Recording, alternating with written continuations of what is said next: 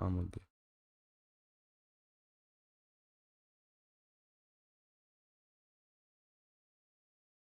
Alright, do I'm not live yet, but there you go.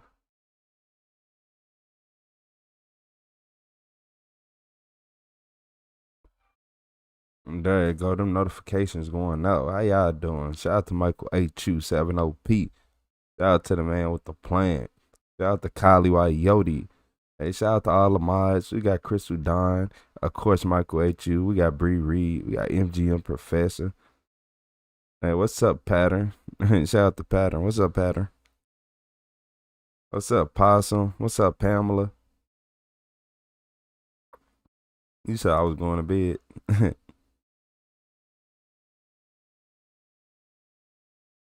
You still can. Yeah, in this first video, we got a video. I don't know how. I ain't been on social media, so I don't know how I didn't see nothing of this sort.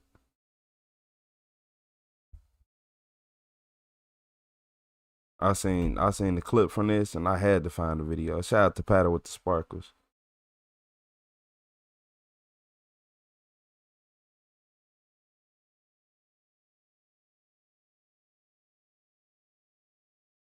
You said also why I gotta be a GMC. Oh, this one different. Oh, this video right here different. Oh yeah, we need the people to hurry up and get up in here. I want to start this one immediately. Immediately. You said I stay up late just to see you. I appreciate you. I appreciate you, Pamela.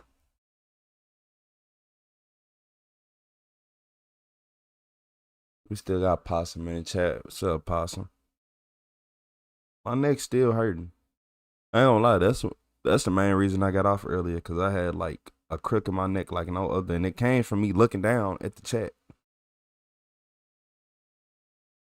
I won't lie for almost 10 hours earlier. What's up, Melissa? You said, did this just start? Yes. Just started. Yeah, I appreciate everybody coming in and hitting that like button. You said chat was going wild yesterday. Going crazy. Especially for YouTube, hit us with that button.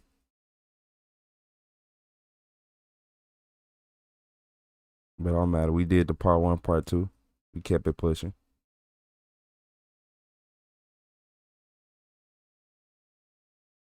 Okay, we got a couple more people coming in. Hey, shout out to everybody. Make sure y'all hit that like button. If you scroll away, you're going to be right back soon. Don't worry about it. Yeah, don't worry about it. 100 viewers, we starting this video. This mom got pulled over for passing her son a cup. Police said it was a drug transaction. You said, how lucky am I? I usually find it halfway through. Yeah, you heard early today. What's up, Melanie? How you doing, Melanie Clyde? Said, cause you a beast. Yeah, at times. Oh, we at 100 already? Okay, shout out to y'all. Hit that like button for me. Man, them members about to be mad, cause it's only been 3 minutes, and it's gonna take some people a little time, and they gonna be mad they ain't see this video. So look, y'all. In this video, this woman got profiled by a police officer after passing her son his coffee cup at I guess dropping him off from work. Most likely dropping him off from work. The cop said it was a drug transaction, and we just gonna see how this goes. But I heard through the grapevine that a lot of people is unhappy with it. When I looked up this video, it was a lot of titles that was not happy with the officer in this video. Hey, what's up, Anthony? Hey, shout out to Anthony Wolf. So look, I appreciate all y'all late night owls in the chat. Let's go ahead and get this started. So yeah, in this video, like I told y'all, this officer, he profiled this lady about a drug transaction over a coffee cup. I would like it too.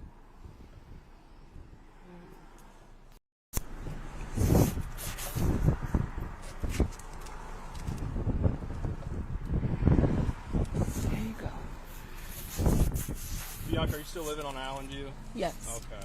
What were you doing over in New Cumberland right over there? Dropping my son off. Okay. What'd you hand off to the gentleman that walked back in the house? His coffee cup. His coffee cup? Yes. Okay. I'm tired of him leaving his mess in my car. Okay. All right. Do you have anything illegal in the car? You want to search it? I mean, if you want to let me search it. Like, what do y'all think we did a transaction or something? Well, that's what it looked like. Because we're black? No. I couldn't see in your car. Your window tends too dark. Okay, anyway. so exactly. So, but it looked like we were doing a drug transaction. Yeah, so you pulled up, he came out, you handed something to him, he walked back in the house. You missed it. We're not going to argue about it. I came from this way, went around, took him home, I saw where dropped you came him from. off. I saw where you came from. And I dropped him off to his house. Okay. He left his cup here because I'm tired of his shit being in my car. I beeped the horn, gave him his cup. Okay. That's what happened. Okay. Do you have anything illegal in the car? No. Okay. You don't have any crack? I don't. Sir, I'm a fucking business owner, okay? Okay. I don't have no crack. I don't have no weed. I don't. I done went to the other video. I'm on this on Facebook. I had to find this one on Facebook. He just asked her, dude, what y'all think about this? She got pulled over for handing her son a coffee cup. Now we here. It said if coffee is a drug handoff, I'm hit. we cooked. I ain't gonna lie to y'all. Walmart got some explaining to do there. I took him home, I saw where dropped you came him from. off. I saw where you came from. And I dropped him off to his house. Okay. He left his cup here because I'm tired of his shit being in my car. I beeped the horn, gave him his cup. Okay. That's what happened. Okay. Do you have anything illegal in the car? No. Okay. You don't have any crack? I don't. Weed? Sir, I'm a fucking business owner, okay? Okay. I don't have no crack. I don't have no weed. I don't sell drugs, do drugs, no none of that bullshit. It's not a question. It was a question. That's very derogatory for you to say.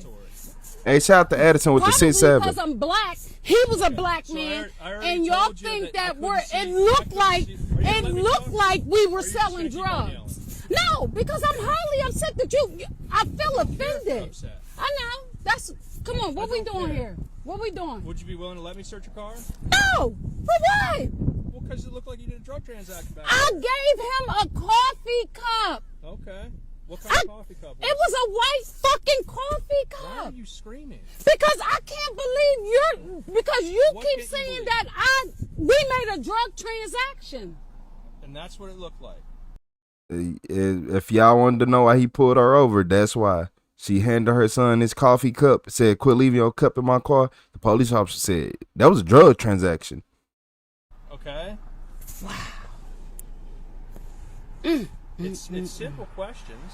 It isn't, sir. That's not fair.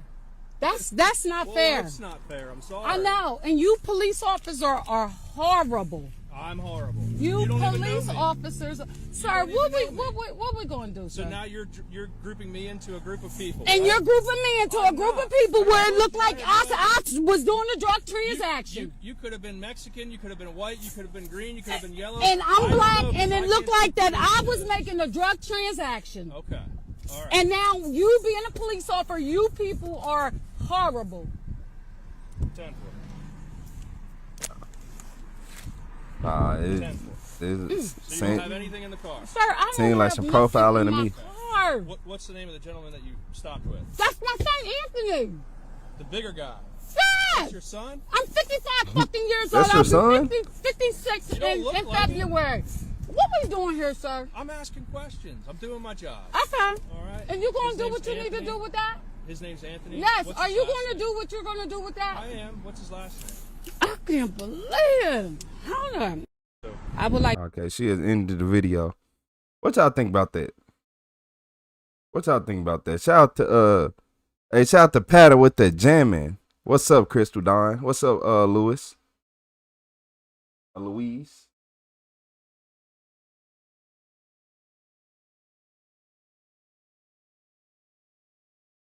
What's up, Louise? Y'all said there gotta be a skit. No, that's real. That was real. That was real. I know it might seem like it's a skit, but that was very much real. Yep. What Louise say? He said it doesn't look like profiling. You all think that I'm profiling? No. You must be the cop in that video. Shit, yeah, you was profiling. Well, your ass talking. You was profiling, Louise. Yeah, you was profiling. And you ain't no good. You sound just like the officer. You ain't no good.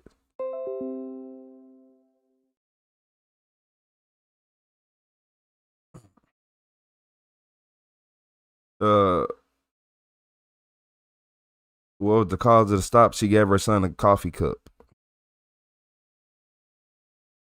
Y'all said y'all don't claim that cup. Y'all hilarious. Hey, Emperor, you hilarious.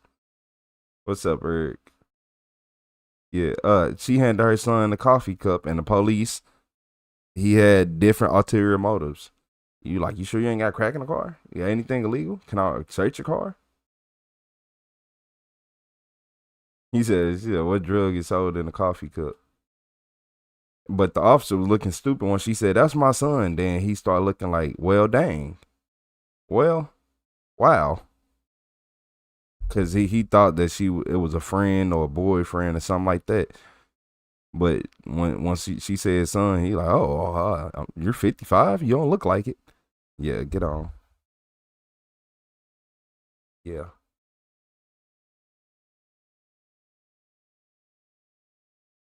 We talking about this video.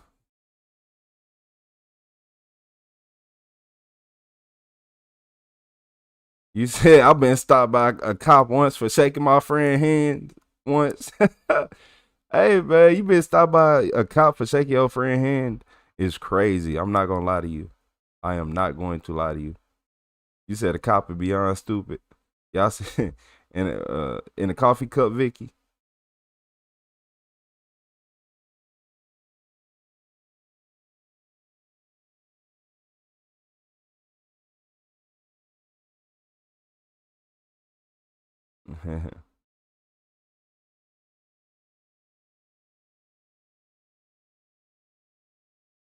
Man. Yeah.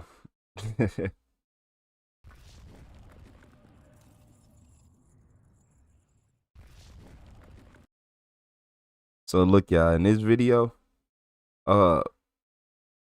police finally arrested this neighbor from hell. Finally. Yeah, finally. What channel is this? This is a different channel. Hey, shout out to 50 Police Bodycam. I had to see what channel this was. We're gonna see if they got a good channel. I ain't never been on here before. July the 3rd, 2024. Police in Oak Park, man, it sound like Doctor Who in here, don't it? No, let me shut up. Illinois, have been dispatched to assist the tenants of a local apartment building with a quarrelsome neighbor who they say has damaged a security camera. Hi, what's going on? So we have a resident here. Her name is Ann Gainish. Ganesh? Yes. I know who she is. Okay. She's a horrible person. She left. She took off the bat. She knew you guys were coming. So what she did was she tried to destroy cameras in the laundry room. She tried to destroy a camera the other day. She in a car? She's in a black Lexus, yeah. Black Lexus? Yeah, we have her on video trying to destroy the camera. Okay. And then she threatened a president of our association. Her name's Lita. Is she by herself? I think she's with her president of the association. I don't want to leave her. Sister or something. I don't want to leave her. She threatened her. Okay. She threatened to harm her. She told her, get the f out of here. She said, you stop it, Lita. And then she claims that she wasn't trying to do anything. So I saw her on video. She came in here and I told Lita about it. I'm like, she's going to try to destroy this camera again. So she gets the wheelchair. She tries to cover it with the sheet. She already destroyed the camera down the hallway. And then she claims that she wasn't doing anything. And she said, oh, no, I just wanted whatever bull she lies about. And then she started screaming at Lita, oh, she turned this on so she could flood it. Where's the camera? Apparently. Where's the camera over here that was damaged? Okay. Did she damage the camera over here? Yeah, so it's in the smoke detector, because she used to come in here and shut everybody's electricity off. So we had to put a camera in here in the smoke detector. Where's the other one that she damaged? That was down the hall. Was that today also? That was, yeah, the police came here yesterday for that, I believe. They make a report? I think they did, yeah. This was where the camera was. We have her on video destroying this camera. Does she even live here anymore? Her parents live here. She moved her parents in. Ah, okay. But they're actually they owe They just went to court and lost. They haven't paid their dues and like they owe $20,000 in dues or But she doesn't. 20,000. And Yeah. no, she lives where her parents used to live. They swap places. And that's the camera she destroyed. We have it all on video of her destroying the Oh, camera. that's from yesterday though. But I have the video today of her trying to screw her with this one. I would have been called the police. Y'all owe $20,000 in rent. What's up, Christopher? You telling me they owe $20,000 in rent? What's up, Tina Miller? What's up, Emma Lucas? $20,000 in rent? Man, hell, nah. How you rack up a $20,000 bill? I thought he finna say 4,000, 5,000, 20,000. Man, hey, lock them up. Yeah, nah, lock them up. So I don't know what you guys And gonna she do, here but she breaking did stuff? threaten her Y'all ain't physically paying and you breaking? and scream at her and was very aggressive and violent. It wasn't violent. She didn't push her, but she was very. I mean, how would you? She's threatening. Can you tell me what happened? Yes, we came downstairs because it I was gotta unfair. leave, but I was a witness, okay? One thing is she can hear anybody here. It's not good. She needs to be away from You this. saw her here? Yes, she was screaming She her. charged me and did the same thing, but she's right now. She assaulted and robbed me last year, so we're going to court for it. Oh, you're, what's your name? Nick. I arrested her. You did. I found her. Oh, you were the guy that found her? Congrats. Okay, so I'm the guy she assaulted and robbed. Yeah. And she's going to court for her husband, Tony, is still on the run. Yeah, I know. That's why I was asking if her husband was with her. I haven't seen him ever since, or I saw him maybe a couple times and I called the police on him. but Okay. So, Go over here and say she's gonna be wanted for criminal damage and assault. With the suspect nowhere in sight, the officers review the CCTV footage of the alleged vandalism to the camera. so here's her in there trying to cover it with the sheet wall right before she's gonna damage it. That's her. See what she's doing here? And then this is before she actually went up on, so she's getting something to step on, which she put over there. Yeah. She puts it back, but then she comes back. It's all on video that she comes back and then she finally damages it. The police then leave the scene to further pursue their investigation later. Within minutes, however, opportunity knocks. Right. Right here? That's her, yeah, that's her. Turn around. Turn around. Hit it. Go. Get over here. She's right there already. She pulled over. What's up? Yeah, that's the turn off lights.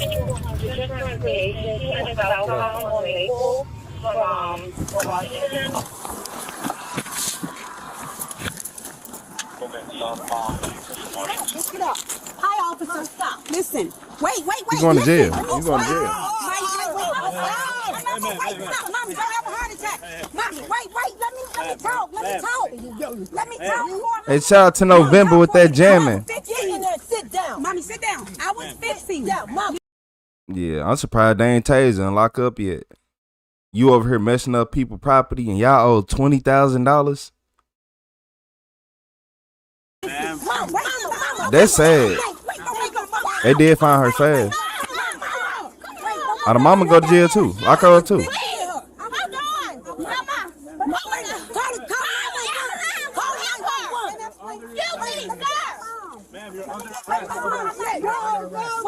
Yeah, lock everybody up. Shout out to Patton with the Flow State. I'm going to be okay. I was fixing. What's up, little Mike? A little Mickey? My bad, little Mickey. What's up, Kylie Wayote? What's up, Fire Ice? Y'all ain't gonna tase her though. Y'all ain't gonna tase her.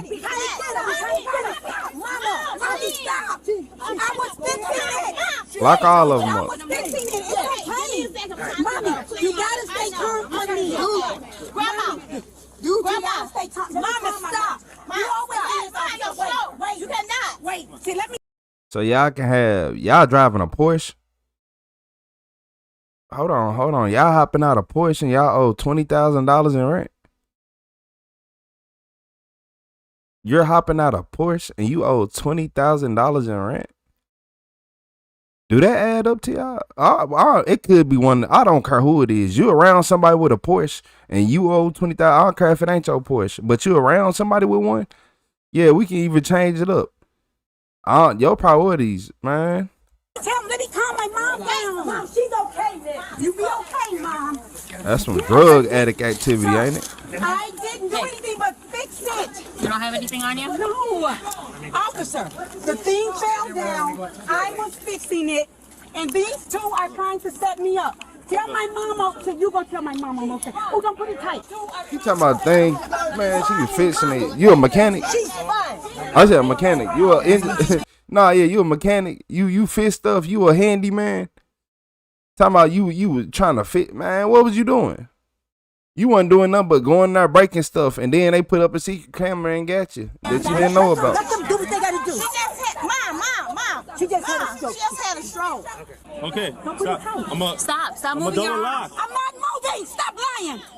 Let me record this, Alicia. They're lying. Listen, that's okay. What's up, Thomas? Here. I'm not doing anything. Okay, I'm trying to talk to you. Let me talk to you guys. Hey, Blue, you said you But can I fixing? talk to you while I sit in? But I need you to sit in completely. Listen. I was fixing the camera. Okay. See my mom. Why are you fixing the camera? I need you to sit down. I need you to sit down. You the maintenance man? No, I need you to sit down right now. Stop them. Sit down. Go Sit down. stop them. She want to be the maintenance man so bad. What you fixing the camera for? Go stop We them. won't. Sit down. Go stop them. We can't go there until you sit You down. gotta stop them with my mom. Yeah, if you got the FD rolling, keep them rolling. We got a mom here with the elderly. Just had a $20,000 in rent is crazy. I don't care what nobody says. Rico! Stop! Stop it! Get over there and sit down! Don't go! Leave it alone! Go inside. Everybody go inside. Go inside. We'll talk to you in a little bit. I know, go inside.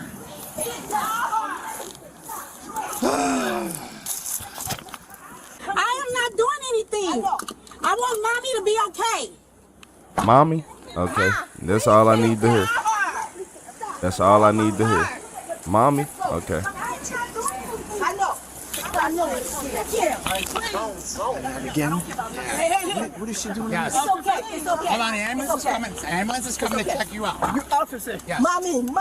It's okay, you want to talk? Mom, they gotta do what they I gotta will do, talk to Mom. you. That's okay. They gotta do what they gotta do. A serious miss. Y'all saying all this mommy. So it sound like whoever mommy is, one of them daughters driving a Porsche and you got $20,000 in rent. I ain't saying I'm not. Let me shut up. It sound like mommy got a couple health problems and hey, $20,000 in rent is crazy. I'm gonna keep saying that. Mom. She got mad and started vandalizing the apartments, Officer. breaking cameras. That's my witness right there. Okay, good. They're Please getting talk to my everybody's witness. information. They have found Okay.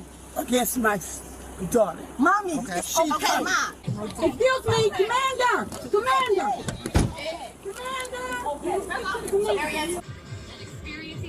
Can I speak to the commander?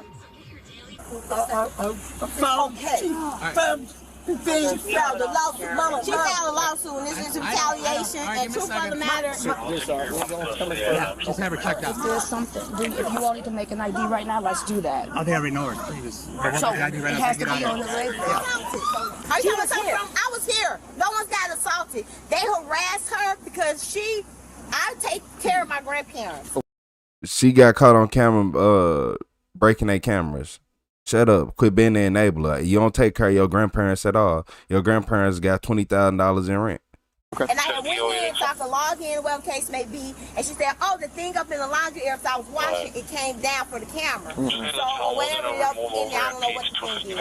And she said, I got to get steps to it. She came in, grabbed my grandparents' steps to it, they have in the house, came back out, go screw the thing back in or push it up or whatever case may be. Okay. And she came, the one lady came out, the heavy set with the short hair came out.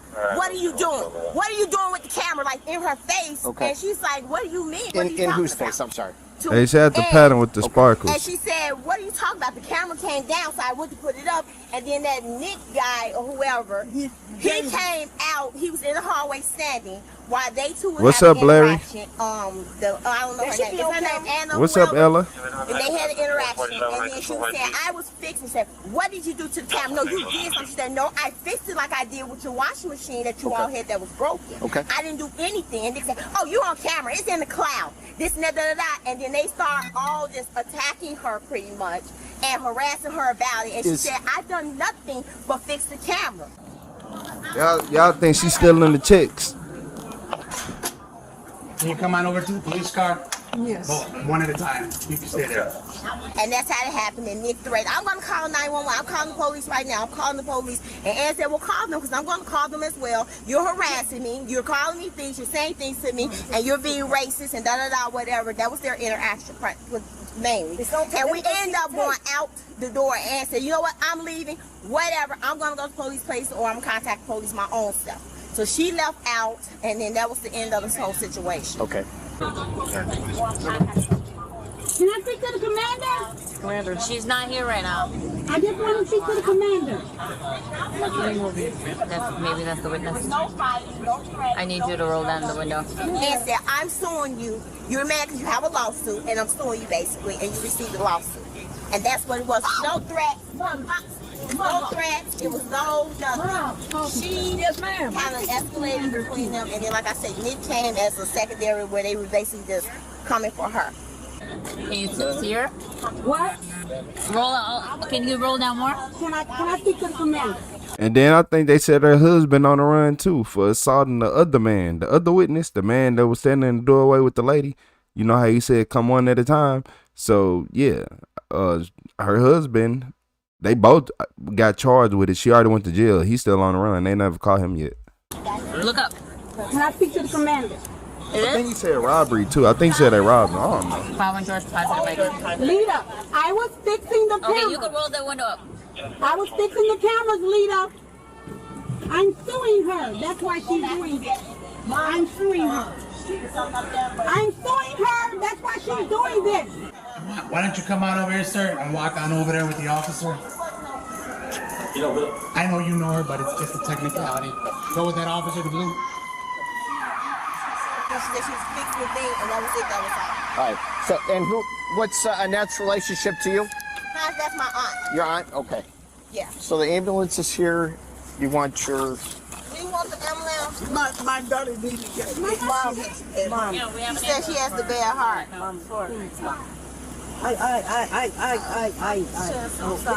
This is Just sit tight right where you're at. Hey, Doris. Doris, come here. Yeah, this is too much. Is mommy okay? She's fine. She's fine. She's fine. Oh my God, I will never help this building again. Hey, shout out to Thomas with the flow state. So we get an elderly. We're in the middle of a criminal investigation. Talking about I never helped this lady building. who's not involved in the... He talking about I never helped this building again. Girl, you was sitting there breaking their cameras. You think you the maintenance man? You think you a mechanic? You think you an engineer? You think you handyman? Man, if you don't get up out my face, you don't know how to fix no camera. I've been like, so what you do? How you fix it? She wouldn't even be able to tell you. Talking about she fixed the camera. Hey, shout out to Kali Wayoti with 5 gifted members in the chat. Hey, what's up, Kyle? Hey, W Kali Wayoti in the chat. Shout out to Ox, shout out to Ratlink, shout out to Hickson, shout out to Flower. Hey, what's up, Flower? And shout out to TK Oster. Hey, I appreciate y'all. Shout out to Kali Wayoti getting y'all those memberships. She motivated, man. I'm surprised more people ain't going to jail. She says apparently she thinks she's having a stroke. Okay. So she asked us. She asked us to call you guys, and I'm not really sure what the situation is. She just had a stroke about a month ago, so she has a pacemaker. She just passed out, so that's what made us nervous and things like that. She's fine. Just you calm down, she'll calm down. Just calm down. But I'm calm. Yeah. They trying to set me up with something. Okay. Let them check our mom. Hey, can you go over there and just take a quick look? Also, another one. We're gonna roll down. They're gonna identify her, all right. My bad, y'all. But shout out to Cass Taylor with the $20 super chat. I appreciate you, Cass Taylor. She said, Retro, I just wanted to let you know I appreciate you for all your hard work to keep us entertained. You're appreciated. I appreciate you. Shout out to Cass Taylor. W Cash in the chat. I try, Cash. I appreciate y'all. These videos, man, sometimes they make themselves. I ain't gonna lie to you. Yeah, especially the way people be acting. $20,000 in rent and driving a Porsche. Don't worry about it. Even riding around in the Porsche, okay. You might have to open the door. Let it go. Yeah, open the door so he can identify me because he's white. You racist white pig. Not racist. You are Racist, racist. okay. You Hey. set me up and you damaged me and you hit me. You Hey, hit me. hey, shout out to Ralph Johnson with the MVP. Shout out to Ralph with the MVP. I appreciate you, Ralph. What's going on? Hey, So W there Ralph was in a the lady, chat. she's I got kind of appreciate the history. cash. Shout out to Kali Interactions with Wayote. this building. Apparently, she was accused of assaulting somebody who lived in the building. She got into a vehicle, this vehicle, the offender, and this is the offender's mother. The offender's in the car here, and this is the offender's mom. As I understand it, I'm a little late to the party. They're arguing with each other. I'm not really sure if mom was arguing with anybody or not. Hey, shout out to Emma with the sparkles.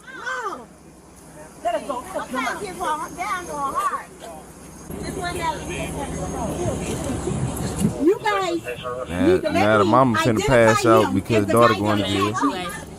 This guy attacked They said me, she this had a stroke, officer here. Please like do not, recently. Please do not. Hello. Please do not leave me. Hey, shout out to Pattern with the Sunday. Officer Barrientos. Barrientos, please do not. Do not what? Hey, shout out to Pamela McPherson with that Sunday. I appreciate you. Shout out to Pattern. Shout out to Pamela with those Sundays. I appreciate you. And don't forget, shout out to Kali Wayote. Shout out to Cass Taylor. Information from I appreciate y'all. one lady. You got the plate number? Shout out to 880 with that flower. Don't forget Ralph with the MVP. She was there trying to fix it. Can you give me the license plate? We do both. I can do the incident anyway. Sure. Yeah, she said she's trying to fix the camera. Come on, man. We have all the information. We were just going to do it. Officer, this officer always tries to arrest me and be racist against me. He has a problem with that guy upstairs, me. Okay. You guys do what you gotta do. I'll just. What's that? Hey, shout out to Pattern with that You're in jamming. my custody. No, I appreciate you. I appreciate you, Pamela. Shout out to Pattern with that jamming. Right now, I don't have any. Y'all said time to live in that expensive This is car. the first time I met you, ma'am. All right, criminal damage. Ma'am, I was the one that took the call. Okay, ma'am. We will talk in the Now, station. mom going to the hospital. Okay, then you will, ma'am, you will have your side of the story. Okay, that's fine then. And the report Can you says open up document this for car and take my necklace off and give it to my family? I'm just gonna do it. Then we'll just do today's. One of your handcuffs is uncuffed. Hey, one of her One of my handcuffs is Man, she is very highly annoying, and I don't think it's no drugs involved. I think she is naturally like this. She got some issues. Hey, shout out to Mandy with the $5 super chat. She said, I am here, America, Australia, running later. Sorry. Hey, shout out to Mandy. How you doing today, Mandy? Shout out to Mandy with all the giant spiders and insects and stuff in Australia. one of my handcuffs is down here too low. They're not off. Ouch! Please don't touch me. Please don't touch me. You are a racist police Oh, yeah, officer. Patty, you know Please about don't them touch spiders, me. man? No, my handcuffs came off. I didn't take them off. You want your chain off? Yes, please take my chain off and give it to my family. Alicia, let me get this thing. Because they drove me around.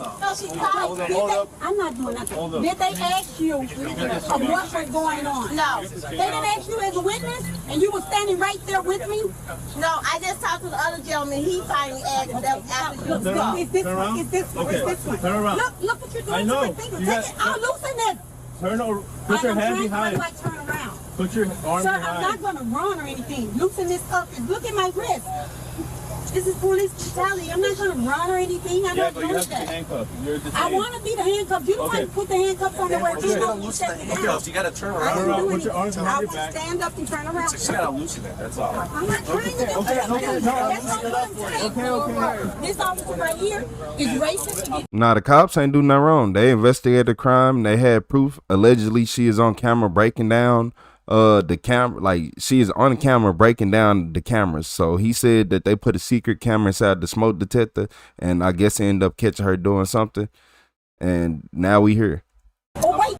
And her mom got $20,000 in rent.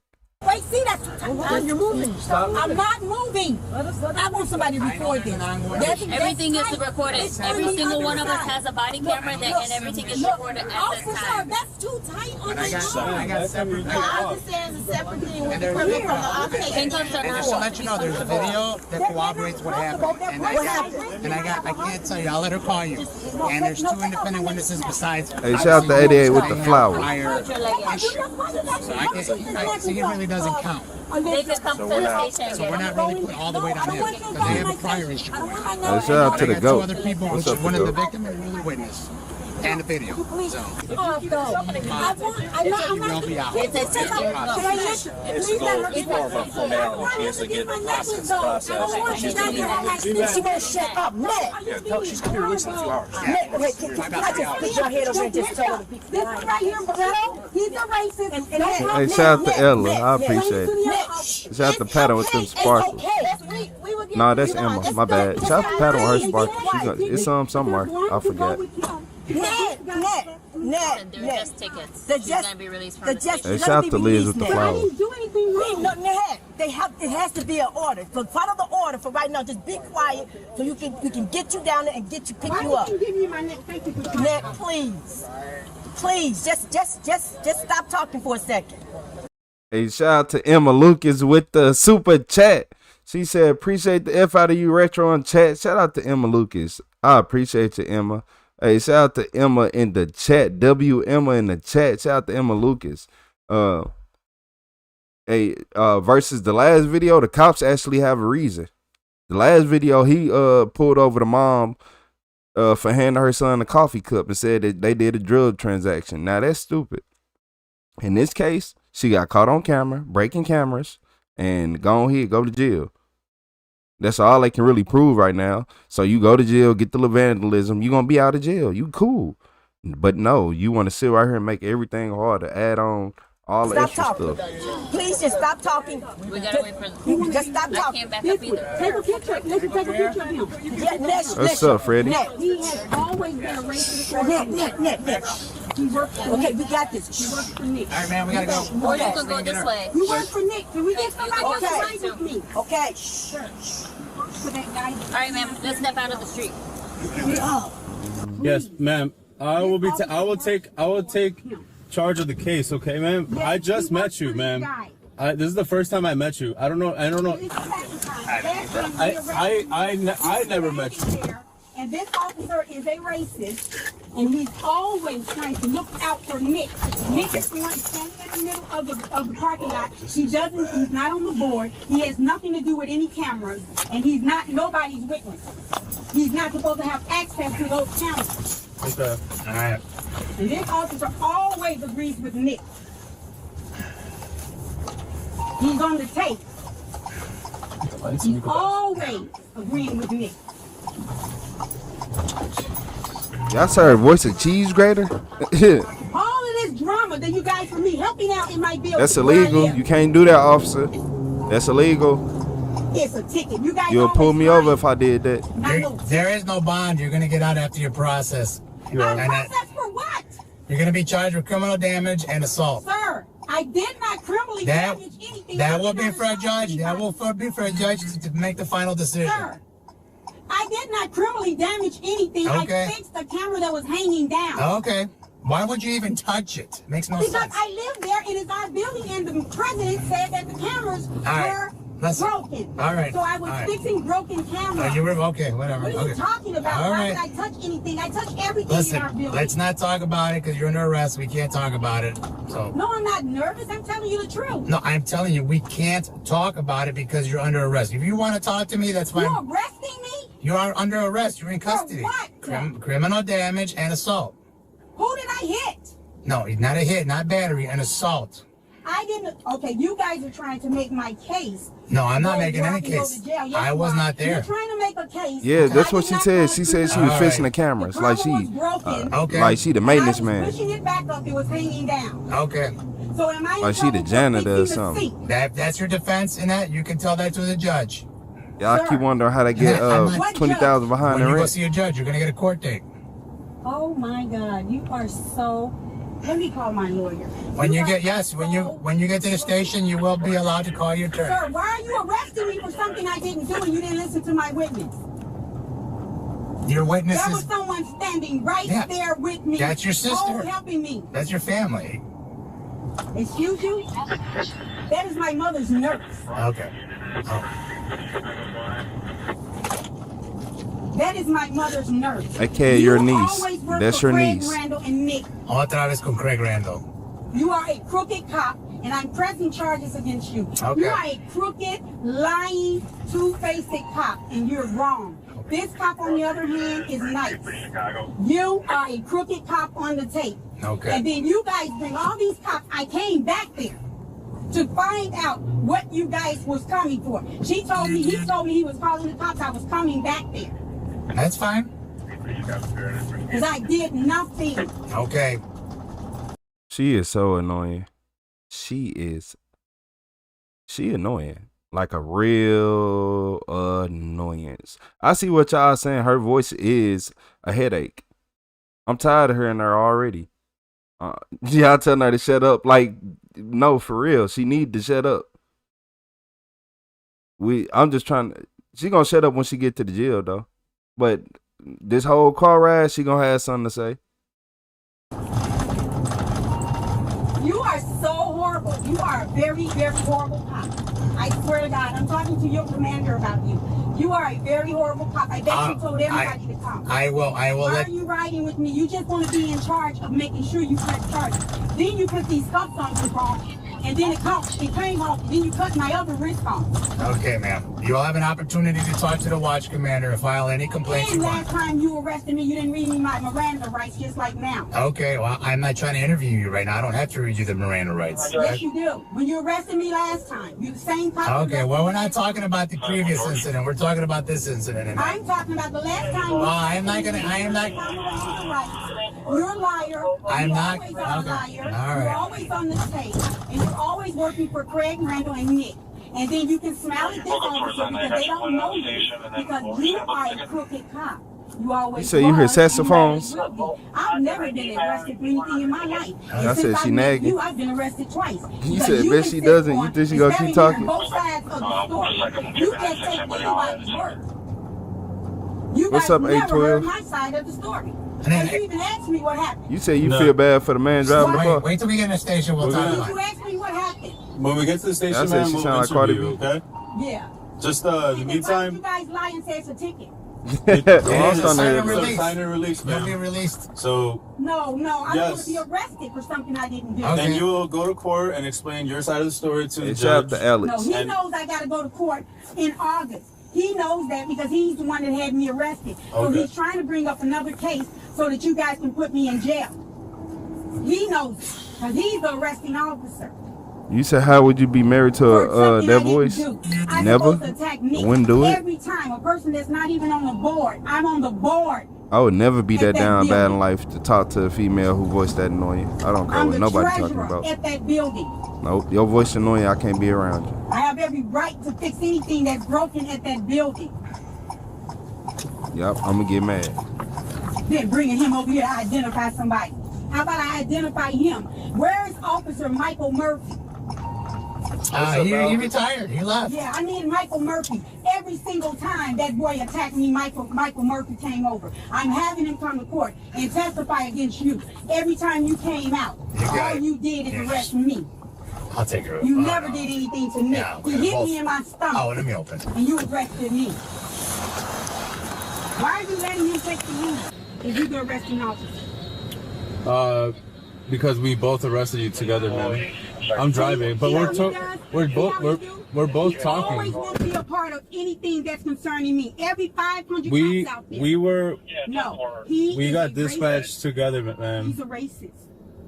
If that's how you feel, man, then you can make your complaints. Don't leave me alone with You could. I'm not gonna leave you alone, but it's for your best interest. It's better for you to just be quiet and do not talk.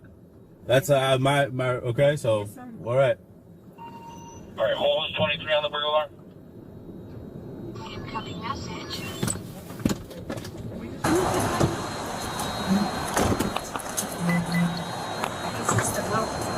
once we get inside, I'm gonna take your cuffs off. Yeah, because they're this one right here. Yeah, once we get inside. Okay, when I move a certain way, it's cutting off my circulation on my wrist on this side. Okay? Please do not leave me alone with him. Period. No problem. We'll be there in a minute. And you get to you know.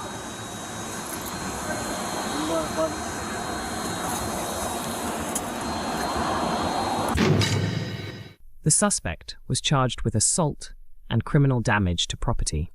What we need from the net is just She ain't gonna calm down, but you know it ain't her fault why she ain't calming down. I know. You know how it be. I do know how it is, especially with the net. She has trouble kind of bringing down her emotions. But she cannot argue or yell her way out of this situation. What's up, you know what I'm man? saying, Rico?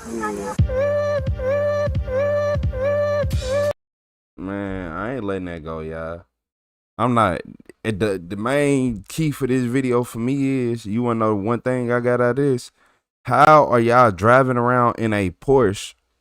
Even got somebody close to you that you see him enough, and y'all drive around this Porsche, and you $20,000 behind in rent. I'm gonna keep saying that shit. Yeah, them charges don't mean nothing to me. I want to know how you got $20,000 in rent. Obviously, whatever charges they give you, you're not gonna pay it. So it ain't no point of them even trying to get nothing out of you.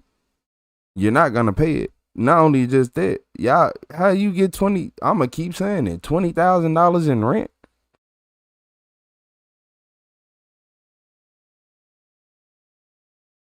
$20? I could see you having 5, 6, and then they add some fees on to you, get you up to 10. That happens. They hit you with some extra fees and all this and that, and you get up to 10. You was at 6 and you got close to 8 to 10. Okay, because you weren't paying, you know. But 20? How do y'all even let it get over 10,000? How you can let it get over 8,000? How you let it get over? Like, okay.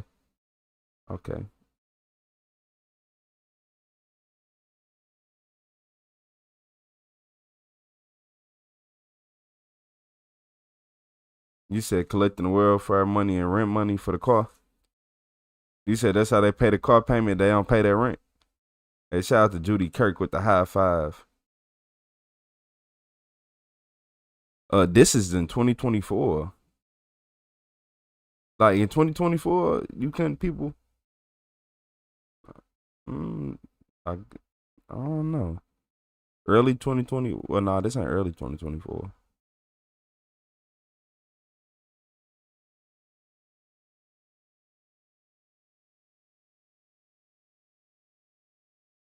You said depends on. Yeah.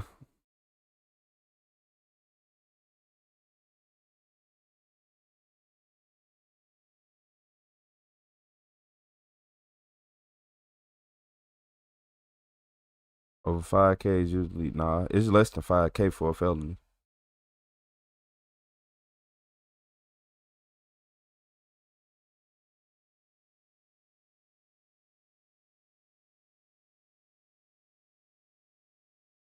Yeah, it do depend on who property got damaged.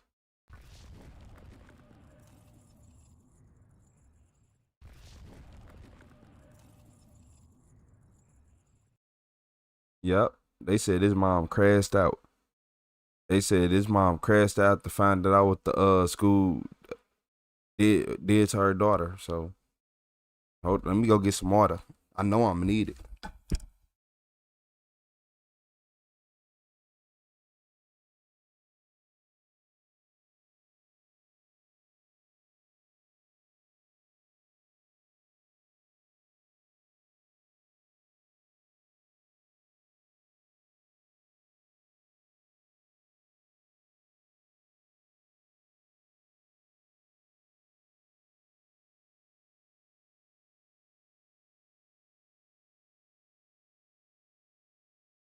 Yeah.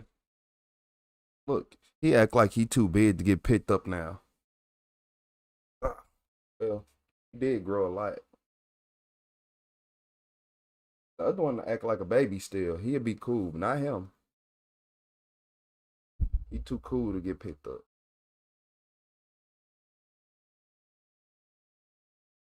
Ain't going for it.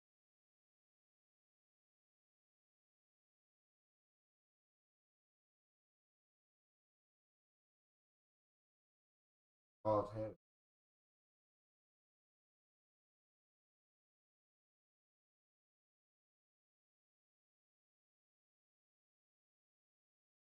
I'm trying to sit in this. Trying to get back to his shenanigans.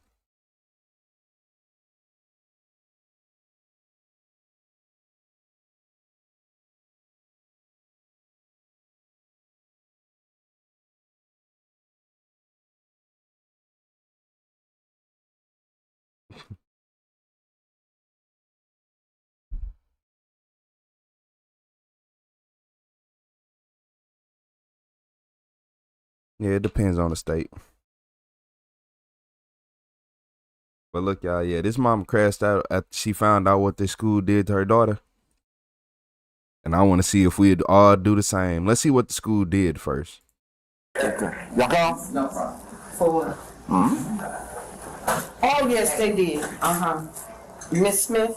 They didn't give me any information. The child showed up.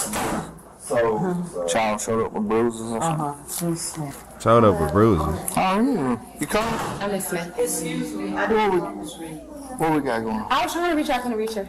Can I walk into the Yeah, sure, let's go. How old's the child? 17 years old. Yeah. What we got going on, guy? So, It's out the family. yeah, still came. Reported my mom put bruises on me. I guess last night she came to school this morning and reported to us. The council reported to us and we reached out to defects. Okay.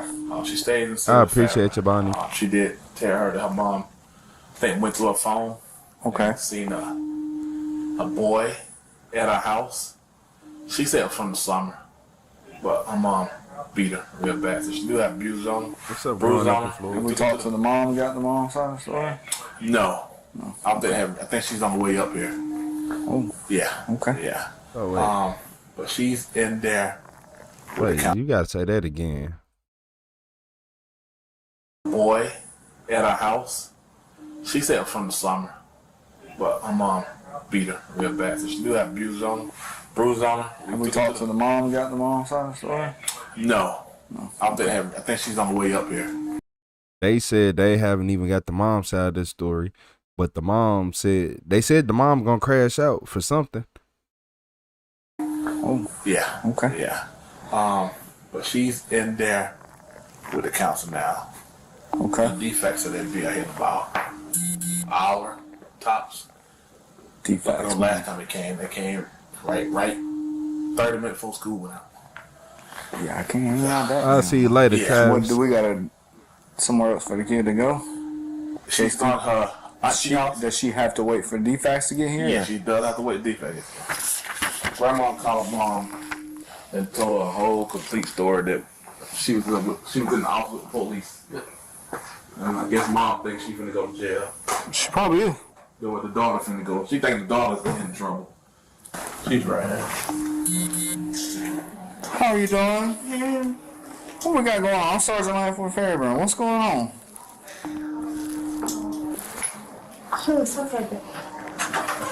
Let me see you. What's going on? It's okay. Can you take your jacket out? You got a shirt on underneath there? Yeah, I got a shirt on. Okay. I know you probably have told the story 3 different times. Wait. So the mom crashing out. Oh, so you know what I think that is?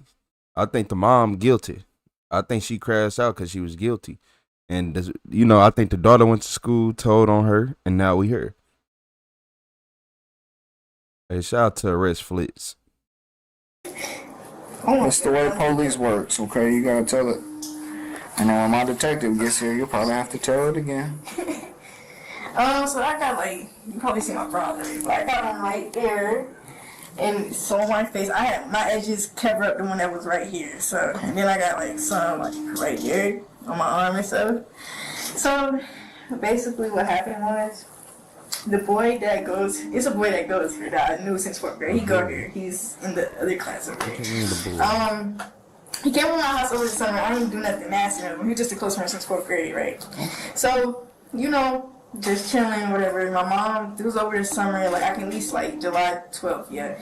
Over the summer, came over, mom was at work. So I have a younger cousin. He's 15, turning 16, and they was playing a game. He came in my room, watched YouTube, and stuff like that. My mom was not here. So fast forward, in my phone, she seen that he was in my house on my phone, because I took a picture of him being at my house. Okay. So when she seen that, she was just like, why did you invite somebody at my house and stuff like that? So, you know, I'm asleep. I wake up, light on, and she just instantly start hitting on me. So I'm just like, why are you hitting on me? And she showed me the picture, talking about why is he in my, like, why did he come to my house? And when he looked at the screenshot or whatever, the picture said August 8th. I took the screenshot of it because I sent it to someone. So when she seen it, she seen the date and said August 8th, but he didn't come over August 8th, it was over the summer. And she still didn't care, and she just kept hitting on me and stuff like that. And I was trying to explain myself. And she's like, you know that's trespassing because, like, I'm not there. What if she told me, like, what if I shot him? I'm just like... She wasn't there, she couldn't shoot him. Anyway, so he came over July when? Like, around July 12th. And he's like down the hall from his class. So I'm just like, why would you say that about somebody I met since 4th grade? And over the summer, me and my dad walked to the township. I'm pretty sure you know this. I used to stay in them houses over there. So how did you get all your marks? What time did this happen? Like going on 2 o'clock. Like, this morning? Alright, so she saw the phone picture, she confronted you. Yeah, she felt like I was lying. I mean, I ain't got lied about somebody I trust, 4th grade I trust to come from my house because I go over his house. That's the only reason I go to that neighborhood to go to his house. She know I'd be over there, so it's like, why would you flip? Because he's at my house, and that's not my boyfriend. I ain't have to get nothing with that boy, so no. I don't know why she flipped that one like that. That's why the mama got mad. And start going off. Okay. So what ended up happening was the mama went through that phone, seen that. And if you want me to be honest with you, y'all want me to be honest with you, I feel like the mama seen a little bit more than that. 17-year-old, come on now. I was 17. You was 17 before. We was all 17 before. Hey, now come on now. I find it hard to believe that you doing all this sneaking and hiding and all this. And nothing don't be, not in this day and age. Not in this day and age. But I used to be 17. What's up, Toka? Yeah, she Nah, the mom going to jail, though. She got noticeable bruises. The mom going to jail. I don't care. Even, look, the sad part is, even if the mom did catch her doing something and all this, we live in a society where you can't do that. So you gotta, I know it sucks to be a parent, but this what come with it. This what come with it. Hey, shout out to Pattern. Now, I seen the Pattern. I know. Yeah, I got to see we're going to have to see what's wrong with that. But this what comes with it. Kind of scared me, so it was just like. You can't just whoop your kids. She did hit me with a Gucci belt, like, at least more than 15 times. She punched me in my face. She hit me with the belt across my face. Where'd she hit you with the belt at? Like, on your arms? That's how you got the arms? Or she hit you on the butt or what? Okay.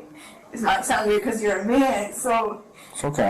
I'm here. When I go to sleep, I like kind of free ball. I only sleep with my underwear on. So I woke up, I'm like, damn, why is she hitting me? I ain't got no clothes on, just my underwear, and just she dragging out the bed like by my hair and just hitting me. I'm just like, bro, it's a fucking photo. She just came. She just busted my room. No, hey, how you doing? She busted my room, showed me the photo, and she's like, what the let somebody in my damn house just going off and just hit me in my face. So, you know, she been doing that. So. And how'd you get the marks on your arm? All these marks on your arm are fresh? Fresh from in the morning. She just grabbed you or what? She was punching she punched me so hard. I had to put my nose back in because my nose started bleeding. But yeah, she hit me with the belt. She hit me in my face. She hit you with her fist in the face? That's when my nose started bleeding bad. So. Where's your dad at? My dad. See about the picture? He's a felony, but like I don't have a picture, but He's a felony.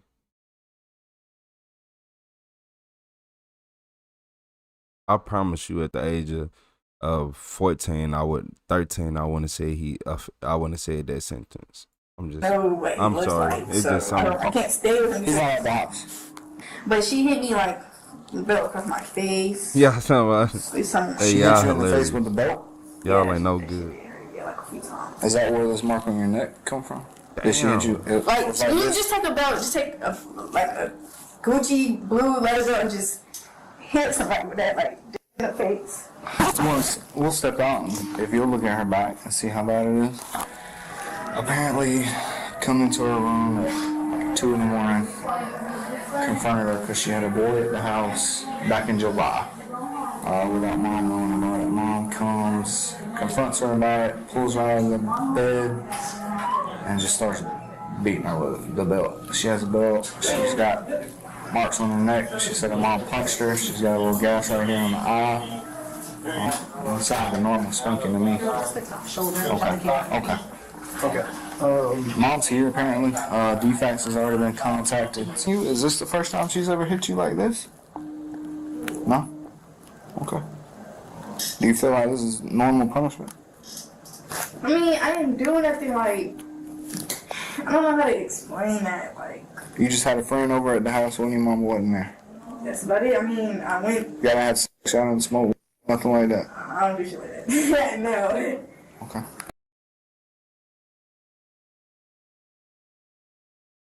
Hey, shout out to 43 Minutes with the Clutch. You said, Mom, I'm gonna tell y'all this now. The mom might be in the wrong. I don't know. Cause I'm gonna tell y'all this and I'm gonna tell you this clear. When he just asked that and she laughed and that told me everything I need to know. I used to be 17. That laugh, if I did that laugh when I was 17, I told you, whatever I told you after that laugh was a lie. Whatever I told you after that laugh, that little chuckle, was a lie.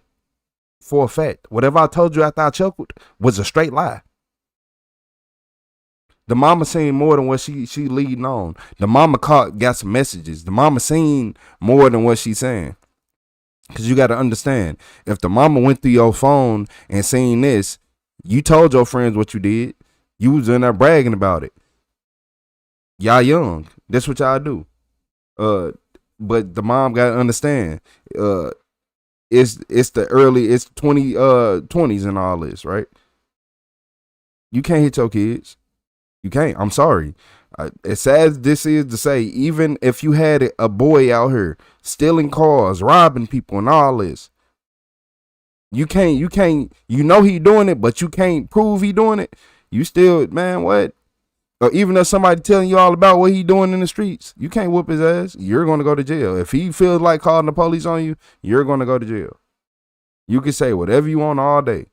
But for a fact, that little chuckle, if I do a little chuckle when I was that young, I'm lying. I ain't going to lie to you. I feel like this is normal punishment. I mean, I didn't do nothing like. I don't know how to explain that. Like. You just had a friend over at the house when your mom wasn't there. That's about it. I mean, I went. You gotta have sex out and smoke, nothing like that. I don't do shit like that. No. Okay. She ever hit your sister this one?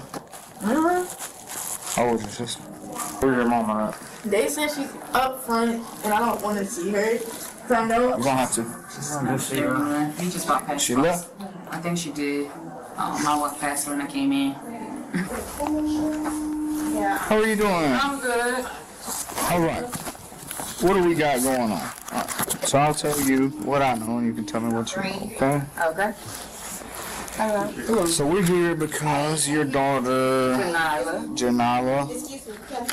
Yeah, sure. Wherever you want us to go, we're here for you. I got it. So, what happened this morning with you and your daughter? Nothing happened this morning. This took place last night. What time last night did this happen? So you know what I'm speaking about? I know exactly what you're talking about. Okay, what happened? It took place like at 10:30, maybe 11. Okay. That's what time I got. I asked my little girl about a little boy that she had in my house. She knew what I was talking about. I went to go get my belt, and I whooped my child, and she was moving in the midst of me whooping her. I don't beat on my kids. I have another little girl. She's in the 8th grade. I'm sorry. I barely put my hands on my kids. Okay. This is our first time ever going through this. How many times did you strike your daughter? About 5 times with the belt. I never physically put my hand on my child, not one time. Okay. What were you hitting her with? A belt. Like what kind of belt? Like it's a Gucci leather. Belt. Yeah, blue. Okay. So how did she get marks on her face? That's what I just said. When I was whooping her, she was moving. I guess the belt had probably hit her face, but I never in my life physically hit none of my kids. Okay. So I'm not one of them parents who just, like I said, they barely get a whooping. This was my first time. you didn't have to swing the metal in, did you? No, I did not do nothing like that. Okay. No, not at all. Did you see your daughter when she left for school this morning? No, because she walked out so fast when I got out. It's like she had an attitude from what happened last night. So she left. Okay. So she told us this happened around 2 this morning. Well, Anything happened about 2 this morning? No, she's lying to you guys. You can't believe everything a child say. Like I said, sir. Well, that's why we're talking to you. I'm not one of the parents. We can call my other little girl, we can call my sister, we can call anybody in my family. I do not whoop my kids, okay, at all. Because I used to get whoopings and stuff like that. So I'm not too fond of that. Right. But for her to bring a little boy in my house, I was mad, and I did get a belt and whooped her. Mm-hmm.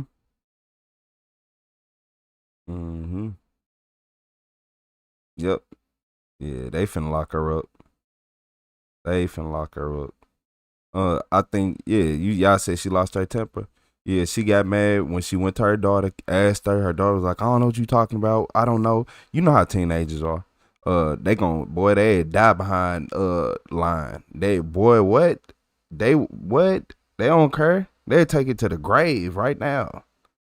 But at the same time, you gotta know that come with teenagers though. You know teenagers sneaky. You know they sneaky. Male and female, they both sneaky. Cause I was a male. I used to talk 17-year-old females when I was 17, and they were sneaky. Yep, and they were sneaky. Like what? Yeah. I don't know, but yeah, she last out. She whooped her. Do I believe that she was whooping her and she was moving? Yeah, she was moving. But who wants to get a whooping? You know, kids move. I did do that. She claims that you punched her in the face. Okay. And she does have swelling to her face. She said I punched and her also in the face. a gash on her eye. Okay. Yes. She also has marks on her neck. I never once hit my child with my hands. My other daughter was in the house. I never physically hit my child. And if she told you that, she told you a lie. Some of the marks are obvious nail marks. They're not belt marks on the face. Nail marks. Mm-hmm. So she must have did that when she left this morning. When my child went to bed last night, she did not have no nail marks in her face. Mm-hmm. How she got those? I could not tell you guys that. When she went to bed last night, my child did not have no nail marks. Because if I'm hitting her with a belt, where the hell will my nails come in at? I agree. Like, let's be clear here. Like, if I'm swinging my belt, because you're a little distance, I'm right here. I can see a message on my hand pattern. How do my hands physically touches your face? That's why we're talking to you. Okay. Because and if you bring my child in here, she would tell you probably a whole different story. She doesn't want to be around you right now. Okay. Okay, that's fine too, but she don't have nowhere else to go. So did the other child witness any of this? No, when she said that her sister was getting a whooping, she laid back down. Okay, so it was just you and your oldest daughter that. Yeah, when her door was open, when she seen that her sister was getting a whooping. Hey, shout out to Matt with the gold coin. I'm too old for that. My child ain't nothing but 17 years old. I would never occasionally physically hit my child.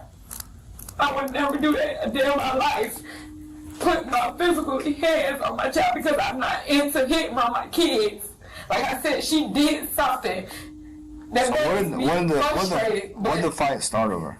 Like what we didn't get into no fight. We didn't get into no argument, sir. I went and got my belt and I started hitting her with it. I never got into argument with her. What did she do to get you so upset? She brought her boyfriend her phone. I was at work. When was this?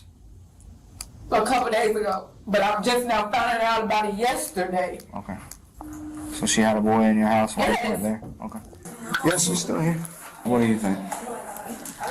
Well, I still have to talk to the mom in person too. And I did see the mark like a little bit right here. So there will be an investigation, and I will be talking to mom to see if she can go somewhere else for the time being, and go from there, because I do not think. Mom said that she doesn't have anywhere else to go, but she said something about her aunt. Yeah. Have we contacted that aunt yet? Just after I get done talking to her, I'm going to ask the mom for other family members where they like stay for the time being into this investigation. Yeah, there are marks and bruises present, so It's a little bit more than just corporal punishment to you? Yeah. So mom's story is she was spanking her and she was moving around. What? Huh? What item did she use? The item? They said the same item. They both said a leather belt. Blue Gucci leather belt is what she said.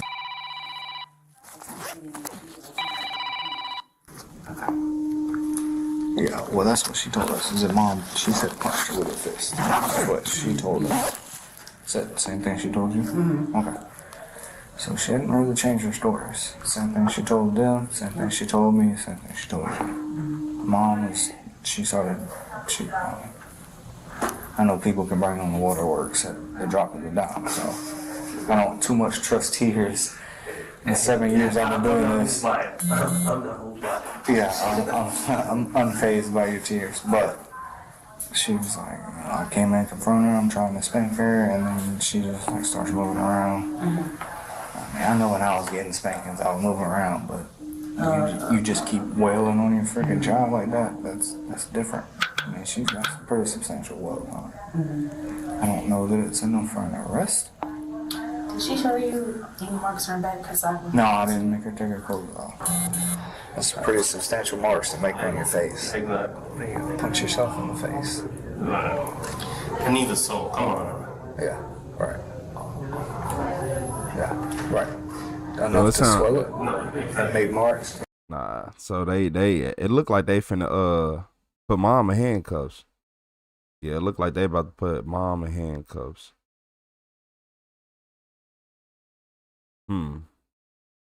You said I feel for the mom also being a single parent. She trying to keep her daughter from being a teen mom. I feel like it's sad to say is, I feel like the mom online what she said a couple days ago. I feel like she went through her daughter's phone, seen something. She went through her. She like, oh, she went through my phone. Then I sent the screenshot. So in that same screenshot thread, I'm pretty sure that was your best friend or something. And what do you tell your best friend? Everything, right? So all the evidence is right here. So your mama picked that phone up. You was talking to her. Oh, he came over here the other day. Come on, you already admitted to sneaking him in the house, and you ain't just sneak him in the house a month ago. Like, I don't know if y'all been 17, 16 before, but you don't go over nobody's house one time usually, especially a girl. Especially a girl. You go as many times as you can before y'all get caught.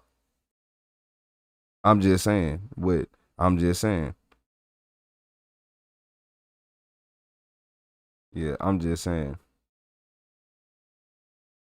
Yeah, she read her text messages and yeah, he crashed out. So I guess she might finna go to jail. I think they might take the mom to jail right now. All right, so what time did this really happen? Okay. I'm telling you, I'm just like, what? Why the lights on? Like, what time did your mom get home to? She got home at around 12 something. So I didn't even know she went through my phone. Like usually she'll My bad, wheelchair Willie. You know what? I'm finna be petty. Now I gotta be petty. My bad. I'm timing somebody out, y'all. He paused in the classroom. Blame wheelchair Willie. Just looking at chat and see who making the video get paused. She'll go through my phone because like she got blocked with somebody on Instagram, but I wouldn't think she'd go through my camera because she never do stuff like that or my messages. So do you have like a time frame you're supposed to put your phone up, or do she just gonna start doing that? That's the thing. Like I'm like, why would you start? You know. So basically, you put your phone up at what time when you get home? When I go home, she do this thing where she just take my phone until like the sunset go down. They give it back before 10:30, cause that's when I supposed to be asleep. So she did that, and then like all I can remember is just waking up getting hit. Oh. Is it fair to say you've been busted before? That's what she does, is it? Yes. Yeah, obviously I knew that. Okay. Which is okay. Kids are gonna be kids. It's alright. Hey, do you want to talk to her with us out or in? Oh, so you got caught doing stuff before, and it's been okay. And then now look, y'all wanna know why I don't be throwing me off about stuff like this? The mom time frame starting to add up. Now, the mom time frame starting to make sense with the 10:30 because she just said, "Oh, she give me my phone around this time and that time." So imagine before she was finna give her the phone, she was like, "Oh, let me go through it." So she went through it, looked through the messages, seen what she seen, and confronted her around 10:30, like she said, because I'm supposed to be sleeping all. Yeah, it's stuff like that you gotta hear and pay attention to. And she said she got caught doing something before, so we don't know what it was, but it was being sneaky in some way. I'm a parent that just like give me a phone. I'm more so just give me the phone and I leave it alone. Just give me the phone. So I said, pattern should not be blocked. Be on the same page. I don't want you to just think I'm coming in here ramshacking just hit. Y'all would have seen it. You would have known. It would have said she got had a blocked. conversation. I said, Janila, did you have someone in my house? She repeatedly told me no. Okay. I waited a minute to make sure she was fully awoke because I know how somebody can be when they sleep. And when I felt like she was aware of what we was talking about and she started responding to me, I hit her with the belt. Was it a certain place that you were aiming for, or? I was hitting her legs, but she got to moving. So that probably explains why the bruises is everywhere else. But my parenting skills is good. But once something don't go a child way, it can go in their eyes, it can go down the hill. My sister drive all the way up here to get Janila. How Janala's gonna go to school tomorrow? Janila also have to go to work tomorrow. Right. Janila has a regular program life, okay? Nothing's gonna happen to Janila at my house. Nothing at all. Like I said, I do not beat my kids in no shape, form, or fashion. I just was pissed off because that's like any other mother. If you at work all day, you have a little boy in my house, you don't know what's in my house. You don't know what goes on in my house. So for you to have somebody in my house that you probably really don't know, that leaves you your safety. That messes with your safety. Someone can come back in there. Just anything. I get why you're mad. I'm not. That's it, but I do not physically put my hands on my kids. My main concern is her face. It does have some swelling. It has a mark on her face. Okay. Do you think you hit her in the face with the belt? I probably did. I did not put my hands physically on my child. Her belt marks on her arms don't quite look like her face. Okay. So were y'all like tussling? Or no, she just kept moving. We weren't tussling. You never once grabbed her? Or no, I never once put my hands physically on my child. I did not do that. She has some pretty substantial welts on her body. I understand the belt is thick. It's not a small belt. It's not one of those small little belts. And it got the little G prints on it. It's not a small belt. It's not a little baby belt. It's not. No, it's thick leather. So, in this case, there has to be a physical separation. Oh, 100%. Yeah. So we got to find a place What it gotta be a separation for? Just because she tells me she don't want to go It's home? domestic violence at this point How is it domestic violence? because she's your daughter. Yeah, but nobody called and said this was a domestic violence. We're not still fighting. It's not an ongoing fight. It's not, but mother and daughter, son. And we're not fighting right now. But you're two people that are related to each other. That's domestic.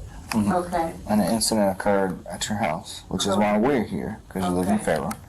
It was discovered by the school police, which is why we're involved. Okay. But it's a whole new day. How long do we supposed to be separated in domestic violence? Well, I mean, if somebody, I'm not saying Because this, I had if a somebody, domestic violence case before with my husband. So, and they let us be separated for like a couple hours. That's Union City. So I'm just trying to say how long. See, I don't think mom understand. You're going to jail, and CPS finna be asking your other little child, well, 8th grader questions and all this and all that. And believe it or not, you know how kids are. Even though you was doing the right thing, in your mind, you executed the plan wrong. Yeah, you was doing the right thing in your mind, but you executed everything wrong. Everything. So you can't just. I understand it for a fact. I'm not gonna lie to y'all. She caught something. The boy was in that house. She talking about that happened August, this and that. And then when he asked if y'all ever did anything, she what's funny? That's what teenagers do as they're lying. Hey.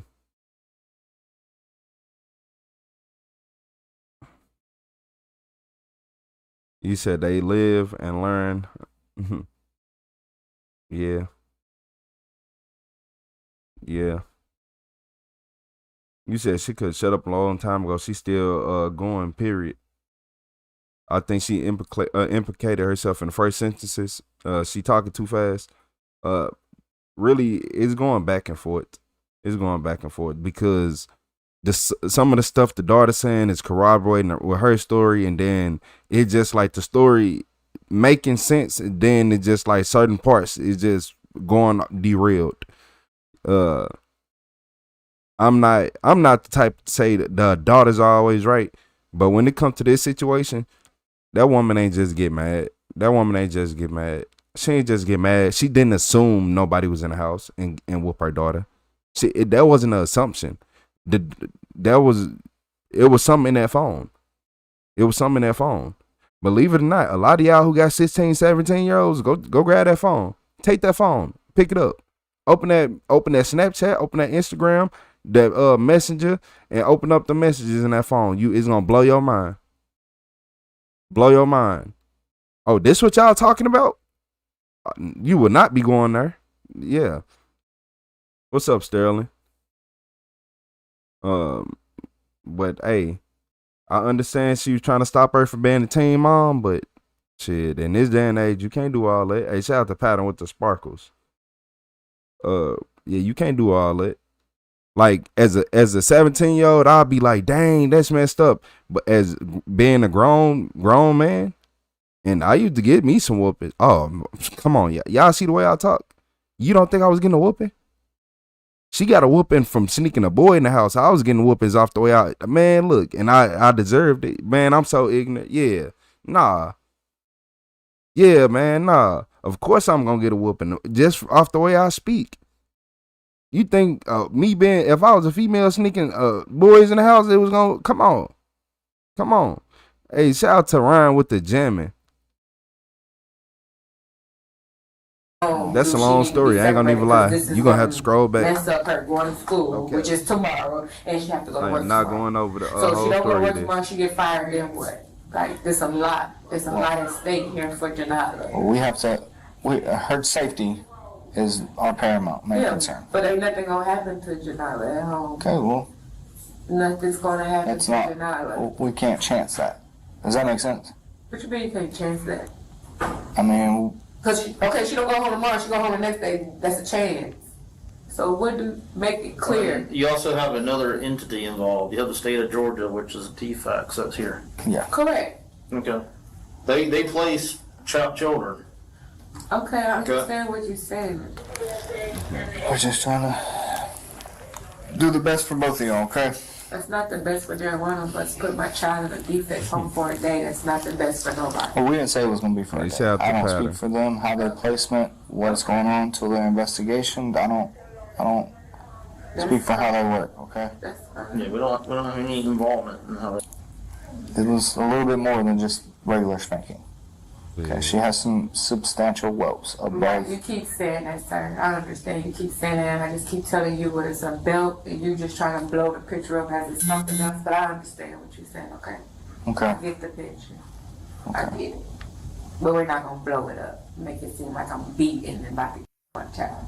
Because that's how y'all trying to paint the picture, and that ain't what happened. I didn't say you were trying to kill your child, but if a woman and a man are arguing, but I gotta forget everything you said before then, because that means you really don't mean what you say. What I'm saying is, I'm about to give you a different circumstance, and so say a woman and a man are arguing, and one of them strikes the other one, right?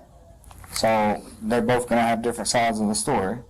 So then we have to determine based on the evidence that we can prove, which is somebody's gonna have physical marks, okay? Officer, I disagree in this situation. That's a dumbass take. That's a stupid ass take. The analogy that you just used is straight garbage. Shout out to Kali Wayote with those 5 gifted members. The analogy you just used is straight garbage. I swear to God, I'm not gonna lie to you. It's a lot of, I done seen this play out too many times. Where the mother tried to discipline the daughter for the daughter doing something and the mom going to jail. I've seen this play out too many times. Back to back too many times. In this situation, officer, you have a parent and a child. This ain't no fucking relationship. I'm not your friend. Well, I'm not, no. Because at the end of the day, if that little girl go out and she start killing people, who they gonna say it's the mom's fault. It's the mom's fault. This little girl go out and keep having all these babies back to back. And then the mom be like, I ain't finna take care of them babies. Now she out here looking bad, out doing, now the mom the wrong one. You see how that go? You see how that go, officer? Don't put this into that situation. Fuck a male and a female. We talking about a parent and a child. Because at the end of the day, that's a child. At the end of the day, that's a child. They go to school. They don't pay no bills. That's a child.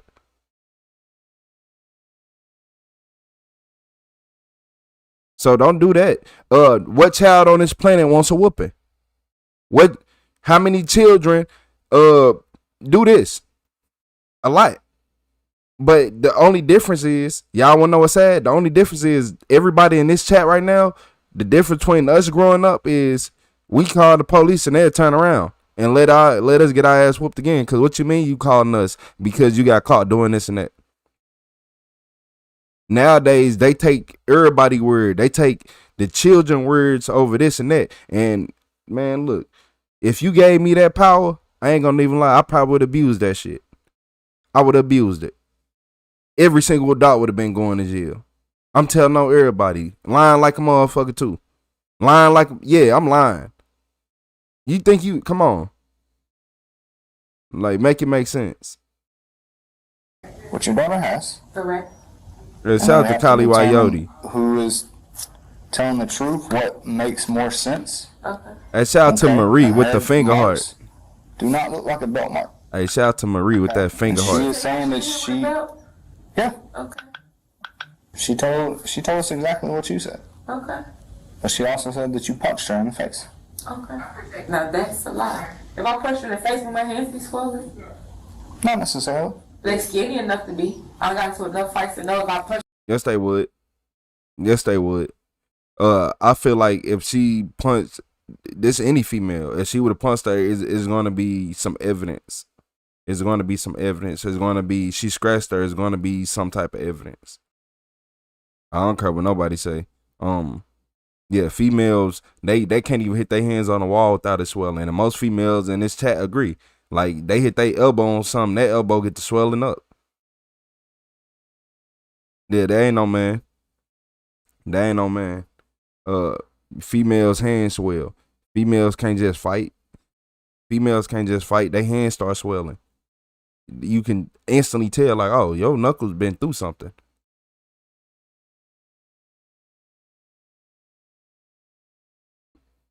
Hey, shout out to Nick with the hiding. You said facts. I find bruises all the time from who knows what. I've been had those membership tiers, Pattern. Shout out to Pattern with the sparkles. Yeah, so look, yeah, for a fact, she would have had bruises, noticeable ones.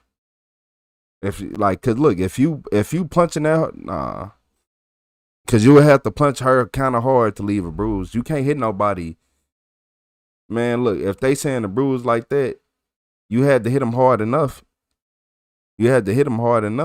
And by you being a female, I'm pretty sure you don't lift heavy stuff. You don't have callus on your hands from carrying heavy things. So, hey, I'm just saying. Somebody in the face, my hands would be swollen. Not necessarily. And shout out to Emma with the spark. If you hit her once, it wouldn't necessarily make my hands be little. If I punch somebody in the face, something to be wrong, or my hands would be swollen somewhere, something to be hurt or fragile on my finger. Yes, if you're doing a full punch to make somebody have a bruise on their face, yes, necessarily. I got to enough fights to know this. If you punch somebody, something on your fingers is going to be hurt. Your kid call you a whore. I did this numerous times, so I know. I had a sleeve put on my finger from punching somebody. My finger have been out of, So if I punched her, as I said, I had punched her, and she has a bruise on her face, something would be wrong. Nah, she's starting to get upset. I'm trying to get her to that point where she like that. It's easy to tell somebody punched somebody. Look at the hands.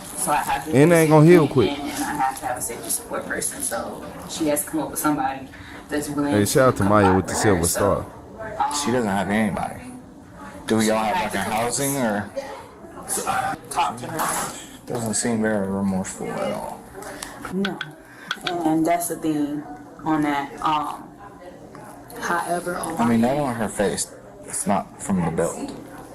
And earlier she told us, she was like, she could have did that to herself. I was like, well, she's not gonna do that to herself.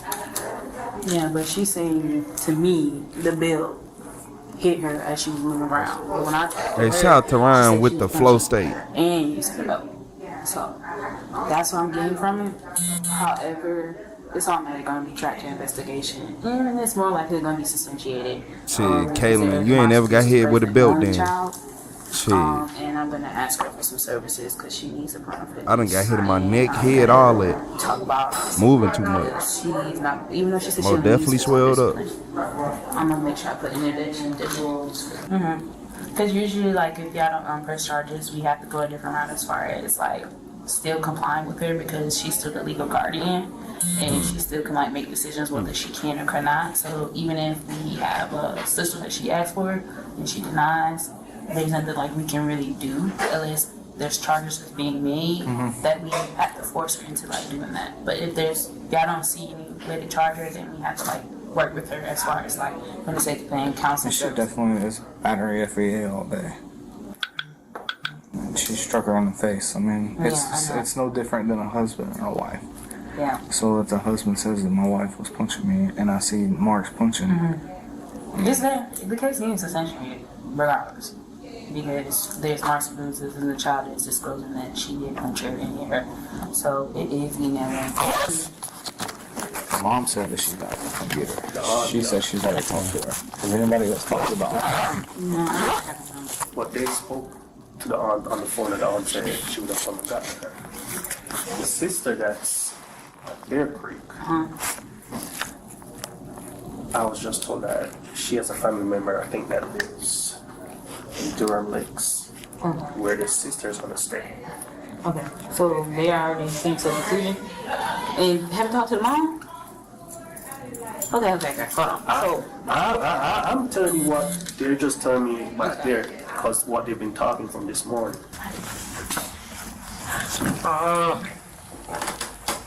Unfortunately, we are not done with you. They're done with you. You don't seem like a bad mom, okay? Okay. This got out of hand, It did. okay? So, what we're gonna do is we're gonna put this to a judge, okay? To the judge. That mean you going to jail. Okay. That mean you So, going to at jail. this time, I'm gonna take you into custody, and we're gonna take you out of here. We're gonna go back to the PD. I got some paperwork I gotta do, and I gotta work, so I gotta take me to custody. I just sit up there and told y'all that. yeah, so we'll deal with work later, okay? If I got a phone, we can make a phone call, and you can let them know that you're not gonna make it today. No, but why y'all taking me again? I said, no, you might as well go ahead, call that job. Be like, I ain't going to be able to make it today. I got an emergency, blah this, blah that. I can't come in. I got to go. Yeah, you might as well go ahead, call that job in, because the last thing we need you to do is lose your job over this. Like, even if your daughter is lying, I'm sorry to tell you this, but you still got another child to look after. It don't matter if she lying on you or not. It don't matter. You did what you did. You probably did punch her. Yeah, you probably did punch her. I ain't gonna lie to you. You probably did. You went through that phone. God knows what you went through the phone and seen. God knows what you went through the phone and seen. So yeah, she on her way to jail. So you probably did punch her. You probably found videos of her laid up with him, all type of stuff. Who knows? But hey, shit, you gotta know. You don't call So it right now, job. it's battery, okay? This is family violence. Basically, we have what's Better call it. Me and him think. Me and you just had a good conversation, right? We don't think you're a bad. I don't think you're a bad person. It seems like I said. Yeah, I think you're trying to be a good mom, and you care about your child. We don't think anything bad about you, but it's called probable cause. So we have. Okay, but I can't go with y'all because I have to get my child from school. Like, this is inconvenient in my whole little We understand. situation. So you can write me and write never. I don't know. That ain't good, the real Mac. What's up, Jap? When we have probable Japadul? cause, we are required by the state of Georgia to make an arrest. What's up, Davion? Not a citation. We can't do that. Not in this incident. They're making arrangements. They've already contacted. Hey, your shout out sister. to Matt She's with the honey trying to emoji. get both children. She'll be here. She said. How does this became battery though? The visible mark. The visible marks. Considered battery in the state of Georgia by law.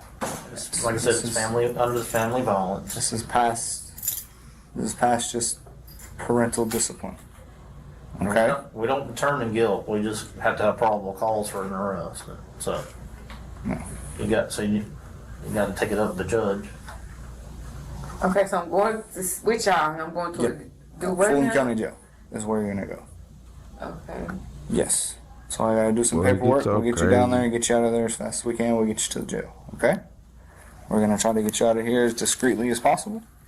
They still Oh, in you class. thought you finna come here and spam? Boys, you So the crazy? second thing is you're parked in the roundabout.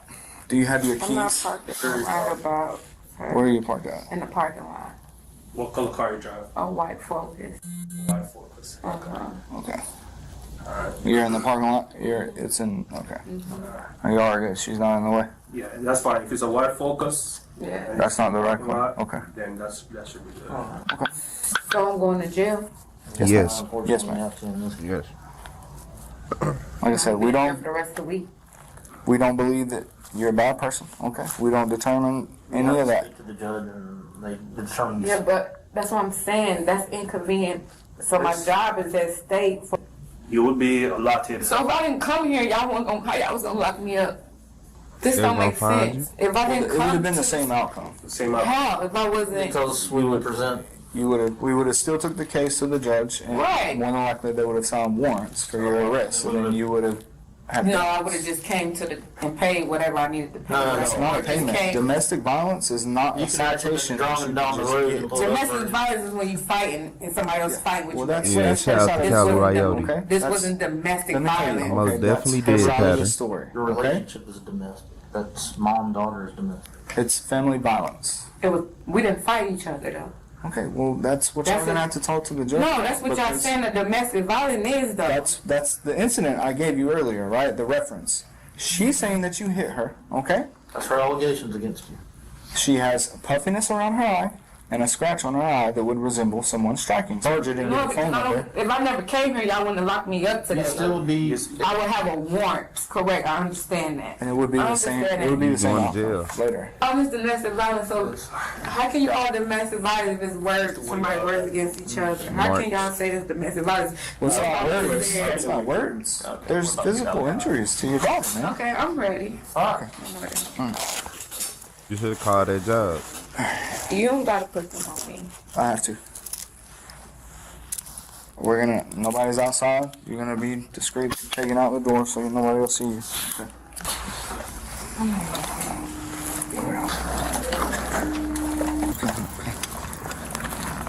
Let me get your property. Hey everyone, it's Trent, prior deputy sheriff, patrol sergeant, and canine handler. Don't matter. Yeah, she going. I knew she was going to jail.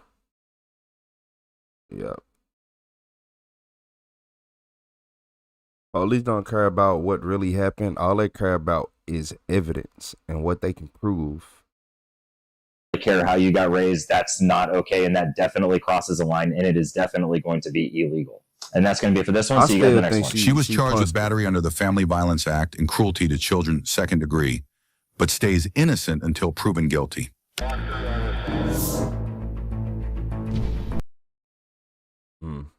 What y'all think about this? I think she crashed out. I think she really went overboard. I feel like she went through that phone and she went overboard. But at the same time, it's hard for me to be like, dang, because as we see what these children are turning into, because whoever this girl is in the video, she grown. She grown now. She about what she be about? When was this video? Wait, hold on. When was this video? This video is 2023. So she probably about 19, 18, well, about 19, 20, whatever. 19 about to be 20, either or. So we ain't gonna say grown, but adult.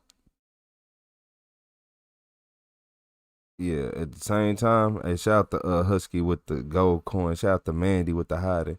Yeah, it get to a certain point where it's messed up, but at the same time, like, we all went through it. And I'm not saying, some people went through more than others, but we talking about the people who got whooped fairly. Like, okay, we all got whooped for no reason. Okay, hey, shout out to Husky with the gold coin.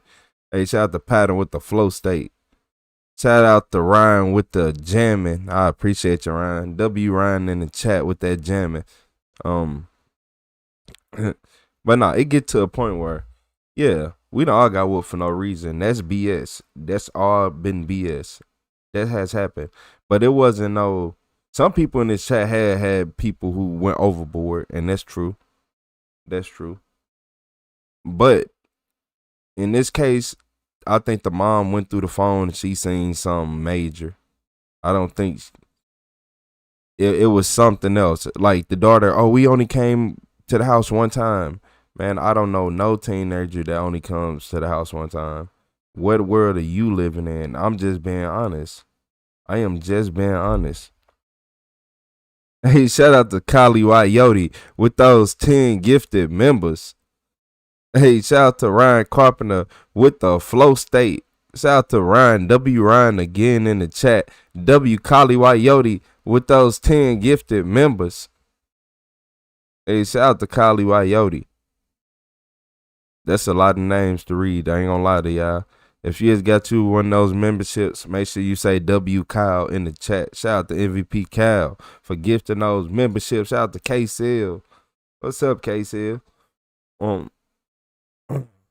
Who is ruling that house? Shit, I get it was mom. She said she was a single mom, and that's why she had.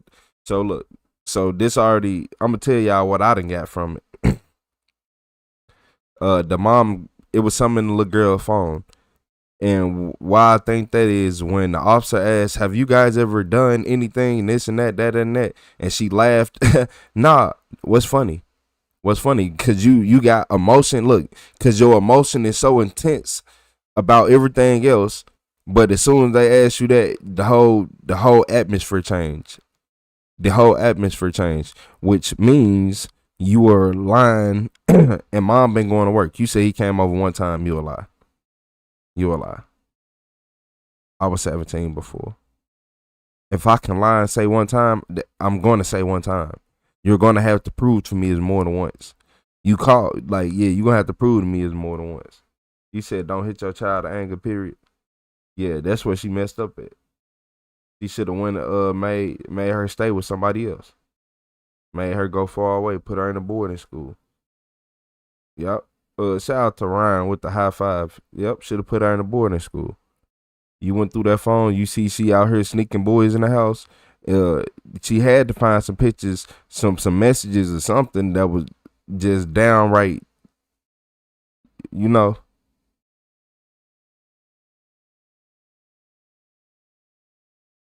Mm-hmm.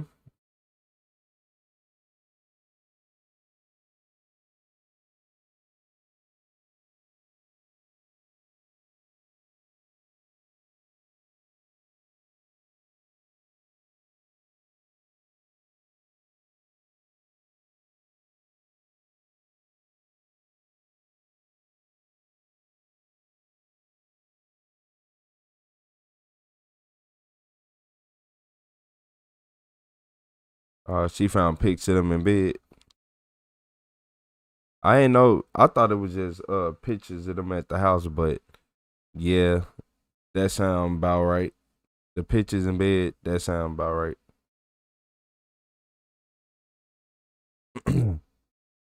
um, but shit, I ain't gonna lie to you. You want my honest opinion?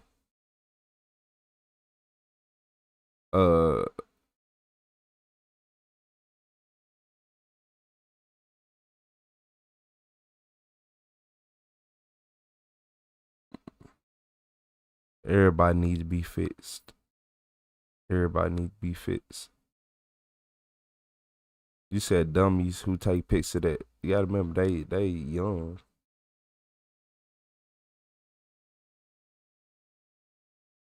Hey, shout out to Kylie Wayoti with those 10 gifted members. Shout out to Rockam. You saying that happened before that she caught the boy there? Yeah. The sister. I said sister. The girl actually told on herself at the beginning. Now that I go back and think, cause he said, yeah, I got a brother or something, and he played a game and this and that, or somebody's playing the game with him. Y'all ain't played the game once or twice.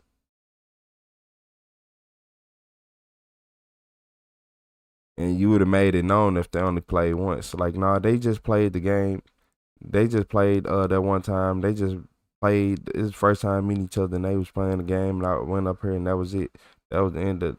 No, the way that sounded, like they played the game and they was cool with each other and they knew each other. Shout out to Ryan. I appreciate you.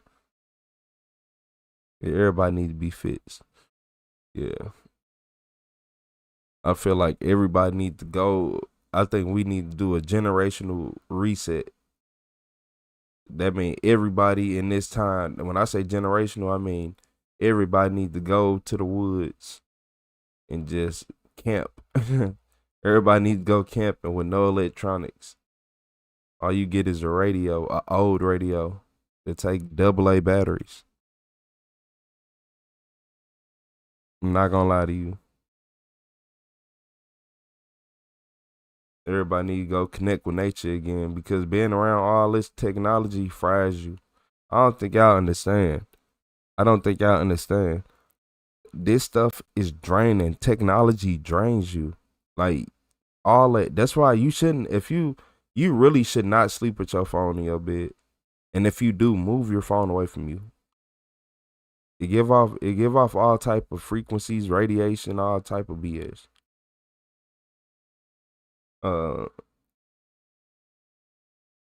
What else? Wired earphones, all that. You got to think about this. So you know you got Wi-Fi, right? Everybody know what Wi-Fi is, but you can't see Wi-Fi, but it's there. It's there, right? And you don't think it's doing nothing? You don't have to see Wi-Fi, but it'll mess with your body. Wi-Fi messes with your body bad. Like, it messes with your body bad. When I say restless sleep, constantly tired, aching body, the closer you are to the Wi-Fi box, the more terrible sleep you're gonna have. The more technology you have in one area around you, the worse you feel. Like, you gotta remember, I got, okay, how many objects around me giving off Bluetooth? So, okay, 1, 2, 3, 4, 5, 6, 7, 8, 9, 10, 11, 12. I got 12 things around me giving off a Bluetooth signal.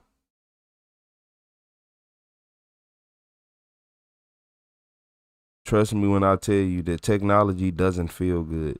When I turn all this stuff off, the whole atmosphere just shuts down. Everything just shuts down. Like, the energy literally lowers. It literally lowers. When I get off live and I turn this light off and I turn this computer off, I turn this monitor off, I turn these phones off, this tablet off, this keyboard off, this mouse off, this other stuff off, and get away from all, yeah.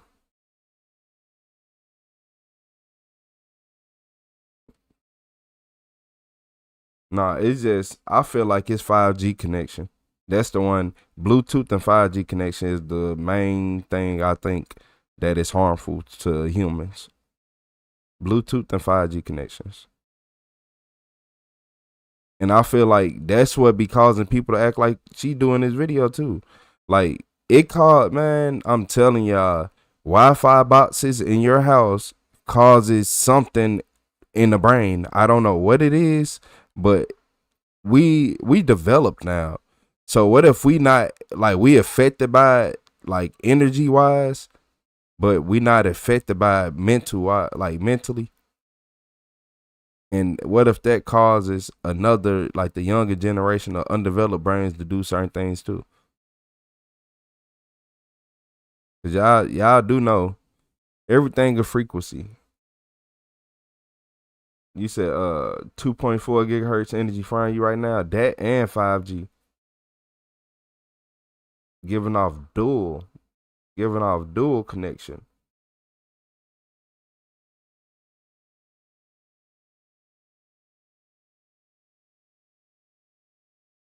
You said then why is people living longer? Then explain that. Shit, technology, telomere caps. Shit, we didn't figure out telomere caps is the only reason why we not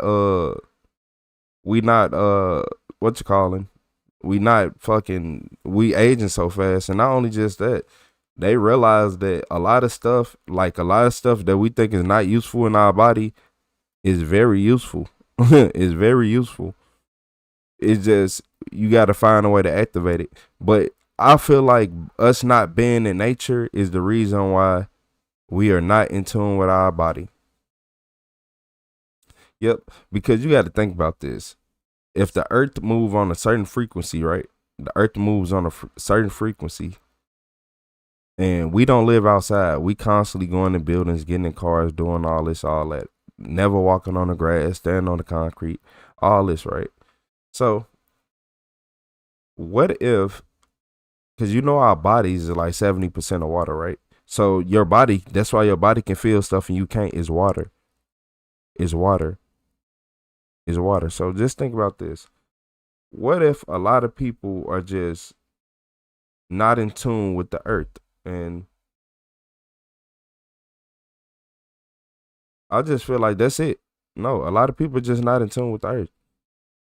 And they make it hard and inconvenient. And we live in houses that make it hard to feel the natural earth core. If they made houses that can like vibrate to the earth frequencies, then I feel like a lot of people live better. But they wouldn't do that. They would never do that. They make houses that want to be stable, sturdy, don't move, don't feel like nothing, don't do this, don't do that. And that's a good house and a stable house, but is it good for you overall? For your health, for your mental health, your well-being, your living and all this? Because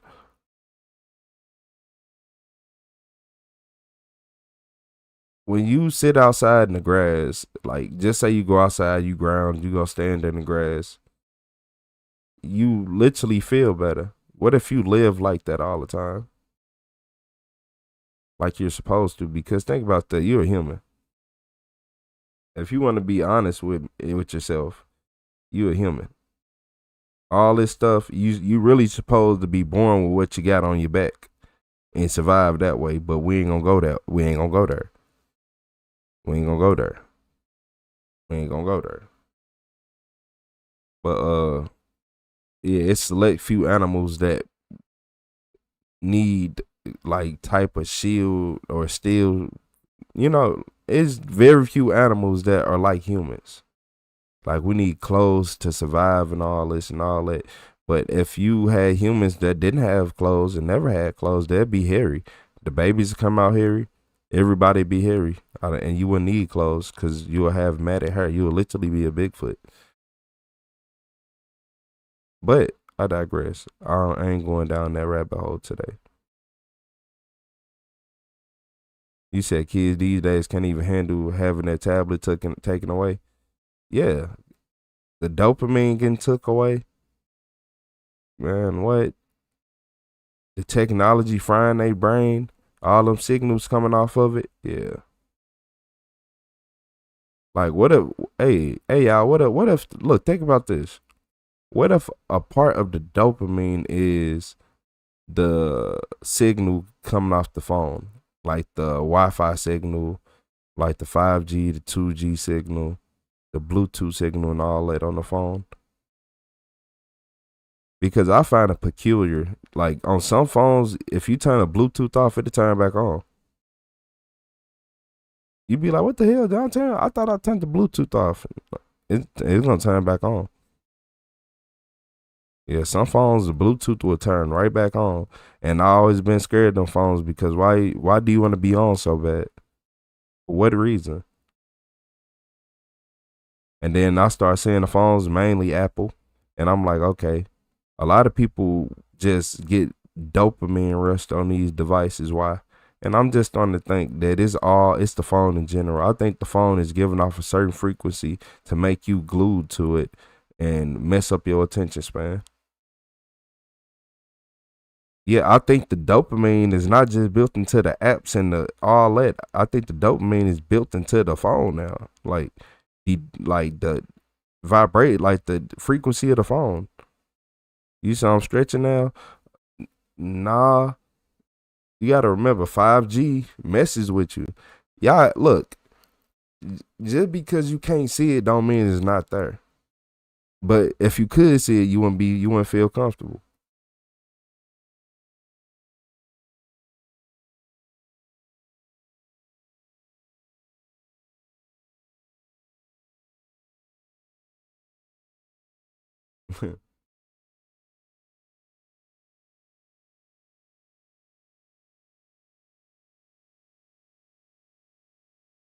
To show you some proof, something scientific. I got you. Let's see. Let's see what would be a good starting point.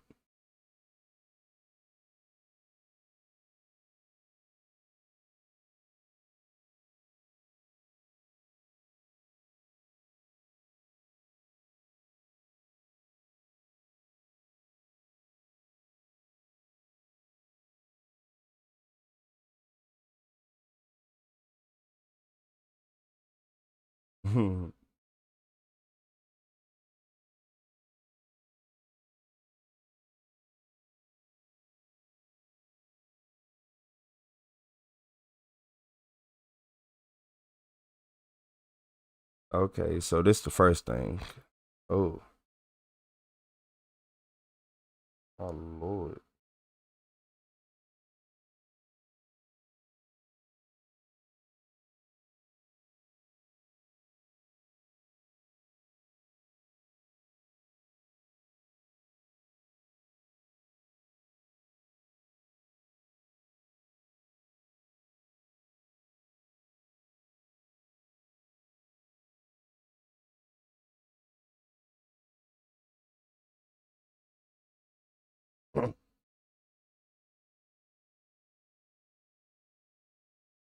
Okay. All right. It says 2G, like the older network. You remember 2G? So they said 2G. This why they stopped using 2G. They said it can penetrate deep brain tissue is if exposed to the ear, like if held to the ear.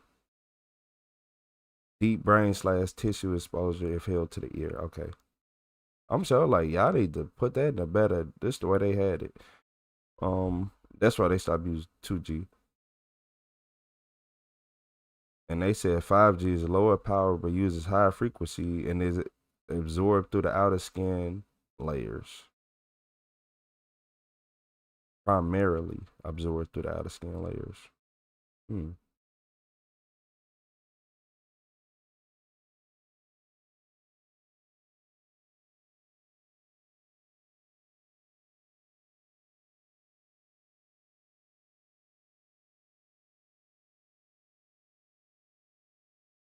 It says it said using a device connected via 5G or Bluetooth to watch short form videos, play video games, or scroll social media does trigger dopamine release in the brain reward system.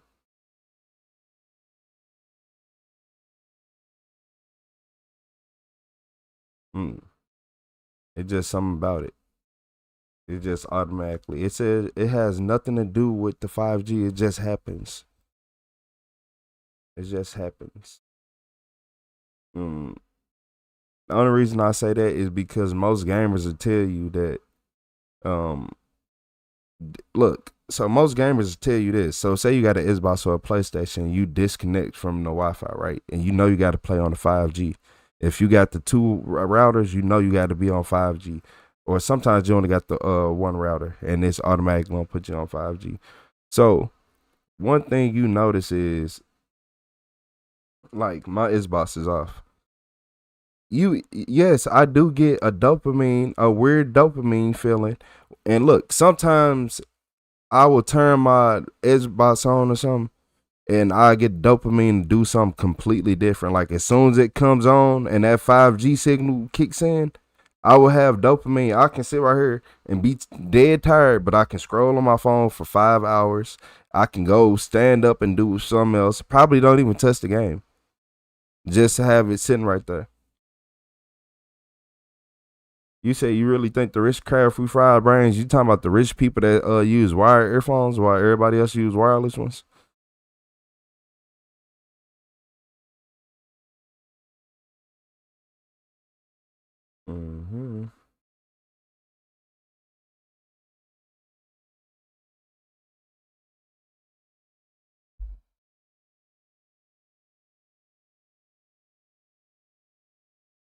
Come on, it's a Diddy.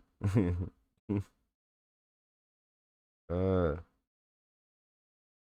Diddy is crazy.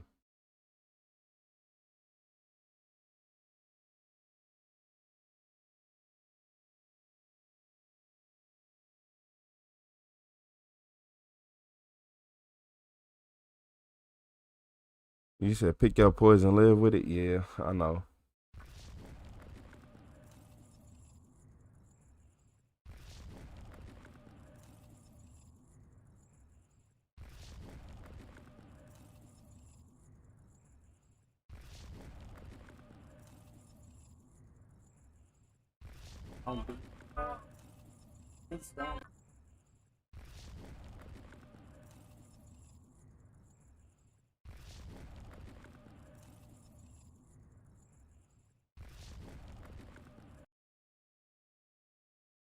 Like, I told everybody if they come back, I was gonna let them see this video.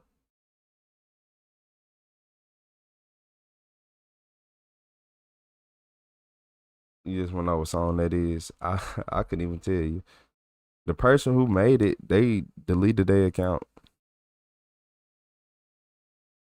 So I couldn't even tell you.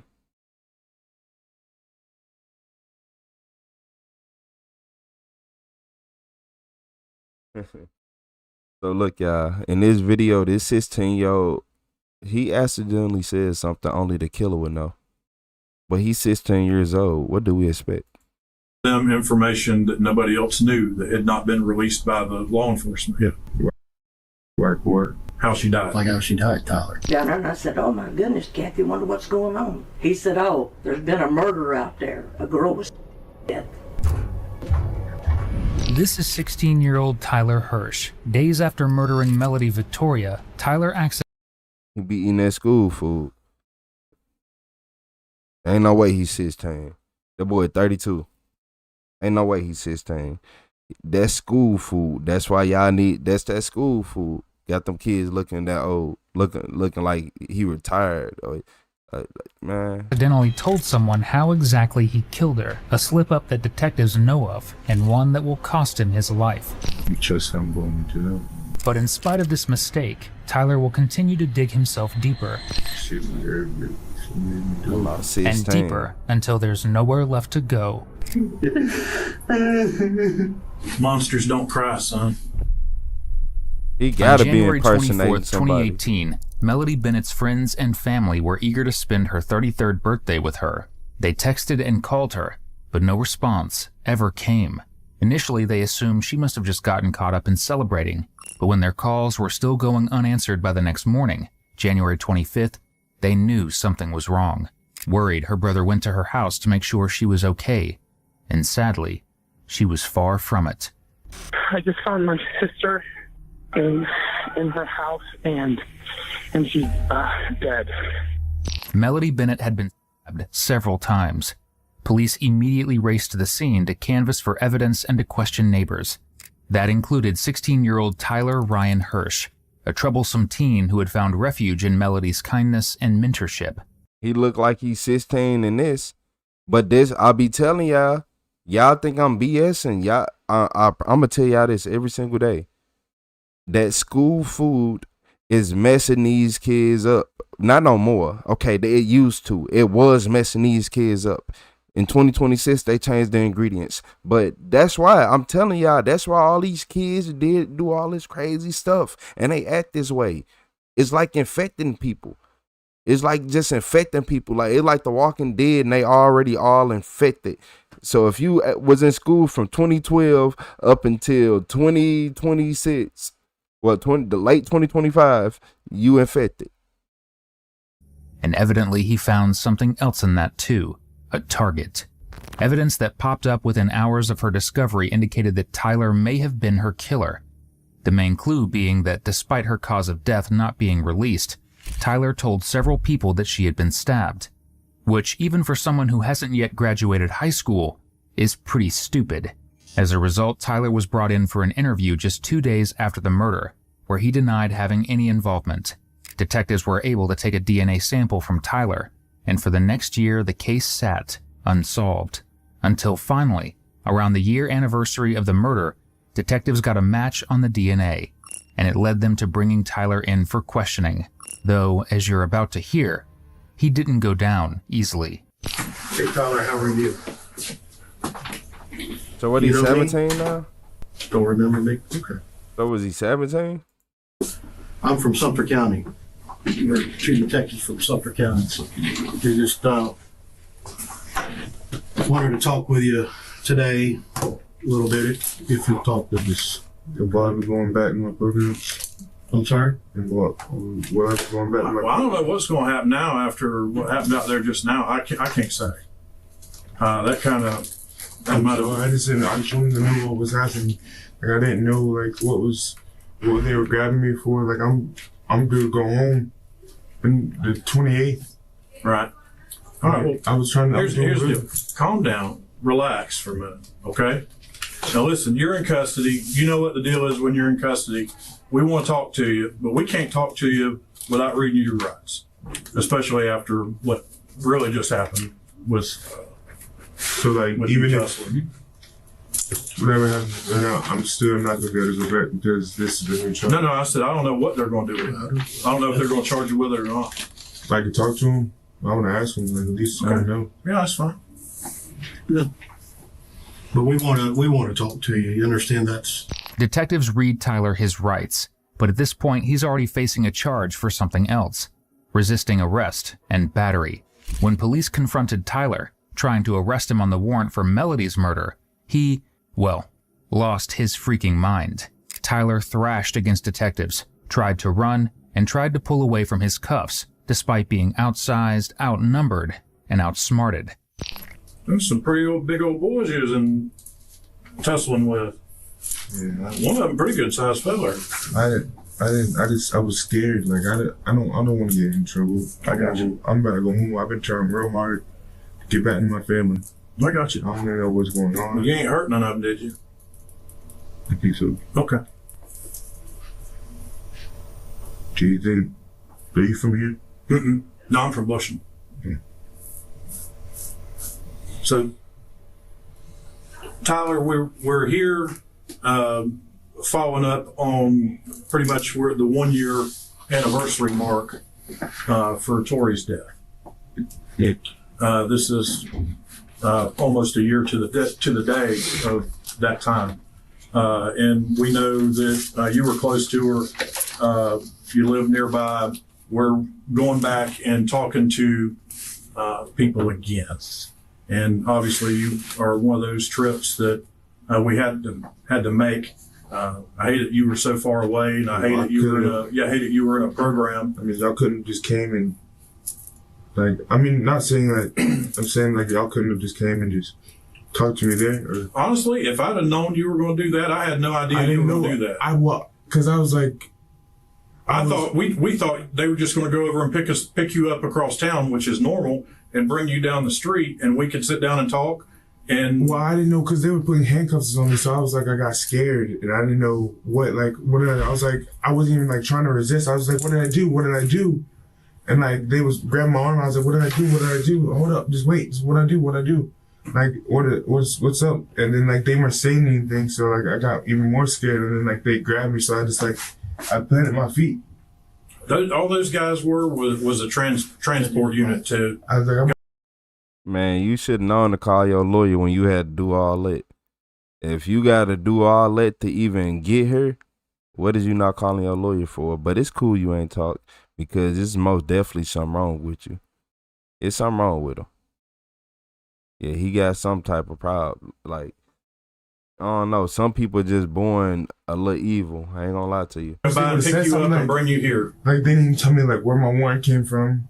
I didn't have an idea, like anything. Like, if I was scared. Like, I mean, you're in custody with DJJ, so I mean, because I've gotten arrested right now before. It's a transfer. I was scared. You got arrested the day before? No, I've gotten arrested before there, and I was scared. I was like, dang, what I did. For it was an incident with the staff. Oh, okay, all right. But they ran the charges coherent, and I was good. All right. Well, listen, you know where we're at now. You know why we're here to talk. Yes, sir. Take a deep breath. Try and relax a minute, and let's try and get off with a good foot. How's that sound? Yes, sir. Good with you? All right. Good with us. Tyler is much more concerned about the tussle he got in with police than he is about the actual reason he was arrested, for murder. But really, can you blame the guy? He's not the brightest bulb in the summer school classrooms. Take this statement from one of his teachers who didn't hold back on his opinion of Tyler. Well, can you just give me some background on Tyler, please? Tyler is, for lack of a better term, he's very sneaky. Mm-hmm. I've had several instances where he has done some things and tried to kind of hide it, and after I pushed him, he finally admitted. Right. Also has a pretty violent temper. So he likes to lie? Oh, trust me. He pretty much has it all together when you talk to him. The majority of Tyler's high school career has been spent in detention for breaking rules, and in trouble with local law enforcement for theft and getting into fights. In Tyler's eyes, the murder is just another thing he can no child left behind his way out of. But he's about to find out that's not the case. That's what's wrong with society. But, yeah, if you don't know what he meant by no child left behind, he meant it don't really matter what you do in school, what your grades are, you're not getting left behind. Yep. That's why I was saying some kids, I'm like, bro, can you even read properly, bro? I'm like, man, I ain't seen you all day. What's the word? Hey, read this. You reading it all slow? Finger on the paper? You good? Yeah, don't worry about it, man. How you get to this grade? He finna go to jail. He ain't even tripping off nothing they talking about. He already done been a repeat offender, and he ain't innocent. So look, it's a difference between being a repeat offender and you ain't do nothing. You like, man, nah, y'all got me effed up, nah, and being him. Yeah, I know, right? As he's talking about, we're revisiting that case. You know, it's been a year. And Tyler, as we go along, it's very important that you're truthful. We got to do truths. We don't want any misunderstandings. And I know you were close with Tori. You liked her. Yeah. Okay. And so you know what happened to her is, that's hurtful, right? That had to hurt you. So, that's why it's important for us to be able to understand everything that we can about that to try to help this situation. Okay. Do you have good memory of that? That was, like you said, a while ago, so no, not really. Tell me what you remember. When they came and talked to us, all the people came and talked to us at the house. They brought me in. They had to ask my parents to come up to the interview room, and they talked to us they asked me about all the things, what I was doing that day, or in the day of. I told them I was helping my grandma. Do you remember who those people were you talked to? I don't know, 2 investigative dudes. Okay. And what happened after that? We left, and then they came and searched my house. They took clothes and shoes, which I've been asking my parents to check into that. I don't know if y'all have any record of that. When I possibly be able to get the stuff. Get your stuff back. Yeah. It's been a year now. So, what do you remember? Tell me about Tori. Help me understand Tori as you knew her. She loved to draw. She's very arts and crafts. Nice person. What kind of friend were you? I mean, how close? I knew it through my mom. I never really went out of my way to I would help her. I'd help her around the house. So she was a pretty good neighbor. Y'all associated family-wise quite a bit? Yeah, yes, sir. Okay. Did you hang out with her a lot? Yeah, almost, sir. No. Did you ever hang out with her by yourself? You say he's speaking just fine. He know what he did. Do you know if she lived with anybody? I don't think so, no, sir. What do you know about the time that she was killed? Yes. What do you know about that? That she was killed. Well, my parents told me that she had said I had murdered as a murder or whatever. Yeah. Do you know if she was romantically involved with anyone? Not that I know, sir. Okay. Were you ever boyfriend kind of girlfriend with her at any time? Yes, sir. You had no contact other than occasionally? Yes, sir.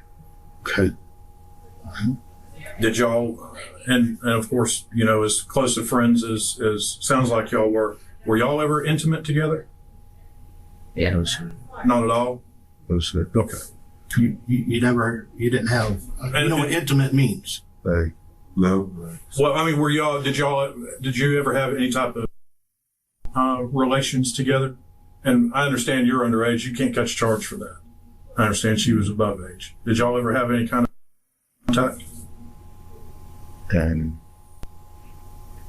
I told the Nah, you stuttering. What you do? Don't tell me you think he did what I think he did,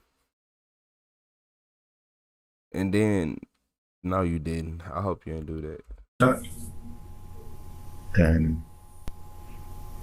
I told the people about it. What people?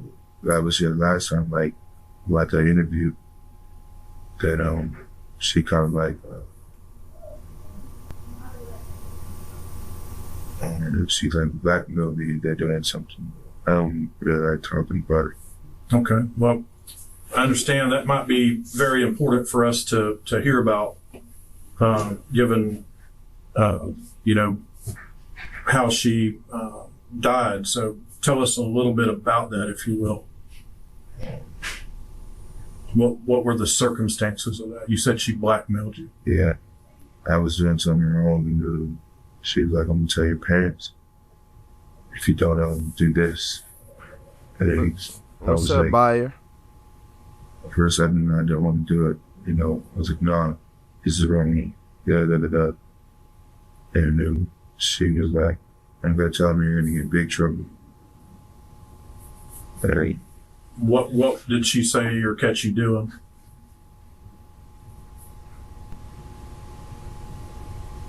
I was in the back and I was burying some stuff that I had stolen, and I didn't want to get like my parents, they already have like be mad at me about stuff like that. Mm-hmm.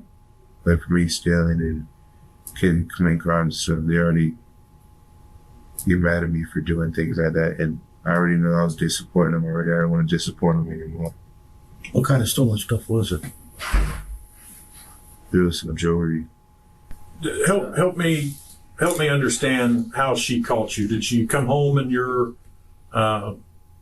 viewable from where she was at? Okay, for all the people who is not caught up, so a lady got found stabbed a year ago. And then they got his DNA, and I guess they got DNA match after that year, and now he in the interrogation room right now.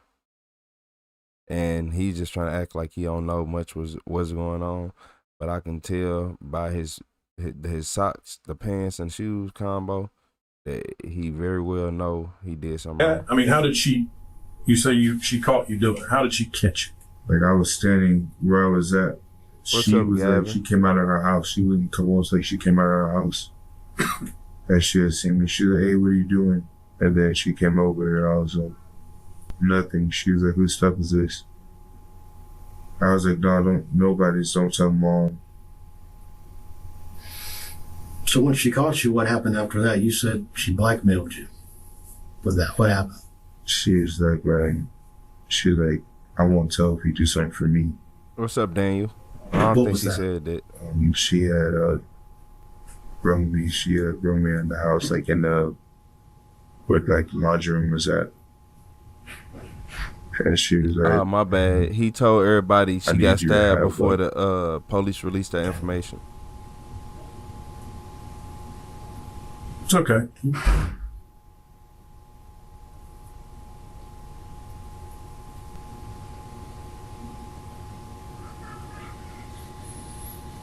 What's up, Bill? Take a deep breath. That's right. Yeah, I said, "Oh yeah, he done." Seemed like this affected you deeply, huh? We're all grown men here. Okay, go. You can tell us. She was like, "I need you to have." I was like, "I don't want to do that and that." She was like, "Well, I'm just gonna have to tell your parents that." And I was like, "You don't have to. You just let it go. It has nothing to do with you and anybody." What happened?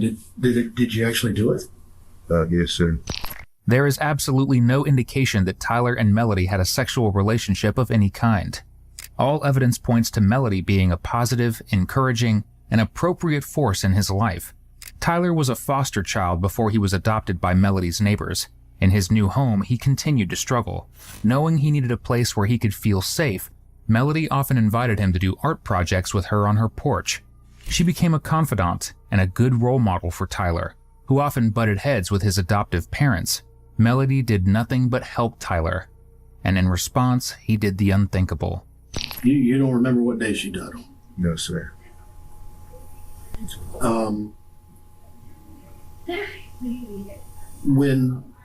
When was the last time you saw her? Before, as you say, those investigators came and talked to you. When was the last time that you saw her? That you knew she was not dead? I think we seen her at Walmart, me and my mom. What about at her home? Before that, Do you remember your last encounter with her, speaking to her? Or? Walmart. And what happened? My mom was like, "Yeah, it's Tori." It was like, "Hey, that was it, really." It's just like you seen her, said hi, and then keep chatting what we were doing. How did Tori act then? Good. Would you say she was normal, abnormal? Then normal, I guess. Yeah. Okay. Now, I saw some notes that obviously were. I just think he lying. I think he found her attractive, and he went in there with a knife, and he did some freaky, creepy stuff. Yep, that's what I think he did. That's what I think he did, and that's what I think will happen. I don't trust people like that. Beside your name from the prior investigators, where they talked about you had a recent cut on your hand. Yes, sir. Can you tell me about that? I was doing barbed wire. On my life, KCL, you right. Boy, what is this detective? Man, look here, boy. Look how tight them pants is. Detective, you should be ashamed of yourself. You can't put your hands behind your back. How many push-ups can you do? Let's do a pull-up competition. You talking about that Peter Griffin? Man, nah. They let them detectives just do anything. Yeah, I could tell you sit at the desk. Well, working for my grandma. I had scripts actually all over my hand. I had some right here. He a top customer. Right here. It was freezing outside. Okay.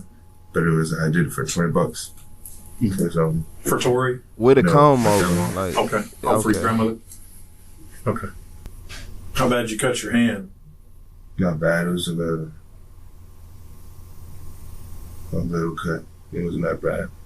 What kind of barbed wire? You said it was barbed wire? Yes, sir. What kind of work were you doing? What did you have to do? I had to, with the way the fence was, there was a hole where the barbed wire had, I guess, rested away or whatever. This is not on like a corner post. It's kind of like in the middle of the fence. No, it was a corner post.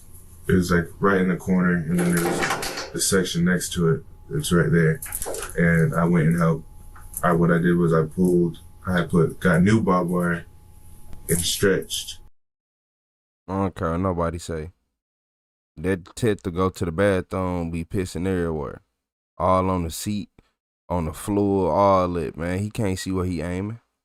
Yeah, nah. He can't see where he aiming. Yeah, nah.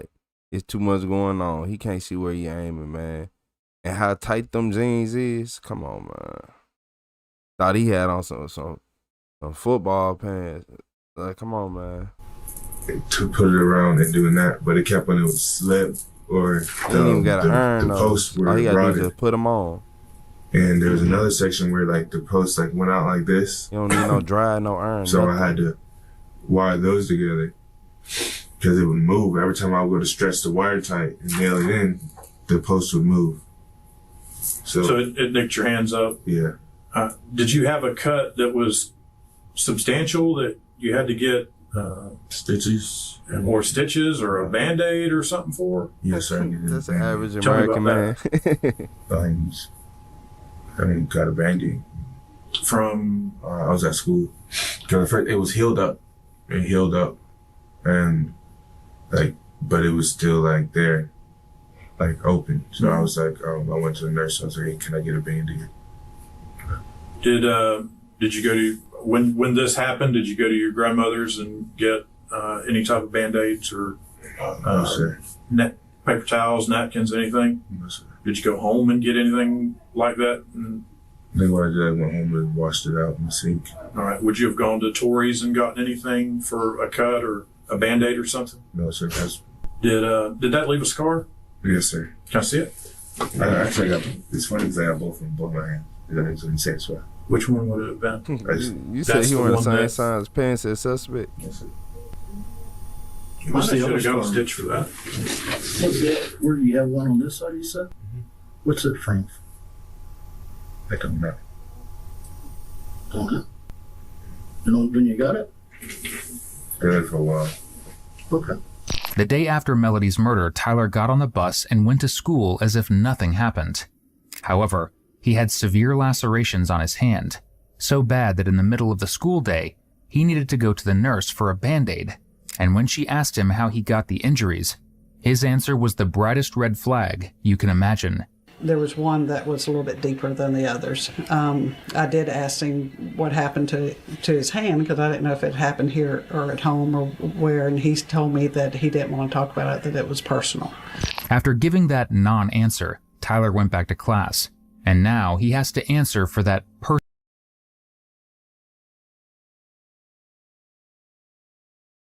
Yeah, I said his hair shiny, balding like a bowl of hot mayonnaise. You said that haircut is ridiculous. That haircut is ridiculous. No, for real. Yeah, y'all don't like them khakis you got on? You said you bet the tip to smell like cheese. They're just a regular looking guy these days. America is home of the obese. You ain't lying, Hugh. That ain't even a haircut. That's a patch job. He put the edge control on his hair. I probably found out. I probably found out that diarrhea is hereditary because it runs in my genes. Yeah, Daniel. I hope you drink some coffee and go to sleep. Yep. Then use the bathroom in your sleep. Shout out to J50. You said just cut that little ass hair. That greasy ass comb over fast food failures. No. Not to the khakis. These are not Jake from State Farm. He want to be Jake bad, don't it? His hair line look like a treasure map. We worried about the killer for real. Shit, Maurice, I don't know. You said dude Swiss mayonnaise. Speaking of treasure. Hey, y'all hilarious. Sweating mayonnaise. Yeah, he do like he got a little. Yeah, Crisco's. I don't know, man. Like he got some funnel cake sweat. I don't know. But yeah, so he told the nurse it's personal, like she not gonna report it, like it's not gonna get documented. You could have made up a lie and said I was playing in the gym or I was just playing on the metal bar and doing flips. You could have said anything, but you're gonna say it's personal. Okay. Personal way he really got that injury. So there's really no reason for your blood to have been found outside the house, correct?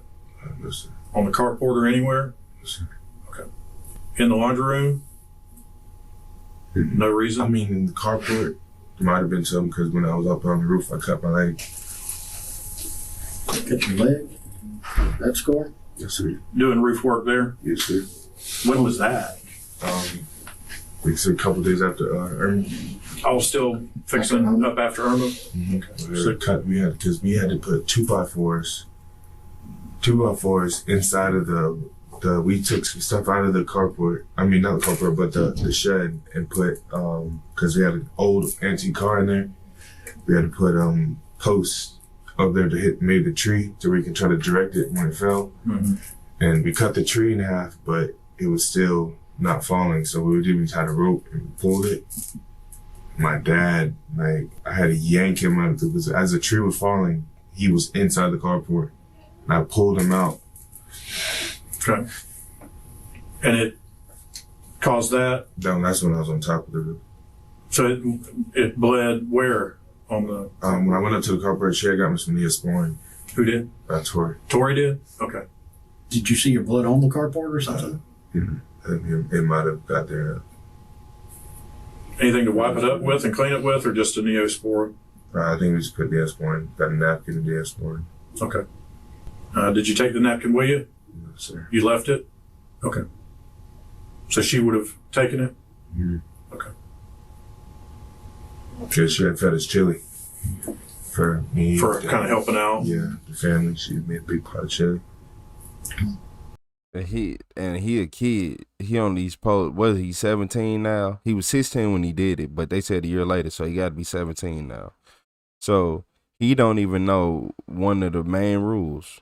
The detectives already got evidence on you, but if they are in the interrogation room and they still trying to talk to you, they're trying to get without a shadow of a doubt evidence, because anything can happen. You can be delivering food. You could be a DoorDash driver. You could have been with somebody DoorDash and went over there. You never know. You never know. And that's another thing. Imagine how many DoorDash drivers leave their DNA everywhere. Everywhere. Just think about that. I just thought about that. That just messed up. But yeah, like I don't know. This dude, he cooked. He did it when he was 16. He's 17 now. He told everybody that she got stabbed before it even made the news. So you know how that go. He cooked. He did it. They got DNA, but they talking and asking you questions. So they trying to get a first degree conviction. Because the second degree, you can get out in 20 years. I began our conversation about truthfulness. Yes, sir. Being completely truthful. Yes, sir. Is that what you've been with us? Yes, sir. You're sure? Yes, sir. So, you see this right here, this corner? Yes, that's 0% truth. You see this right here at the end of this map? That's 100% truth. Yes, sir. Okay, with the information that you told the first investigators and the information that you're telling us now, Tyler, where would you put us on this line of truth? Could you point to it for me? You're saying you were right here, 100% truth. Yes, sir. Well, you haven't been in the house past the laundry room. Okay. Right? Yes, it's true. Yes, sir. You've never been in the living room. Yes, that's true. Yes, sir. You've had Tori a year before her death. That's true. Yes, sir. 1 to 2 years. 1 to 2 years before her death. So that means he would have been about 15. There's something off about this story. That's true. And you don't know what day she died on. Yeah, see, that's a pretty big bet, huh? You sure? Yes, sir. So if I told you that I know you were in her living room, how would you explain that? Really? Wouldn't I couldn't. There's got to be an explanation. There has to be, though, Tyler. If you've been in there. Yes, sir. Tyler, you were really good friends with Tori. You liked Tori. Yes, sir. You cared for Tori. Yes, sir. Tyler, I'm talking with you, and I know there was a little misunderstanding this morning. I understand this morning you were scared. I get that. But Tyler, you don't look like a monster to me. Yes, sir. Are you a monster? No, sir. I don't think you are. How about you tell me what happened? What happened? How do I know you were in that living room? I don't know. You said a teacher was right, you a sneaky liar. No, sir. Yes, sir. Tyler, I'm gonna let you in on something.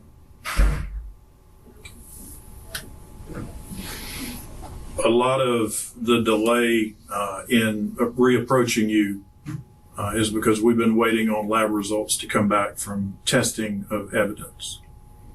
And we've got a lot of evidence. We've got forensic evidence against you. Okay? You're shaking your head and like you kind of knew. No, like I'm saying, like, okay. Okay. Do you understand? Tyler, we've got you. Oh, wow. In her. Yep, he did. Yep, he did what we offered. He did exactly what I feared. He did exactly what I feared. He went over there and he stabbed her, and yeah.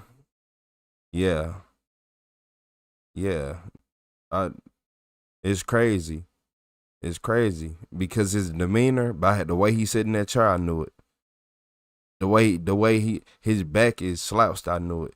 The way he act, I knew it. His haircut, I knew it. His facial expressions, I knew it.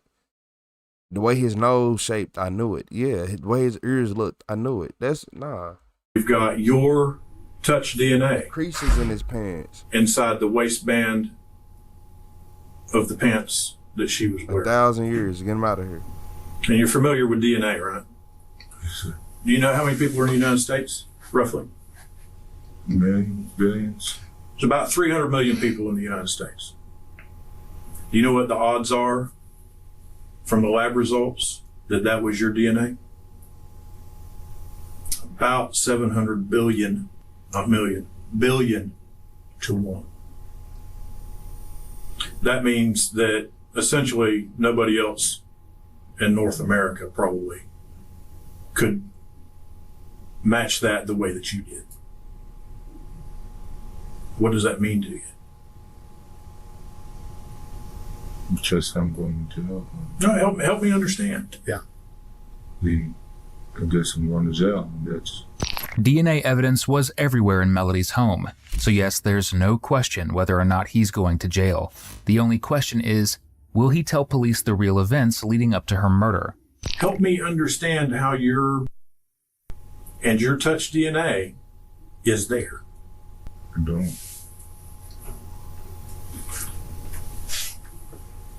You remember what he asked you about? He didn't think you were a monster.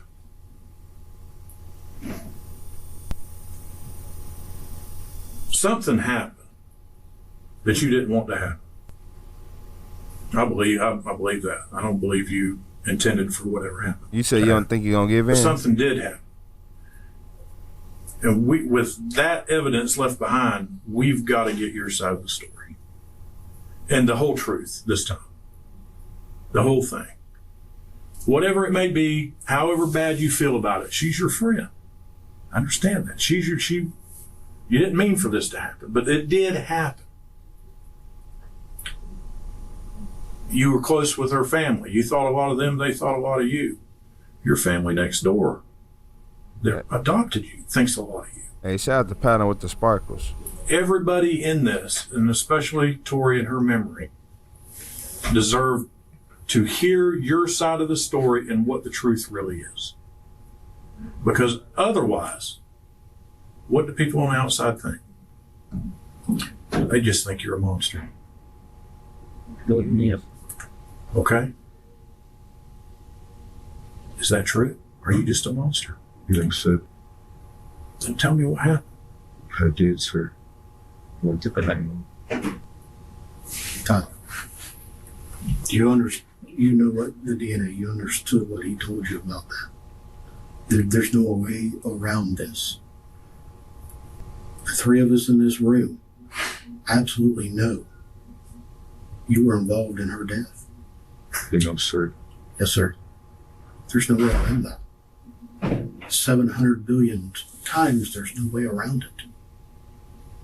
Okay. How would you have gotten there? You know this. You do. That was that day, wasn't it? No, sir. But I don't know, like, how, like, That's crazy. Do you remember the day after the body was found? The day after her body was found by us and we got called. Remember seeing all the cops out there? You went to school the next day. You rode the bus. And you got a long distance to travel, so you got to get on the bus kind of early. There's a bus driver and there's an aide on the bus. You remember? And when you got on the bus, they asked you what all the noise was about. Why is the cops here?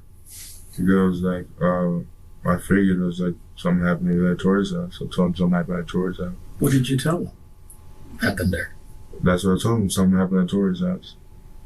Because all the cops and stuff were there. What we didn't tell you then, because they came to us immediately, was that you told them information that nobody else knew that had not been released by the law enforcement yet. Like what? How she died. Like how she died, Tyler. How? Tyler, you're beating your head on this wall. So he got on the bus. Hold on. I thought he told some teenagers. No. He got on the bus and told the bus driver and the bus aide that she got stabbed before it even became official, while the police were still responding to the scene. Give him 1,000 years. Shout out to Gito with the 100 emoji. I appreciate you, Gito. You're trying to deny something that didn't happen. And Tyler, you need to understand. Young Wolf, he is this cooked. Evidence. He absolutely is cooked. 700 billion times in a row tells us you did. And it's okay. You've got to understand that part of it is done. I don't think you're the monster. I told him the whole ride up. This kid is done a monster. Something had to have happened. The bus driver who picked Tyler up the morning that they responded to Melody's home spoke with police and gave them this telling piece of evidence. We went to pick him up Thursday morning. I think it was Wednesday morning. No, it was Thursday. This past week? Yeah. And I seen all these cars down there. You know, this is early in the morning. We pick him up around 20 till 6. And I seen all these cars parked down there, and I said, oh my goodness, Kathy, wonder what's going on. He said, oh, there's been a murder out there. A girl was dead. I said, really? He said, yeah. Police never released how Melody was killed. The fact that Tyler nonchalantly told people she had been stabbed told police that he had to be the one behind the heinous crime. Tell us what happened. Why?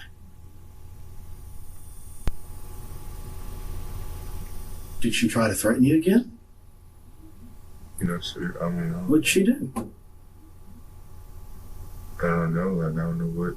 You know. Were you tripping on something? What? There's got to be an explanation. Only you can tell us now, because she's gone. She can't tell us. So tell us. And let's be honest. Let's get it out. Let's get it open. Now's the time to deal with it. I don't know what to tell you. Did she make you mad? How'd she make you mad? She didn't make you mad. You had an urge, and you act on your temptations. What time did you go over there that day? The day she died. The day you killed her. I didn't kill her. Y'all said nothing in his eyes? 700 billion times says you did. Demonic brain rot deep with this one? Imagine the whole... Can I tell you a little more information? Damn, 3 times? No more lab testing? You said she made him mad because she said no? We've got her from the time of her death mixed with urine in the same drop. Again, 700 billion to 1.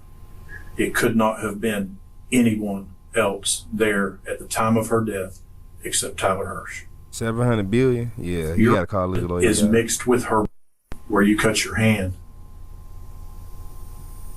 700 billion to 1. What happened, son? Don't go down being the monster. Don't do that. Don't take that road. Man up.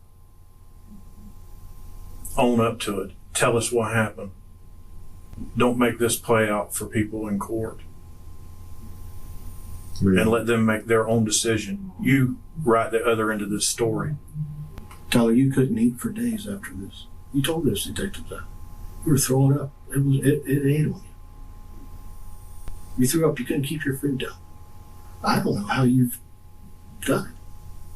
Today's the day to get your freedom back from this problem, from what happened. He said today the day to get your freedom back. Boy, you finna get 1,000 years, none less. Today's the day to do what all those that have mentored You said me they to do. cooking her? He said, Tyler, always tell the truth, do the right thing. This is that time, Tyler. Who was scratched off the list? We're done with who. Let us tell your mom and dad why. What's your version? What happened, son? What really happened?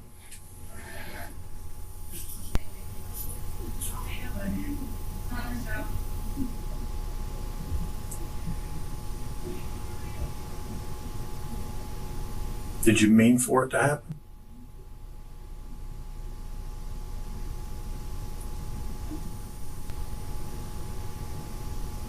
You said be the hero here, that cop. Yeah, hilarious.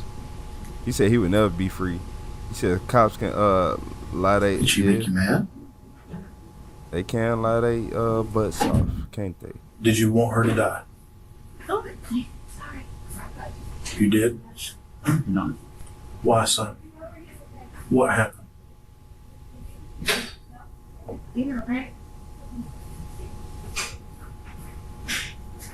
Why did you want her to die?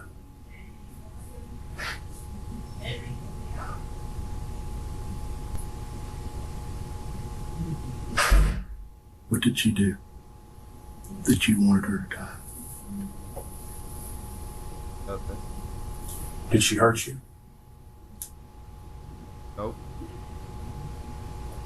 He ain't do nothing to him. Did you have to keep her quiet about something that happened?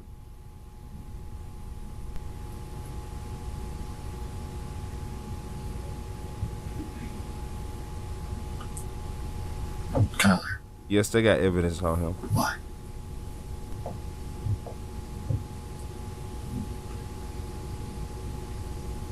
She made me do it. How did you do what?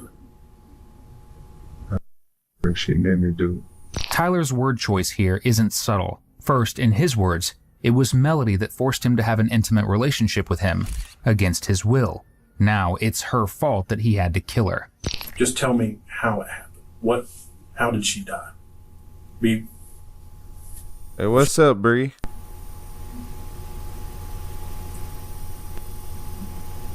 Was she shot? Tell me. I do remember. Okay. What do you remember? You remember you wanted her to die. You remember she made you do it. But how did you do it?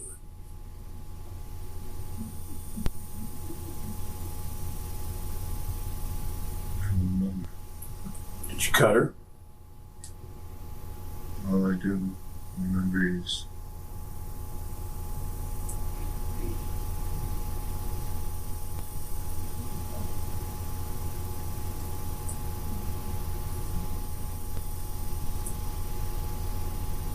You're almost there, son. What do you remember?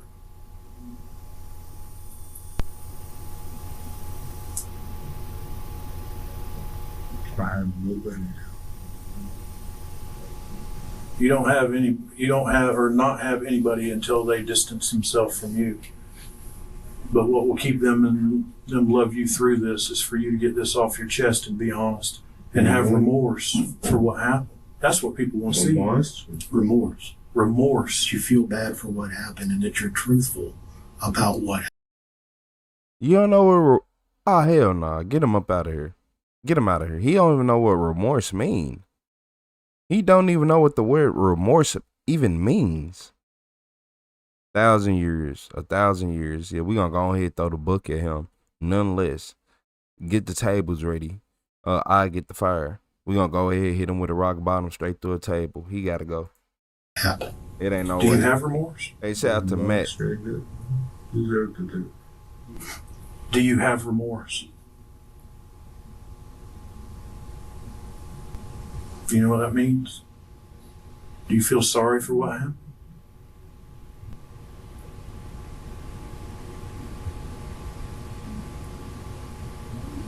You don't even know what remorse means. Nah. She's terrible. How? Help me understand. Help us understand. Yeah, help us understand that. He said, why did she deserve it? You said he said remorse. What did she take? How about practice? Me. Okay. So then what happened?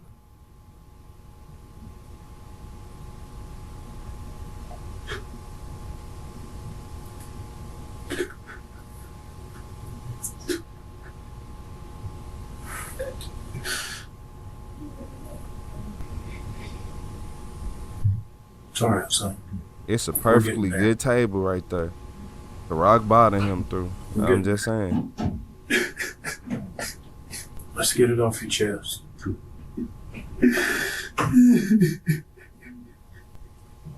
Get it off your chest. Come on, Tyler. All I need is some rubber, alcohol, and a lighter. For breeze work too. Tyler, you've carried this too long.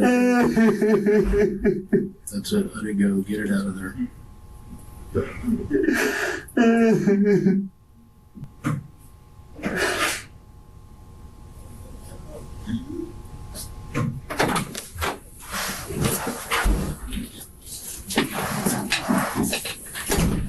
Monsters don't cry, son. No, sir. You got remorse for what happened. You didn't want it to happen, but it controlled you. Something took over and caused this to happen. Nah, he got some issues for real. What did you do? Tell us. Get it off your chest. Get it off your chest. I worked so hard to have a family, and now I have nothing. Tyler, you still have family. I don't have a family. I don't have a family. I don't. Like, I knew if something was up with my family to pick up the phone. Like, I called them and they didn't pick up the phone. Tyler, they didn't know anything about this. Look at me. Today, we sent detectives just today, right about the time that those guys came to bring you over to talk to us. They don't have any clue up until then. There's a moment in here, a brief flicker that might make you think Tyler is remorseful. A second where you think, maybe, just maybe, those are the tears of a man who regrets his actions. That is, until you realize the tears aren't for Melody. They're because he believes his adoptive family has turned on him, which, in reality, they didn't do. Not even close. Up until the end, his parents defended him, believing he couldn't have done anything violent. So you went. I'll see you in a minute, Anthony. Hey, shout out to Anthony working that graveyard shift. But so they defended this monster. Man, look, I understand that he young, so they like, I'ma defend my child to the end of it, and then they adopted him. So they really going hard. I ain't sit right here and go through all this, and now they really feel like he a part of the family. He been with them long. So you know how it is. So they treating him like he their son. Like they basically treating him right. So you had that kind of support at home. And I know they was paying for your lawyers, putting a little money on your books and stuff. But that's just crazy. He had a desire, and he acted on his desires. And now we in this situation. Over there, and she was already home. What happened when you got there? Do you knock on the door? You do? And then what happens? Does she say something? Does she say, come in? Does she say, who is it? What happens? Which is it? She said, and she goes and sits at the table. In the living room? Okay. Did you go in and sit down too? You said a teacher You called stood him out there? best. What happened then? She was like, "You back for more?" And I like,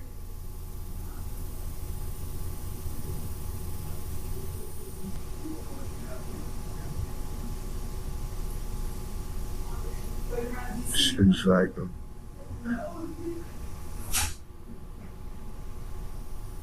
"I know what you've been doing. You should have know what you're talking about."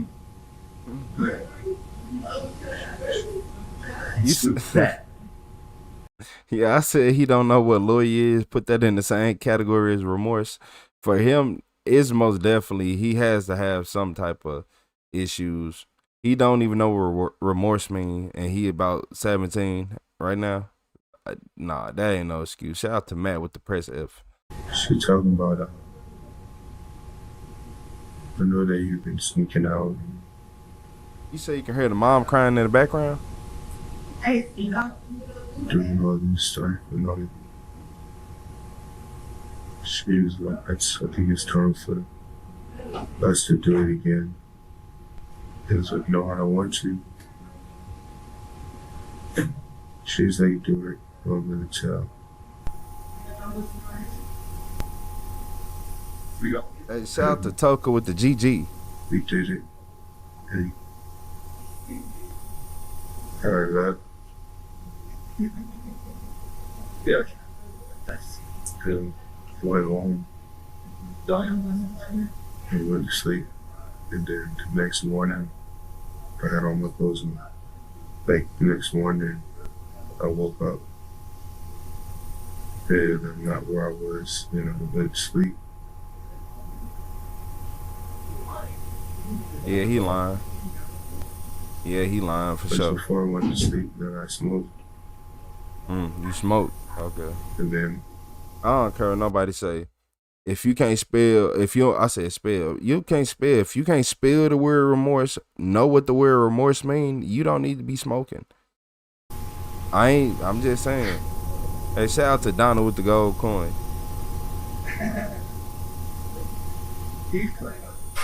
After that, I don't know what happened. Did you go back to her house? Yeah. Was she dead when you left her house? Let's see. She was not? It's like a key. So you smoked in the next morning? Yep. Yeah, I smoked before I laid down. Yeah, I think he should still be under 18. Not where you were before. Where did you wake up at? Like I had fell asleep in my bed, and then I woke up. When you woke up, where were you? The bathroom. What bathroom? My bed. Okay. You had blood on you? No? Of course you don't. It's incredible how often criminals come down with a case of selective amnesia. Tyler, like many, manages to hold on to his for the rest of his interrogation and beyond. She made you mad, right? Can I get a head nod? You were mad because of what she said? Will you answer that for me?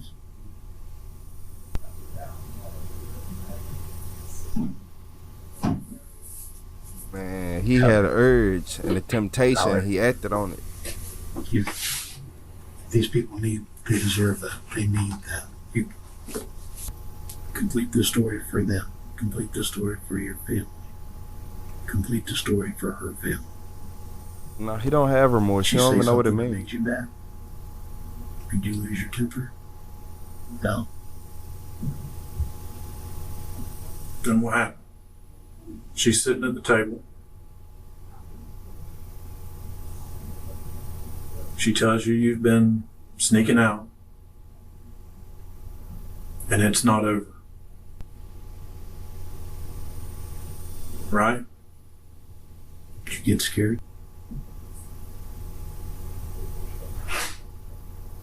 I appreciate you, Lucky. Because I think that would make me mad. I'm not you, but I think that would make me mad.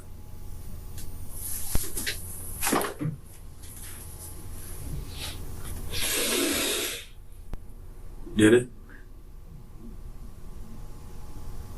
Tell your mom. Let us tell your mom and dad this story. Tell us. What happened when you were sitting at the table?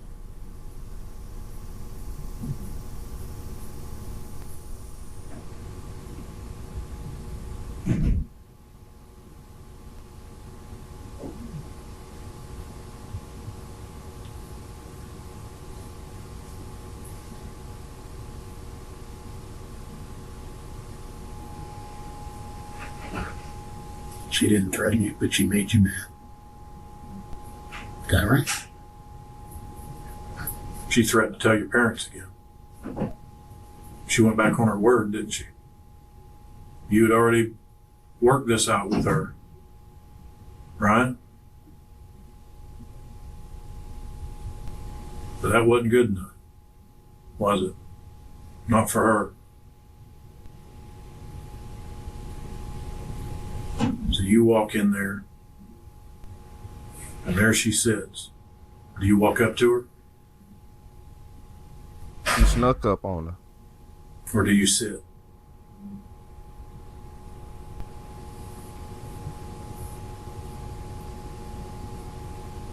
You said that happened next county over from you?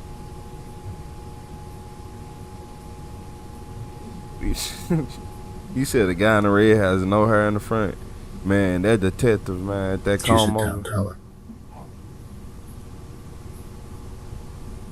You said prison gonna do him in.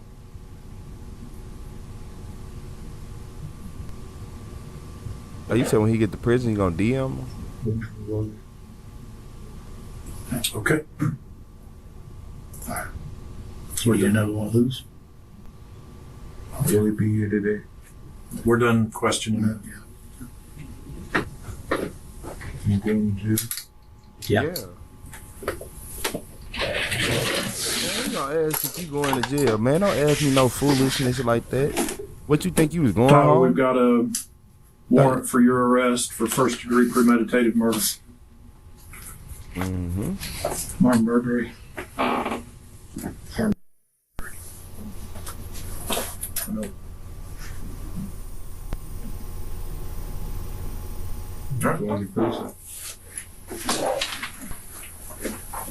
He said this guy think he going home. Exactly. Look at this guy. Get low to this guy. Ultimately, Tyler was sentenced to life in prison for the murder of Melody Bennett. Up until the very end, he denied involvement, which denied her family the answers they deserved.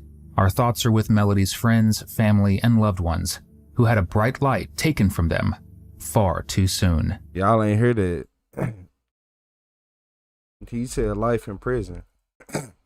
But you ain't say without the possibility of parole. So he might get out when he 35 to 38. Yup. Y'all got to be listening for those at the end. You said, man, he did it. So, man, he seen her. He found her attractive. And he stabbed her and did what he did. Yep. He had a temptation and he satisfied it in his own sick, twisted way. Yep. He a little sick, twisted mind. A little Michael Myers thinking. Well, Michael Myers don't think like that, but he'd be in the next room. He'd be in the next room.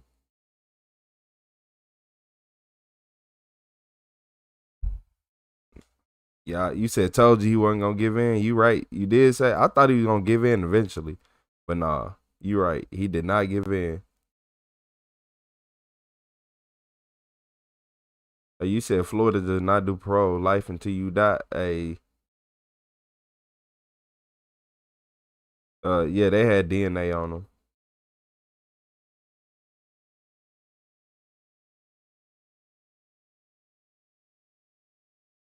They didn't do nothing to him. That's garbage. Yes, exactly. Exactly. He said she made me. Yeah, exactly. She didn't make you do anything.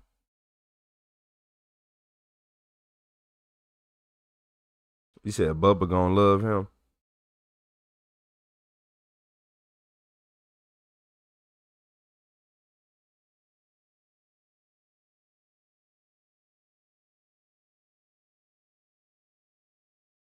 Yeah, them lustful thoughts.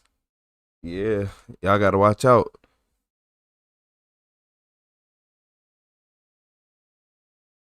He said Devil's Redemption.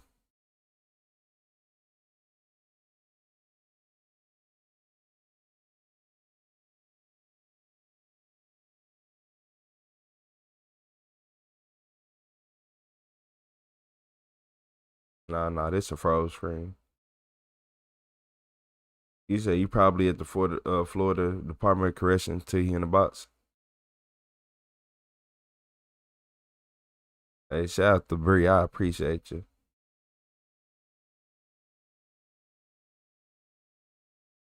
Y'all hilarious. I ain't fit to say that.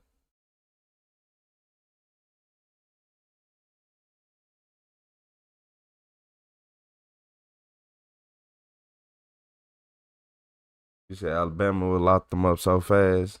Yeah, for interrogation. How much how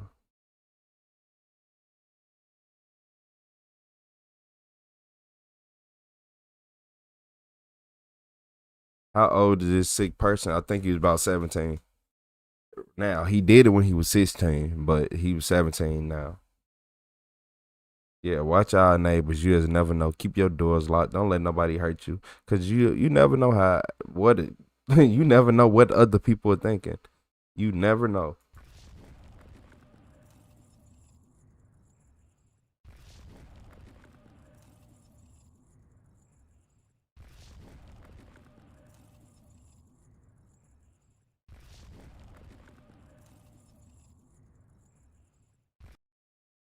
Mm-hmm. I'm trying to see what channel this is. Hey, shout out to Real Crime Psychology. I don't think I watched one of their videos yet. So we gotta see what they talking about. Shout out to Real Crime Psychology. I had to make sure. Hey, shout out to Michael H27OP. Hey, I appreciate everybody in this chat.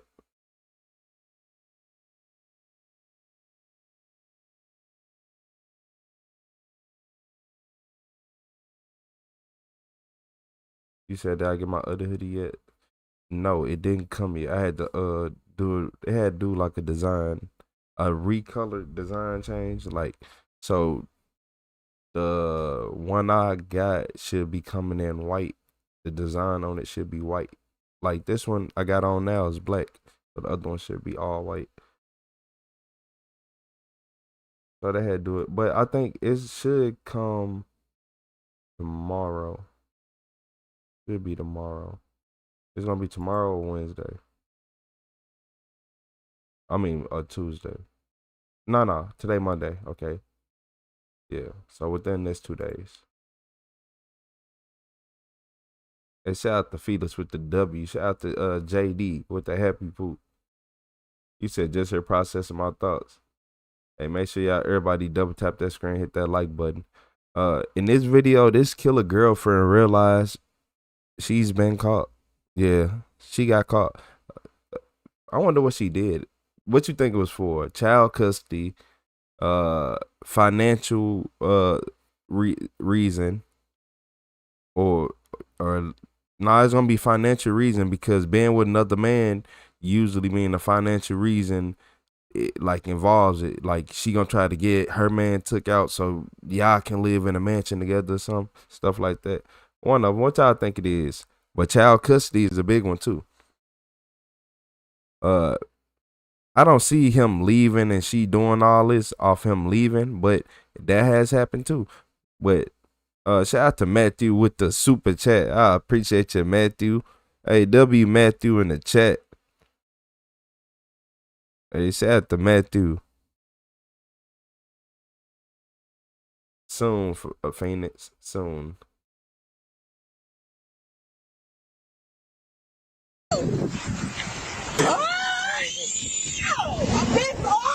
Not really, JD. Bonita Tracy Ann Wright's unexpected arrest isn't the beginning of this story, but it quickly rewinds months back to the horrific I do crime enough of them, JD. that set everything in motion. I Me just and my thought about boyfriend it. I got do a into lot it of last those. night, and I just woke up this morning, and he's laying by the front door, but he's not moving. I like tapped him or whatever, and he was like, Just hours after discovering her fiancé, Kieran Ficklin, fatally stabbed, Bonita Tracy Ann Wright responded in a manner that defied expectation. I've never I seen ain't trying to be ignorant. like his eye. I ain't trying to be ignorant. But I feel like he was probably gonna leave her. Now I'm adding leaving to the table. So he either gonna leave her, financial reasons, or she had a side dude. I'm taking side dude off the table, but I could be wrong. Eyes that big for the veins popping out. No matter how hard Bonita tried, the secrets she believed were buried deep down eventually began to surface. Where was he? He was just downstairs Where at? in the living room. There's no blood.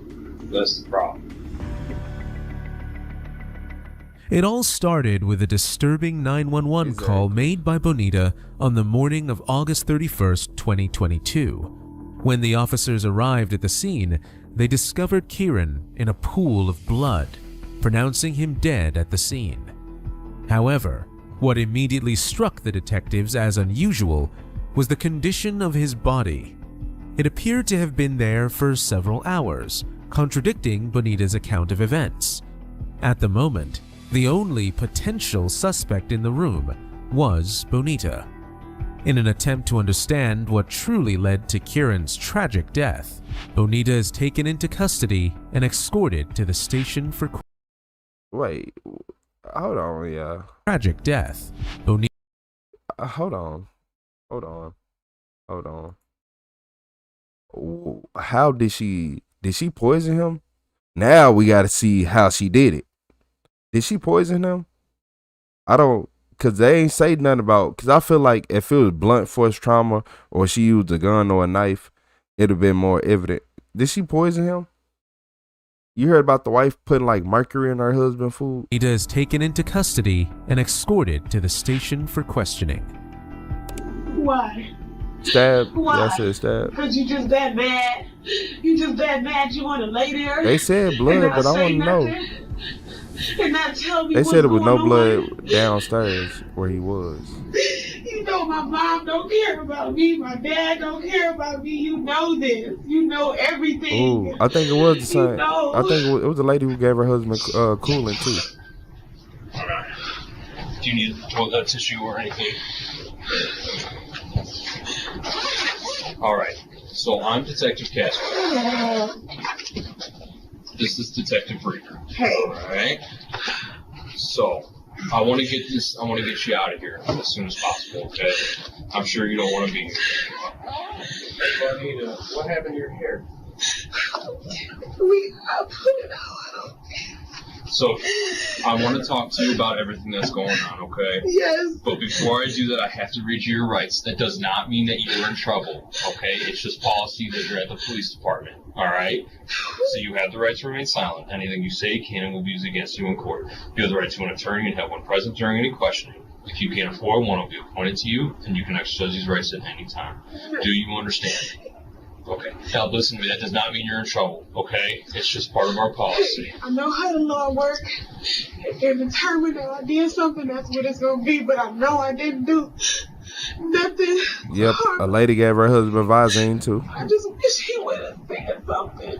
So explain that to me a little bit. What walk me through what happened last night. I know that we were called last night for something. We got into it. We was already. Somebody told me he was cheating on me. Okay. So I let it be there. I said what I said. That's the motive right there. He cheated on you. Man, look here. I'm gonna tell all the females in the chat, and I'm gonna tell y'all this well. I don't care how much you get your hair done and all that and all this and all that. If your hair look a mess in its natural state, man, what? That man gonna cheat. Yup. He gonna cheat. Mm-hmm. And he told you that I ain't gonna, let me shut up. I'm just saying, I ain't gonna lie to you. You want me to lie to you? I can lie to you, but I don't feel like it. But not even just that. I could tell by her attitude that she probably not good energy to be around. She probably some draining energy. She fake crying and then she set up this whole murder scene. So you got to think about what her mind did, and for him to even want to seek other female attention, that's probably why. Just look at what she did. So we was not talking the whole day because he was upset about me saying that he I was ain't cheating justifying nothing though. And I went to my sister's house. I was drinking. She said my cheating. neighbor came over. We was all taking shots. And when I got home, no, hey Melanie, it's a difference between waking up. We talking about. Look here, believe it or not, y'all might not know this, but it's a lot of men who live. Man, hey, they be punching the air. They be punching the air. Just know that. You said better get out my face. You said she wasn't crying on 911 call. You said the liquor rage. Ooh, she do like she drink and go hard with it too. Drinking cheats. She got drinking cheats. Home, but I know we had to have words because. Was he there already? Yes, he was already there. Does he have a key? I gave him. I dropped the key off to his friend's house. He went to his friend's house earlier yesterday. Okay. So I dropped to his friend's house and I dropped the key off to him. So we had to have words because it went from his stuff being where it was to his stuff being in his suitcases. Okay, like he was packing to leave. Yeah, or either I was packing his stuff to leave, and then the police got called. Okay. So when I was trying to talk to them, he was telling them like, yeah, take her to jail. She doing this, she doing that. She a belligerent or whatever because I was drinking. So I closed the door. I'm like, I'm not going nowhere because I live here. I pay bills here. Like, you my boyfriend. Yes, you my boyfriend. And I asked you to be, in my household or whatever. So that was that. Oh. What time was that? Oh. I probably got home around like. She the type of woman that fights you and don't let you leave the house. He was trying to leave the house and pack up his stuff, and she was grabbing the suitcases, jumping on his back, making it as inconvenient as possible, taking his clothes back out the suitcase, throwing it. She like that type. I ain't gonna lie. She like the type to grab a bag, run upstairs with it, keep moving the bags, keep throwing the bags away from the door. Do all that. I ain't gonna lie to you. I ain't gonna lie. Maybe 12 or 1, something in between that time. Did you actually talk to the officers last night? Yeah, I remember talking to them. I had a few words with them, but like I said, I was drinking, so I wasn't trying to talk to nobody. Sure, I understand. And I don't know. It just went blank, like. So you pretty much said, "Hey, I want him out of here for the night." Yeah, and obviously they can't do that because he technically lives there. So that was that, and I remember getting into an altercation with him, and the table. He kept saying, "Oh, you want to throw my shit out? I'm about to break everything in your house." And I was trying to fight, stop him from breaking everything. So we got into an altercation. That's how the table broke, then the glass broke. The mirror, maybe? The mirror or whatever. And I don't know if he grabbed the knife first and if I took it from him, but I just know that I'm a woman and you a man. And you're not about to do that to me. You said it was physical. Was he pushing you? Yeah, I know my lip is swollen. When this started, my lip is swollen. You got a big cut out. And then my cut and stuff like that. Them called defensive wounds. Yep. Like I said, she the type of woman who run, jump on your back, inconvenience you, do all that. And she did all that because he wanted to leave her. She was like, oh, I found out he was cheating and he was going to leave you for that other woman and you couldn't stand for it. Yeah, he finna go over there where the AC blowing, the bed feel good, the atmosphere feel energized. Yeah, he finna go over there and watch TV with a smile on his face. When he scroll on his phone, it feel different. she was gonna cook him that meal. You couldn't do that. You couldn't go for that. You couldn't stand for that. Then you talking about I blacked out. You blacked out drunk. That's what you did. You was drunk. You blacked out drunk. And it's just like, okay, I'm going to defend myself, period. Sure. That's what it's going to be. But I remember him getting the first aid kits and like, babe, you know, just bandage yourself up. You bleeding everywhere, this, that. And I went upstairs and I went to bed. So he actually got you with the knife? Supposedly.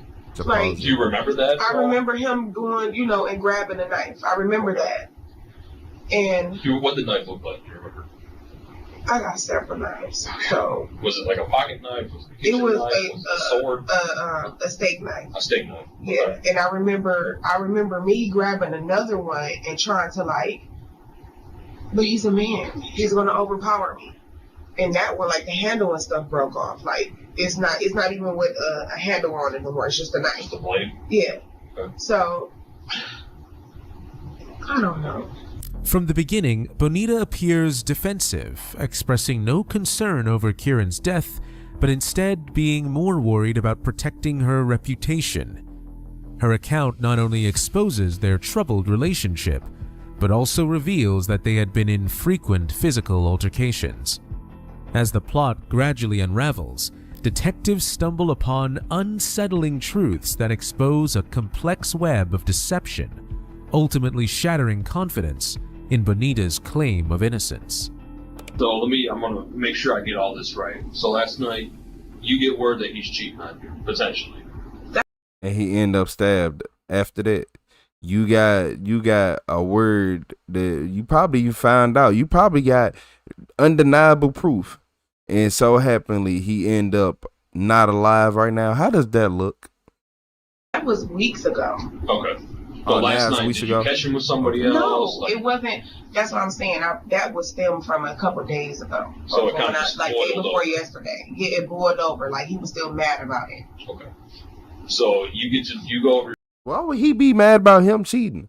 I don't think he wanted to talk about it. I think you wanted to talk about it. Your sisters, you're drinking. You come home, he's there. But you drop the key off to his buddy. You guys get to arguing. The police get called. Obviously, there's nothing we can do. We can't kick him out. You're not going to leave it to your house. After that, it gets physical. At some point, he grabs a knife. You grab a knife. You guys get to tussling or whatever. It's a fight. You fall a couple times in the living room, on the mirror. The table breaks. Now, does he purposely break your stuff at any point? Yeah, like for the table, he grabbed it. Is it a glass table? Yeah. Okay. And was like, his whole thing was, like I said before, you keep throwing my outside, I'm about to break everything in your house. So that's how the table got broke. Okay. And then I'm just like, so the couch is up because now at that point, I'm just trying to toss all my stuff to the side so he won't break it. Sure. Understand. So. All right. So you guys are both holding knives at some point. You're fighting. You guys fall a bunch of times. Yeah, but then mine is, like I said, mine is broken. Like, cause he, he's a man. So I didn't have mine long. Okay. Do you ever feel him stab you? I mean, I at the moment when you're adrenaline rushing, you don't feel anything. Mm-hmm. But when I woke up, I felt everything. From my throat to my lip to my arm, my fingers, like I feel it now. Okay. So after you guys are done fighting, he says you're bleeding. Let me bandage you up. Yeah, so he went and got the first aid kit, and he was like, babe, let me bandage you up. He put and I'm fighting. I'm like, no. I'm confused. My bad, chat. But I could have sworn that she said she went and got the first aid kit earlier. That she went upstairs to get the first aid kit. I don't know. I might be tripping. Don't get me, don't touch me. No, I didn't see no blood, nothing. I did not see nothing at all. Okay. So he bandaged you up. You go upstairs and go to sleep. Yeah. But before he bandaged you up, you said you were still fighting. I was still. I'm like, just leave me alone, whatever. Don't touch me. Like, stop. Did either one of you still have the knife at that No. point? Okay. How did the knife end up outside? I don't I'm know. not tripping. There's a black steak knife with blood on it outside the house. How did that get there? I don't know. Like I said, we was fighting out. We was, in and out. So I'm literally throwing his stuff outside. That's why you see the fireworks or, all that stuff or whatever. Because I'm throwing his stuff outside. So me and him is in and out the house. Okay. So he bandages you up. You go upstairs, go to sleep. You wake up this morning and you find him down. And he's bleeding, cold to the touch. And then you go to your neighbor's house, Jamal. Call 911. Because I'm panicking so much, like I couldn't even find a charger for my own phone. Did you say anything to the 911 dispatchers? Yeah, I was like, my boyfriend is laying here, and they was like, oh, can you turn him on his back or something? They was asking me questions, and I'm just like, I was telling them whatever I told them, and I was just telling them like, can just get somebody here because I don't know. I hear him. Just like an exhale. Yeah. Okay. But it wasn't just one. It was several. Okay. So I'm like, okay, he can be, somebody needs to get here. But the EMT said it looked like he been gone for a while. You said she giving Nissan Altima vibes. Nah, for real. Because I was just scared. Sure, I understand. He was cold, and the last time I touched somebody cold was my grandmother in a casket. So I just didn't know. Okay. Do you know, after you call 911, you go back to the house? Yes, I was at the house. When you found him this morning, how was he laying? Just regular, like he was by the shoes and he was laying like this. On his side? Yeah, on the side or whatever. He was just like he was sleeping. Like hand tucked in his arm? Yeah, like he was sleeping like this. So you telling me that he was still had basically a death rattle and he was cold? I don't think they go together. Yes. There was a point though between the bandaging. When he bandaged you up, there was another. You said there was another type of altercation. After he bandaged you up, then the car started. The car argument started. We were like, man, I'm about to get my keys. So can you remember what happened between that time? I'm not sure if that was before or after he bandaged me up. But I'm gonna say this: once he began to bandage me up, that's when the argument started to die down. So it might have been right before he started bandaging me up. Okay, so after he bandaged you up, you guys didn't. I couldn't tell you what time, to be honest with you. No, I was just trying to tell him, just like, leave me alone. I don't need you to bandage me up. I just don't want to be bothered with you. And I went upstairs. All right, so at some point he received this wound, this pretty bad wound. Can you try to pinpoint at any specific time when he would have received that? Because that's you. I'm sure after he received it, everything was probably normal, like adrenaline kicks in, all that kind of stuff. But there had to have been one specific point, because that's a big wound to receive. Like that's not, an accidental dig. What you mean, like on his side, that's where the blood was. Hey, shout out to Patton with the sparkles. That's not like not saying anything about or not to know about is what we're saying. So we both know everything's been out on the table. We both know there was a fight. We both know he's you obviously had bigger knives. than you, stronger than you.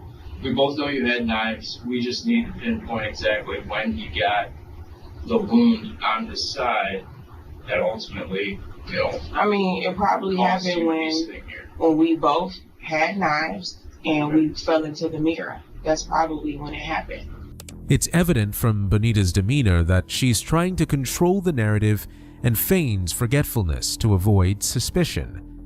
Meanwhile, detectives uncover a shocking piece of evidence that is about to change the trajectory of the case. And what is that? The autopsy reveals that the stab wound Kieran sustained matches the knife Bonita had used during the altercation, casting doubt on her account. With this information, the story is about to take a dramatic... She's so stupid. Why didn't you go talk to a lawyer? You telling me that this is all before they even processed the knife? Well, I guess this was basically immediately after. But you knew you had your DNA was on the knife and you knew what you did and you still didn't request a lawyer? Killers are idiots. Turn, That's how they got in the highlighting a position they are. disturbing series of events that ultimately led to Kieran's tragic death. Did he say anything? No, he didn't say nothing. He didn't say, oh, you stabbed me, or I'm cut, or he didn't say nothing like that. And I never saw no blood until this morning. So what makes you think that happened when you guys fell into the mirror? Just off the top of your head. Just because it was just a lot. It was a lot. I was tumbling over the pillows. He was falling on me. And at that time, you both had knives in your hands? Yes. So let me ask you this. Is there a chance that you stabbed him to get him off of you? No. To get him away from you? To kind of like de-escalate this and like protect yourself at some point? Or, I mean... If... I'm going to say this. If I felt that way in that altercation, then that's what happened. But Good night, I don't Patty. remember that. And all I know is, like you just said, he's a man, and I'm going to defend myself. Well, that's what we're trying to figure out. Because if we're talking about two different things here, right? So we're talking about this happening because of other circumstances that were going on, or we're talking... Yeah, the more she talked, the digger she deep in the hole. Digger. The more she talked, the bigger she deep in the hole. The bigger she is digging the hole. Oh my Lord. It's 3 a.m. Y'all ain't finna, nah, leave me alone. But look, she is basically trying to make herself sound like the biggest victim. He's stronger than me. Yeah. Everything the detective say that's on her side, she's agreeing with it so much. But anything that goes even a bit against her judgment, she ain't going for it. She not going for it. But we can all see the manipulation, and we know she got it. We know she got it. Y'all over here laughing. Yeah, we know she got it. That's why, man, watch out. Watch out for people. She knew that he was going to leave her, most likely for another woman, and she crashed out. She was drinking. She said she blacked out. Now we here. How you black out and you can remember all this? Did y'all peep that? She can recall all this, but she said she blacked out. Or retro tripping. Oh, okay. Talking about something that, I don't want to say it's unwarranted, but, you know, something like this happening, this is not common. You know what I mean? Like, we handle these all the time, but this is for us. I know. It is unwarranted. I don't remember everything. If there was a time where I was trying to get him off of me, then that possibly happened. Because we've been here before. If you check our records, he's been in jail for putting his hands on me before. Did it possibly happen, or did it happen? Because this is things that we need to know. Because these timelines and these series of events are going to help us pinpoint exactly what happened. That's what I'm saying. I know for sure I didn't just bluntly stab him. Okay? I know I had the knife for protection. But I did not bluntly just do anything to get him, you know, to stop anything, or to like, oh, you scaring me, I'm gonna stab you, this, that. Like, it had to have happened when we was tussling. Because I just wanted it in my hand to know that, you know, you're not about to... Yeah, you're not around. You're not about to over me, you're not about to put your hands on me. So at some point you're tussling, do you ever feel that knife go in him? Or feel like any pressure on that knife? I mean, because that's, you're going to remember that, whether you're drunk or not, you're going to remember that something like that happening. That's not something you don't remember. You know, like I remember being drunk, getting in bar fights, or getting into a fight and get punched in the face. And, you know, you remember that no matter how drunk you are. I'm trying to. I really am. I'm trying to recall the whole night. Think about it hard. I am. Listen, you're not, this is no judgment, okay? This doesn't make you a bad person for whatever happened, all right?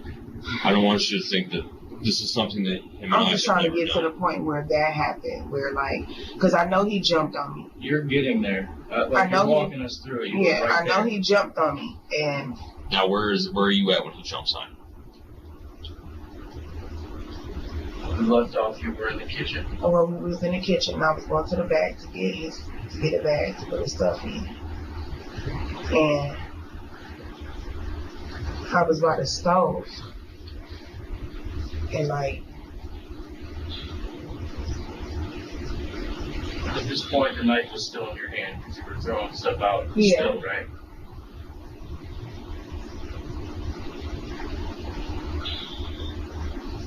I just know that I wasn't about to be and bleeding somewhere or like. Did it happen? It had to, because I was, after that point, it was like, okay, now you want to fight me.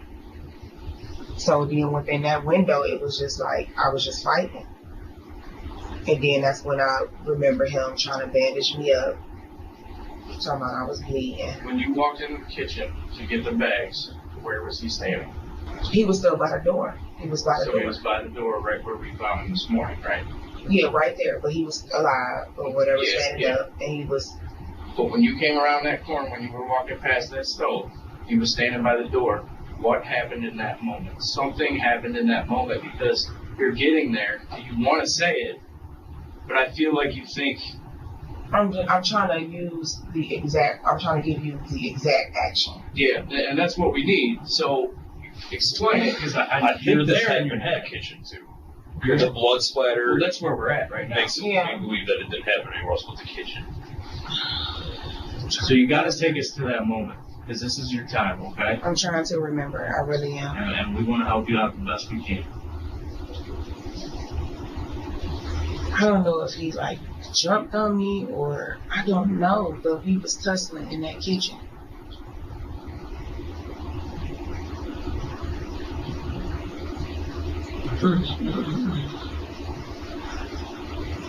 I think you're right there.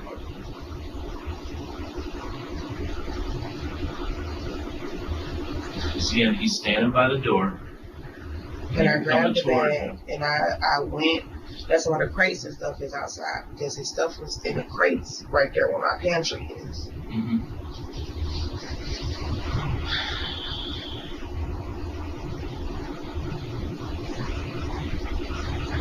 Listen, you've been beat up before, right? He's beat your before, right? So you were fed up. Several men. So you were. Listen, so you were fed up. Yes. That's understandable. Okay. So it happened beforehand. He's standing by the door. You have a knife in your hand. You already know he's fired up. You've already been into it. You're probably bleeding at this point. You're done. Yeah, I think you had enough. Because whatever happened, happened right there. And I think you just had enough of it. I think No, it things wasn't boiled that I over. had enough, like, because I don't, like, I'm not going to just Not enough. stab him No. and be like, oh, Yeah. like, no.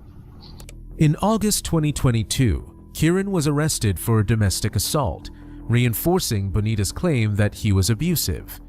However, Bonita also alleges that despite being involved in a fatal altercation while she was intoxicated, she went to sleep peacefully afterward. This contradiction raises serious doubts, leading detectives to question the credibility of her account. However, the more Bonita attempts to avoid the questions, the more she unknowingly ends up revealing details that will ultimately seal her fate. We had to have tussle. Bonita needs to call her lawyer. So look, wait. How did he jump on you? You say he jumped on you, right? You said he jumped on you, then you was like, I don't know. So now you unsure, and then you say you was blacked out drunk, but you can recall all these events. Then you say, no, I didn't do this. Oh, you stabbed him. And you trying to act like you don't remember nothing? You stabbed him. The police was right. You are right there. You literally telling everything and keep stopping at the same part. Like right when it finna get to telling on yourself and what you did, and then you want me to tell you something?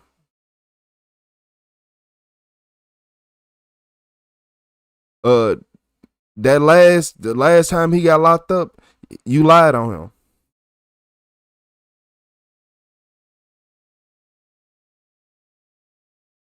Yep. Yeah, she lied on him.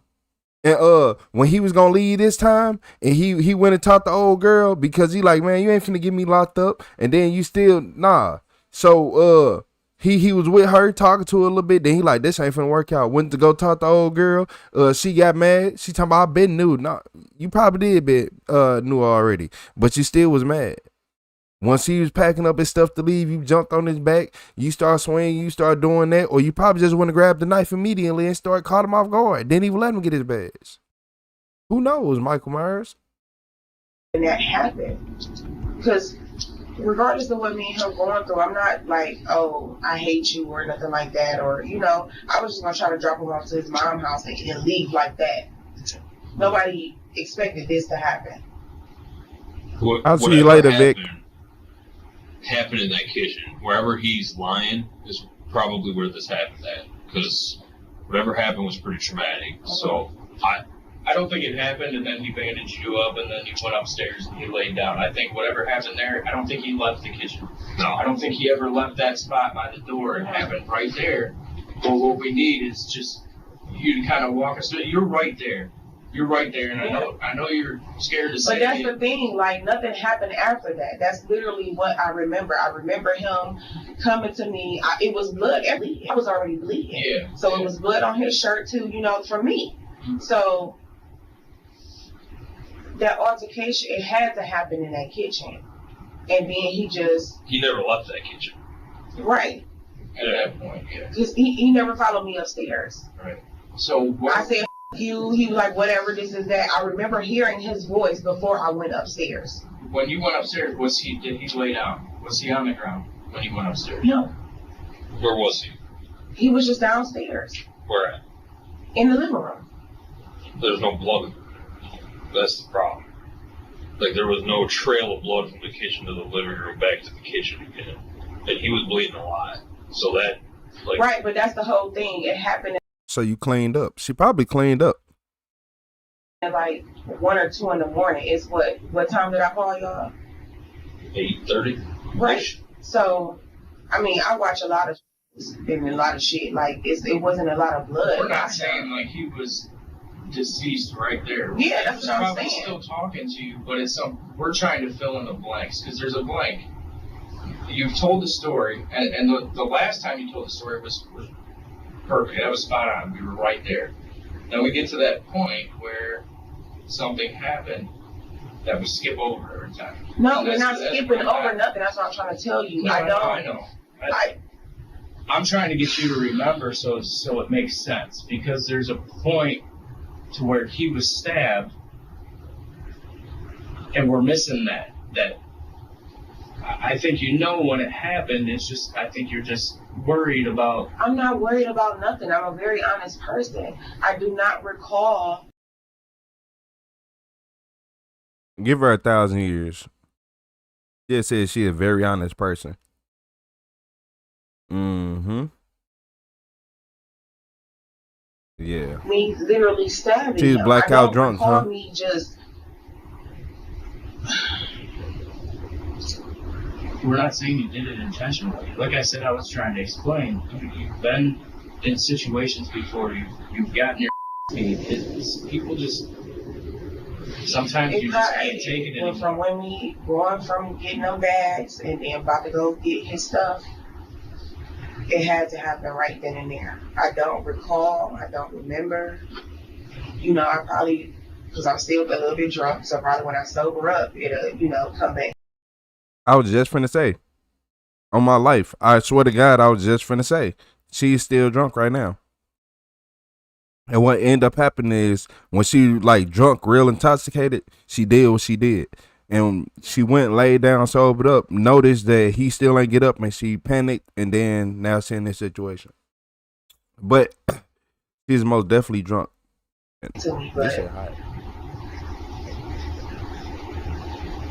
I just remember Ron was very aggressive, and I just wasn't about to get my It's understandable. And we're not faulting you for that. But that doesn't make you a bad person.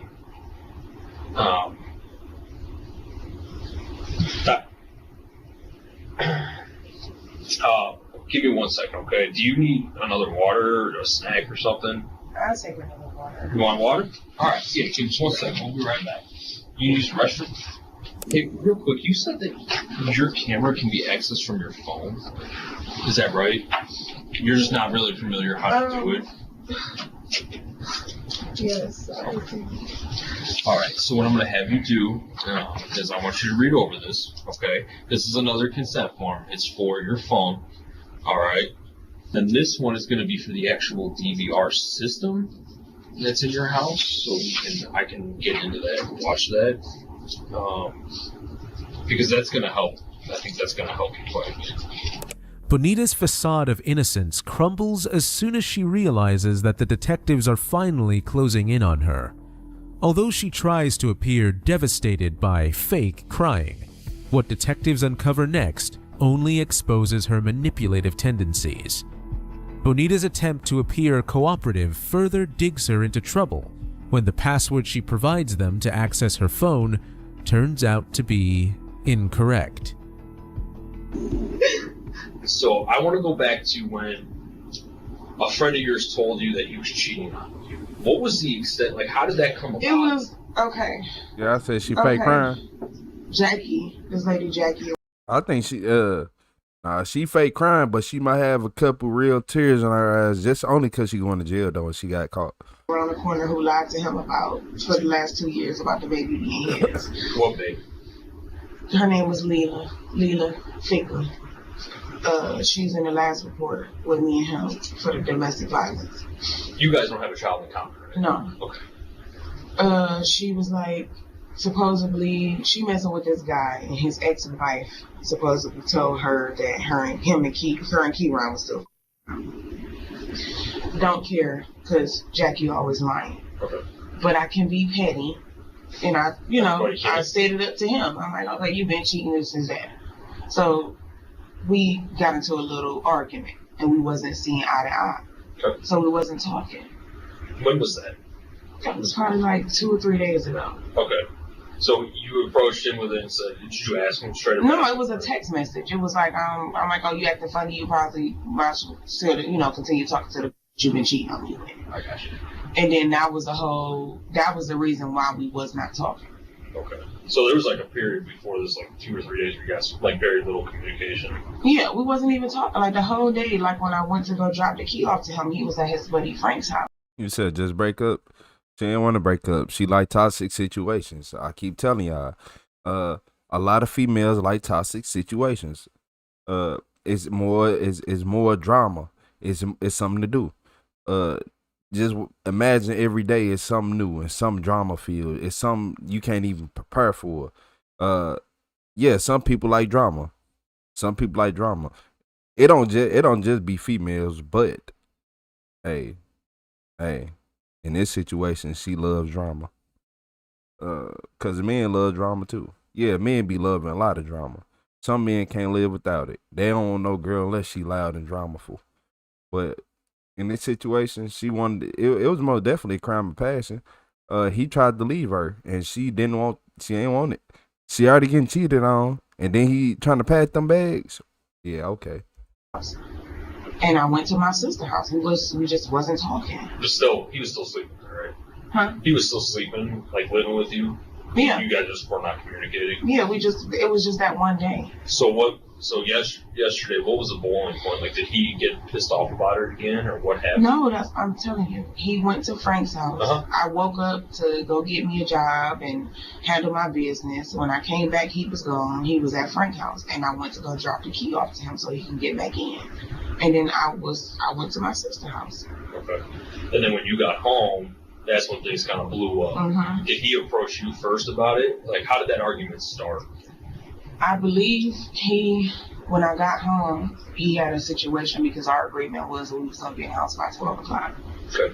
So when I got home, it was probably a little bit after 12. Okay. And he didn't like that, or he, had an issue with that. What did he say? I don't remember. No. But so the whole initial fight started because you just got home a couple minutes late, and he got pissed off about that. Who got physical first? He got physical first because he didn't like me throwing stuff outside. What did he do? Walk us through exactly what he did when he got physical. What was that like? And what did he do? He just he shoved me, so I fell. you know, and then he was just like up in my face and stuff like that. So, you know, I'm just fighting back at this point. So you guys are fighting with each other. Then you grab a knife? Yep. I go towards this thing or whatever, and like, that's the knife that don't have no handle. I'm finna just keep it 100 with y'all. I'm finna keep it 1,000 with y'all. What female who is actively in a fight, like she say, has enough time to retreat, grab a knife, and do all this?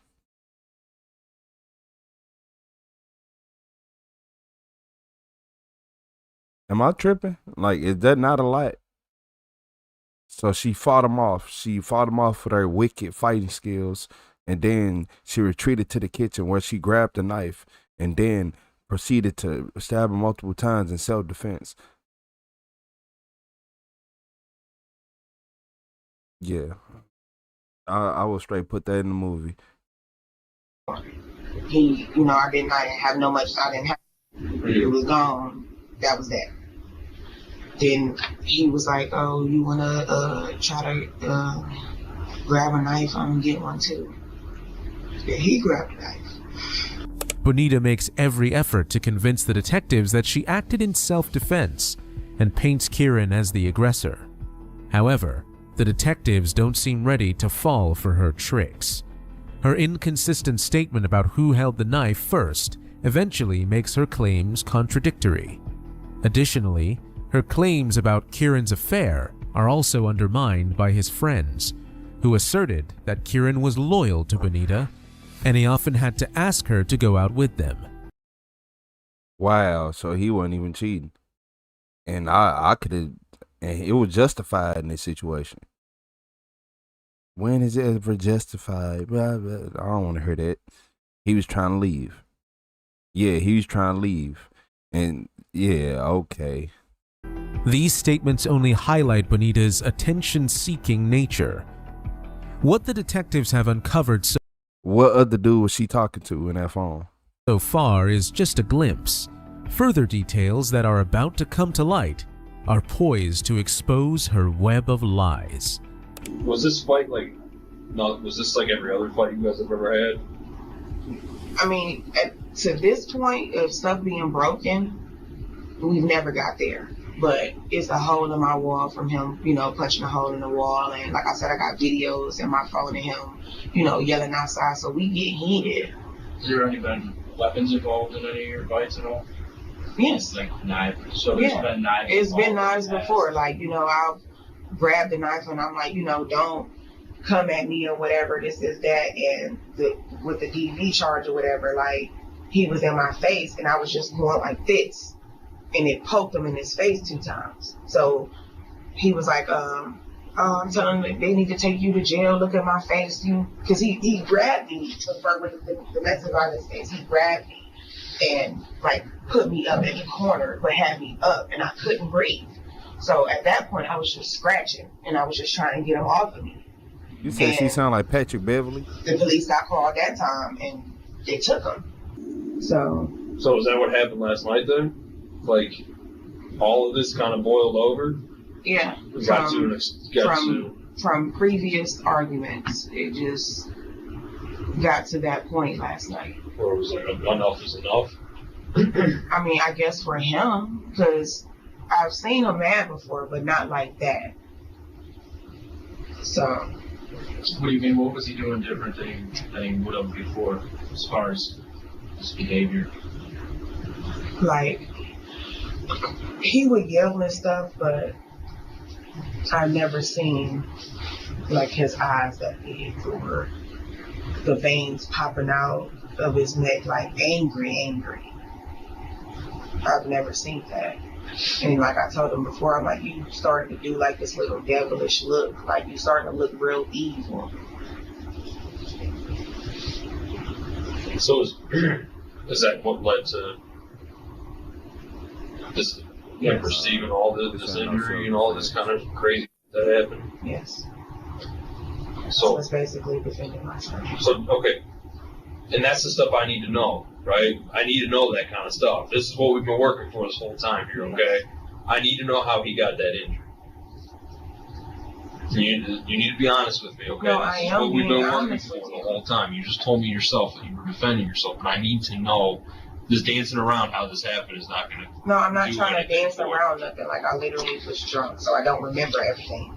So, I just know that. Nah, hey, I appreciate whoever said I had a cool child. I appreciate you. I lost your message. But yeah, she making me mad. I hope she don't get no plea deal and get 15 to 20 years, cause y'all know they be doing that. It got to a point where I was defending myself.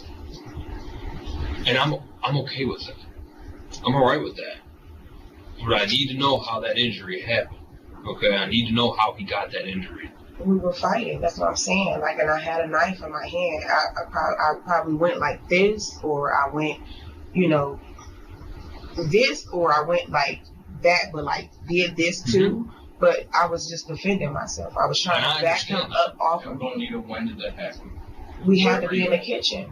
We were in the kitchen. We had to be in the kitchen, in the midst of kitchen, outside. Like, we had to be in that area. So is that what ended it? No, because after we got into that, I remember going upstairs and he was still talking to me. Okay. It wasn't like that happened and, he dropped and I'm like, all right, I'm going upstairs. No. He was still talking to me. So that makes sense to me because you're right-handed and his injury is on his left side.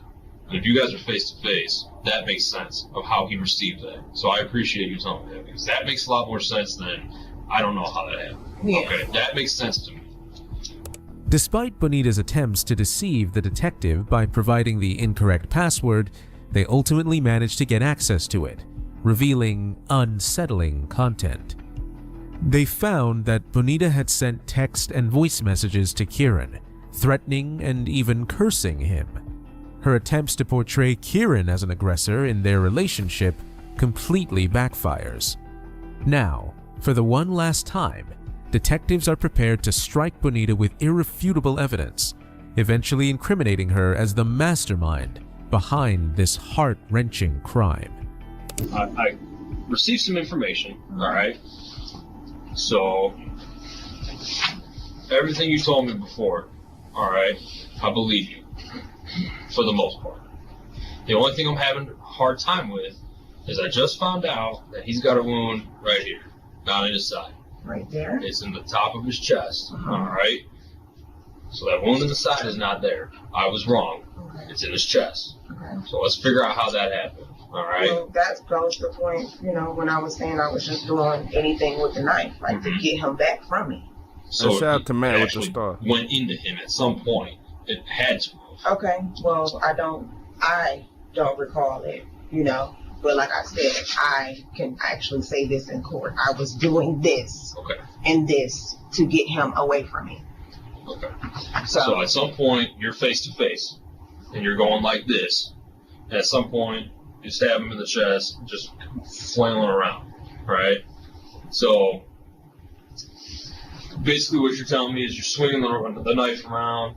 You didn't intend to stab him. No. But it happened. I mean, because if that was the whole intention, like if you're going to keep coming close to me and harming me, you're going to get stabbed because I have a knife and I'm clearly got it in my hand and I'm doing this. Like, why would you keep, walking up to somebody with a knife that's going like this? Like, it doesn't make any sense. So I would assume it's probably safe to say you wish you probably would have never grabbed that knife in the first place. Right? Yes, I wish I would have never grabbed it because Hey, shout out to Samuel with the silver star. The detective just walked her into the beautiful trap, the coyote trap. Retro, what are you talking about? What are you talking about? You see how he just said you wish you would never grab that knife, right? A police officer is trained to never say that. You was always a threat the whole time. It disproves your self-defense claim. You can't say, I wish I didn't do something in a life or death situation. You don't, if somebody's trying to hurt you and you feel like it's a life or death situation or they physically trying to injure you bad, you don't sit right there and be like, I wish I never did this. I wish I would. that mean that it was other options, and you felt like it was other options that could have been taken. But I digress. That's that we're in here. So the other thing, I don't hate him that much. I don't think you do. Like, I don't think you do. I actually thought I met my person. The other thing that I want to talk about too is after he gets hit in the chest, right?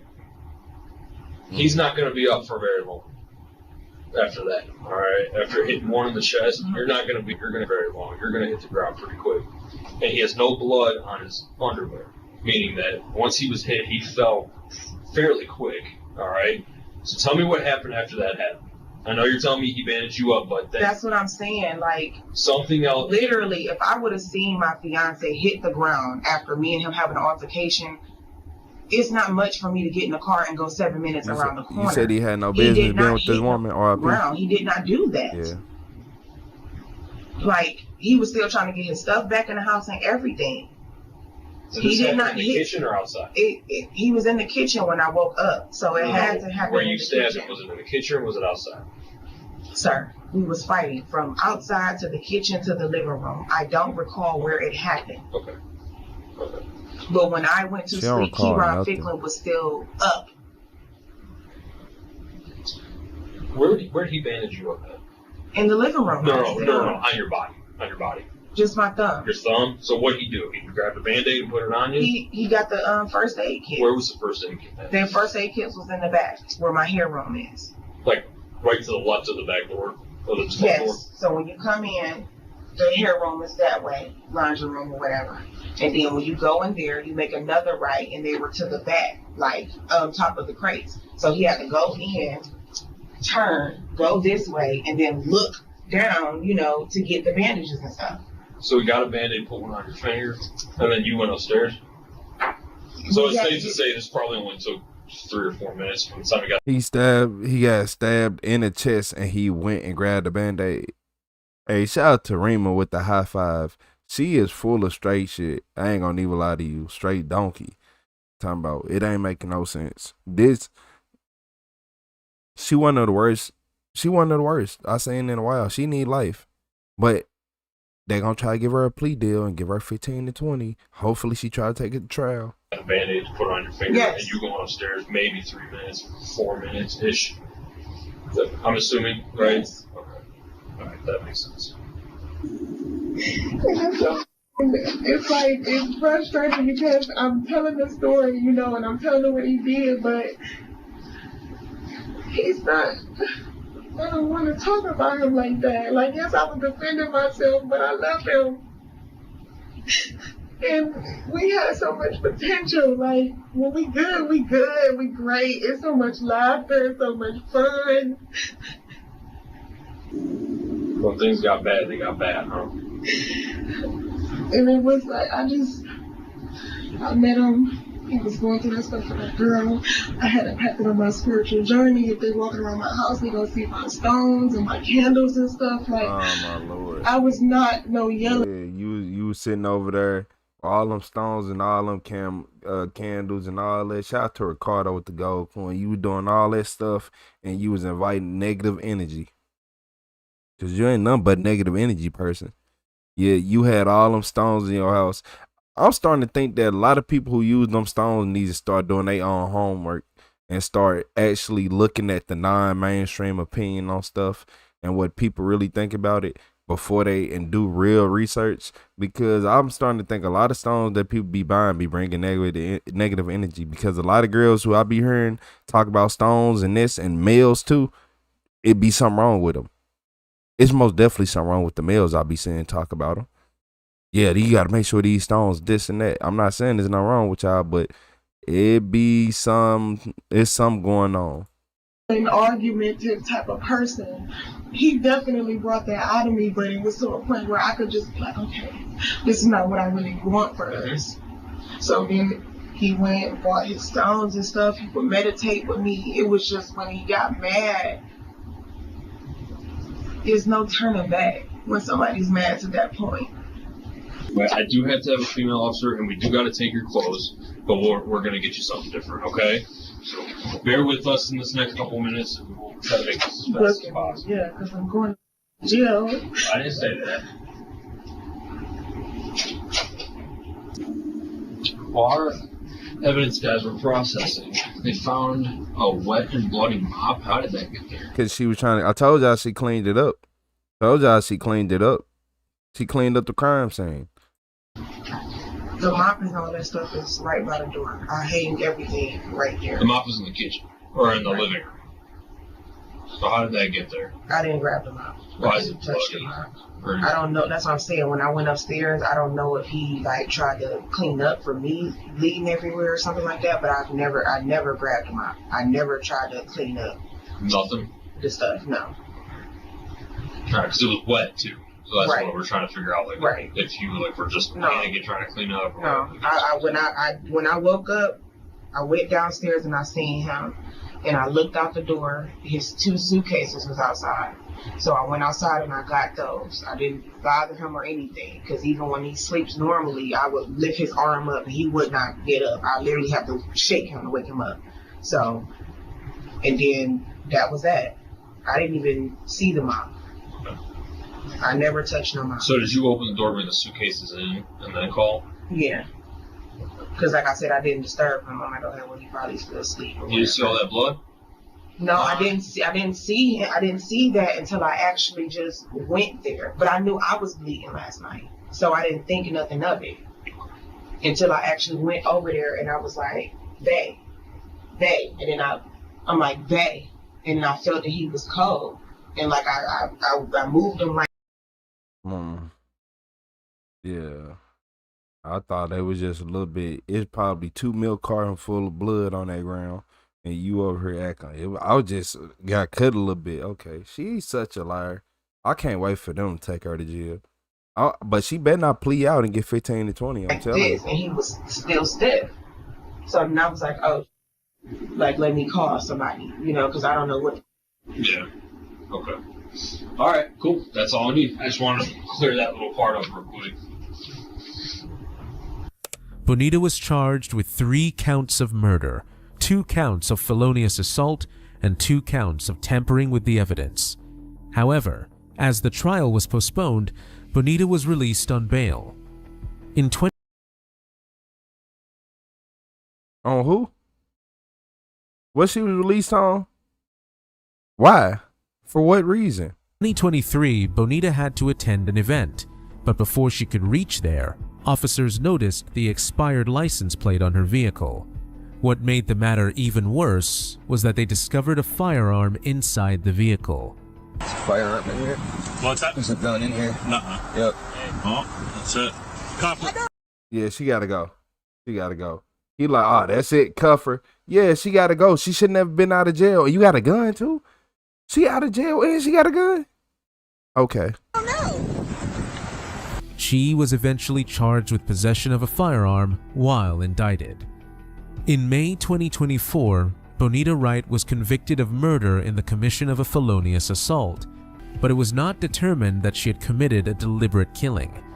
In addition, she was also found guilty on 3 counts of felonious assault and 2 counts of tampering with evidence. She better not get 15 to 20. Judge Christopher Rothgary sentenced Bonita to life imprisonment with the possibility of parole after 18 years, which included 15 years for the murder charges and an additional 3 years for tampering with evidence. Then I just say she better not get 15. So she got 15 years for that murder. 3 for the tampering with evidence. They always giving them 15 years. Always. Every single time. It never fails. It never fails. It never fails. Now she finna go to jail, get healthy, get out of jail, find another man who need a woman, down on his luck, and keep it going. It still be toxic. Well, she got to do 18 years, my bad, after 18 years. But she only got 15 for the murder. Then I say 15. Then I say they gonna give her 15 years. I'm like 15 to 20, 15 to 20. And I wish she would have got life. But man,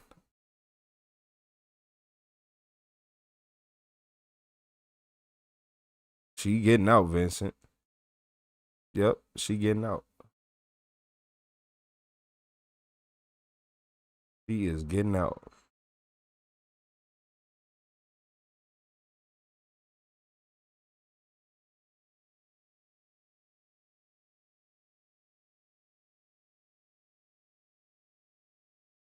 You said the parole board might deny her. I doubt it. I doubt it. Yeah. She got mad because he wanted to leave that house. He didn't want to be with her no more. She knew that he had another female that could replace her. She didn't want him to go nowhere because she knew that once he left and he went back to mama's house, that he was going to call old girl and he was going to be laid up with her and she wasn't going to have a chance. Yep. Some people think like that. She was drunk, but she can remember everything. You wasn't that drunk. You was drunk. She was probably very intoxicated, highly intoxicated. Probably close to the point of blacking out, but she wasn't blackout drunk. You probably close to it, but you wasn't there. Hey, shout out to Daniel. Wait, hold up. Is that Daniela? Hey, shout out to Daniela. What's up, Sanford?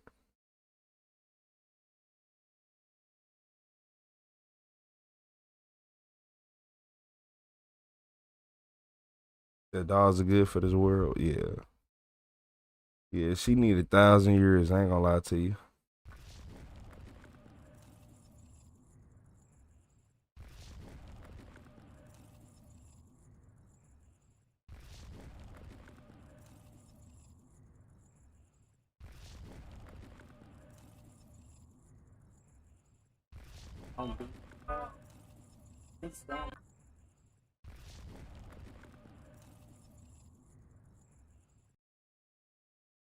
So look, y'all. Everybody, make sure y'all turn on the notifications bell. Hit that subscribe button. I'm tired. I'm not even gonna lie to y'all. I haven't been asleep since I started my first stream yesterday. At like, I don't know, but I think I only streamed for like 10 hours yesterday, and now we 4 hours in right now. So I still ain't went to sleep. So this the last video right here. Make sure y'all hit them like buttons. Make sure y'all turn the notification bells on and hit all notifications, not personalized, because if you get too many notifications, YouTube won't send you my videos and y'all be missing them and y'all be like, I didn't get a notification because you ain't got it on all. You ain't got it on all. Yeah, that was your fault. You coming 2-3 hours late. You coming toward the end of the stream and you been sitting at home chilling, bored, watching nothing. Yep. Or watching people who ain't gonna even entertain you, or not even, they ain't gonna even read your comment. Yep. That's all I'm gonna say. You watching people who ain't gonna read your comment. Yep. And when they read your comment, some people need to learn how to read comments. You said Brenda from Missouri. Shout out to Brenda from Missouri. What part of Missouri, Brenda? You know I'm scared of people who say just Missouri. Hey, shout out to Matt with the gold coin. How you doing, Brenda Hawkins? You said this chat is great too. I appreciate it. And you said chat rolling today.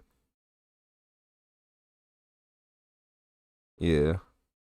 We had to jump back in that algorithm.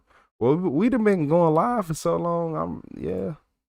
I don't think we had a choice but to chat to go crazy. You said STL. Shout out to STL. Shout out to Tyrone. Hey, shout out to STL. We got STL in the building. You said we got Kentucky. I don't like stopping in Kentucky. That Confederate flag be rubbing me the wrong way, man.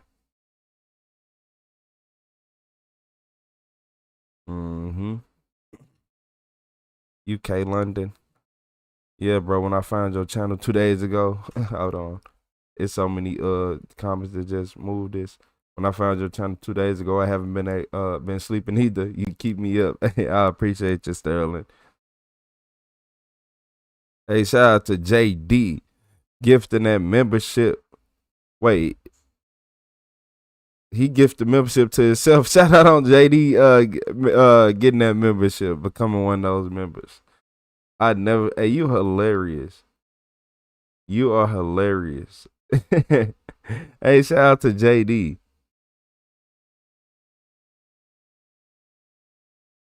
Troy, Missouri. Hey, shout out to Missouri. Shout out to Missouri.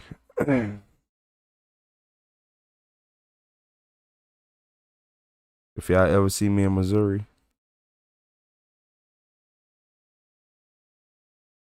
I'm just playing. Nah, I'm for real. Y'all will, most definitely. I see a lot of people. I'm just saying, if we all on Main Street one day, all you gotta do is say, hey. Everybody end up in St. Charles one way or another. I don't care who you are. You end up in St. Charles for some reason. You end up either in St. Charles. Nah, I don't like Lindbergh no more. Lindbergh fell off. About 40 minutes west of STL. I know where Troy at. I most definitely know where Troy at. What? Living on the south side, waking up every single morning, looking to see if my school gonna let us be free today or not. And I'm just saying Troy, Missouri, all over the screen. I'm like, oh, what is that? I'll see you later. Hey, so look, y'all. So this the last video of the night.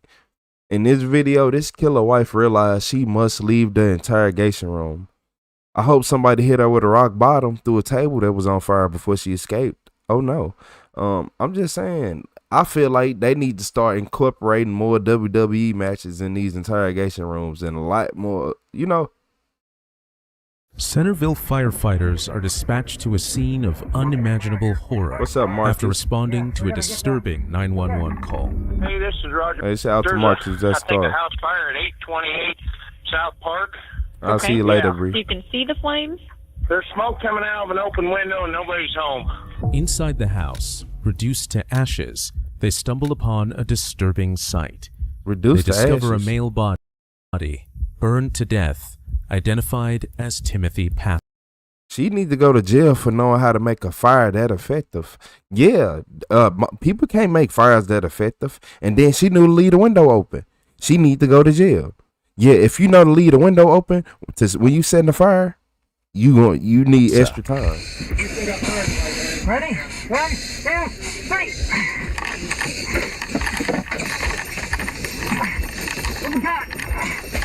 While the news shocked many, his wife, Barbara Passa, was calm, sharing statements that gave the case a troubling turn. Make sure that there's not any other system failures or something like that in his body. So I don't think that's going to be the case. I don't think this was a heart attack or a stroke or anything like that. I just don't think that that's going to be the fact. Are you arresting me today? Beneath Barbara's facade of innocence, detectives would soon uncover a twisted plot behind Timothy's death, a calculated move executed with a futile purpose. We know that this happened. Okay, so then you've made up your minds, connected. Barbara worked as a nurse at Mercy One Centerville Medical Center and had been married to Timothy for about 18 years. The couple seemed to be living a happy life with their 2 children, but little did they know their small world would soon come crumbling into ashes. On May 5th, 2018, Barbara and her children left the house around 7 a.m. to attend a soccer tournament, leaving Timothy asleep. After a while, she received a call from an officer informing her of the horrific. So she gonna take out her husband, then try to go live a normal life. Hey, shout out to Lily from Quebec, Canada. Shout out to Mike, 5 a.m. in Michigan. Hey, shout out to y'all. But she gonna do all that and then just try to live a normal life and try to establish an alibi? Okay. Horrific incident that had unfolded. When Barbara arrived at the scene, detectives noticed her calm, composed demeanor stood in stark contrast to what they would expect from a grieving wife. However, This is not the only unsettling observation they made. As Barbara is brought in for questioning, each answer begins to expose the darkness lurking beneath a seemingly perfect family. I think she took him out for financial gain. Retro, why do you think that? I think he was planning on divorcing her for one reason or another. I never seen her before, but the energy she give off is a man don't want to deal with what comes with that. So he probably is finna divorce or thinking about divorce or something like that. Things going for him at work and at home. And she wanted all his He's really stuff. stressed at work, at home. We've been married 18 years. Just kind of getting different. We had different interests. And I had been doing different stuff, and he was playing with the band again, and we were just kind of in a lull, just kind of hovering. Right. Yeah, I just had my 16th anniversary, so I kind of know that you kind of have those ups and downs. Yeah. And, I mean, were you guys just like still together, or were you guys thinking about Well, going your separate ways, or I get you always wonder, Yeah. you kind of sometimes just stick together for sometimes the fight, kids. and I just want to know that every time, not just this year, other years when we fight, I tell him to leave, but he wouldn't leave his kids. I don't know that we were super strong and lovey-dovey, but we're still together. Okay. I'm not sure that happy would describe our relationship, but not unhappy. Yeah. We just kind of exist together. You think your last major argument was a couple weeks before? Probably. Yeah. Probably over finances. I don't know. That kind of always stressed us out. Or Right. Is that what you kept saying? It make you stressed from work, or was it mainly the finances? probably a combination of both. Did you catch up at the bus? Did you see anybody? No. How far did you get? You said you didn't notice any phone calls. Well, I live north of Corden, and I finally got a ding. Was that somebody telling you? That's what I said by she give off the energy that no man want to deal with and no man want to be around. She don't give off any nurturing energy. She ain't no nurturer. She don't nurture. She don't care.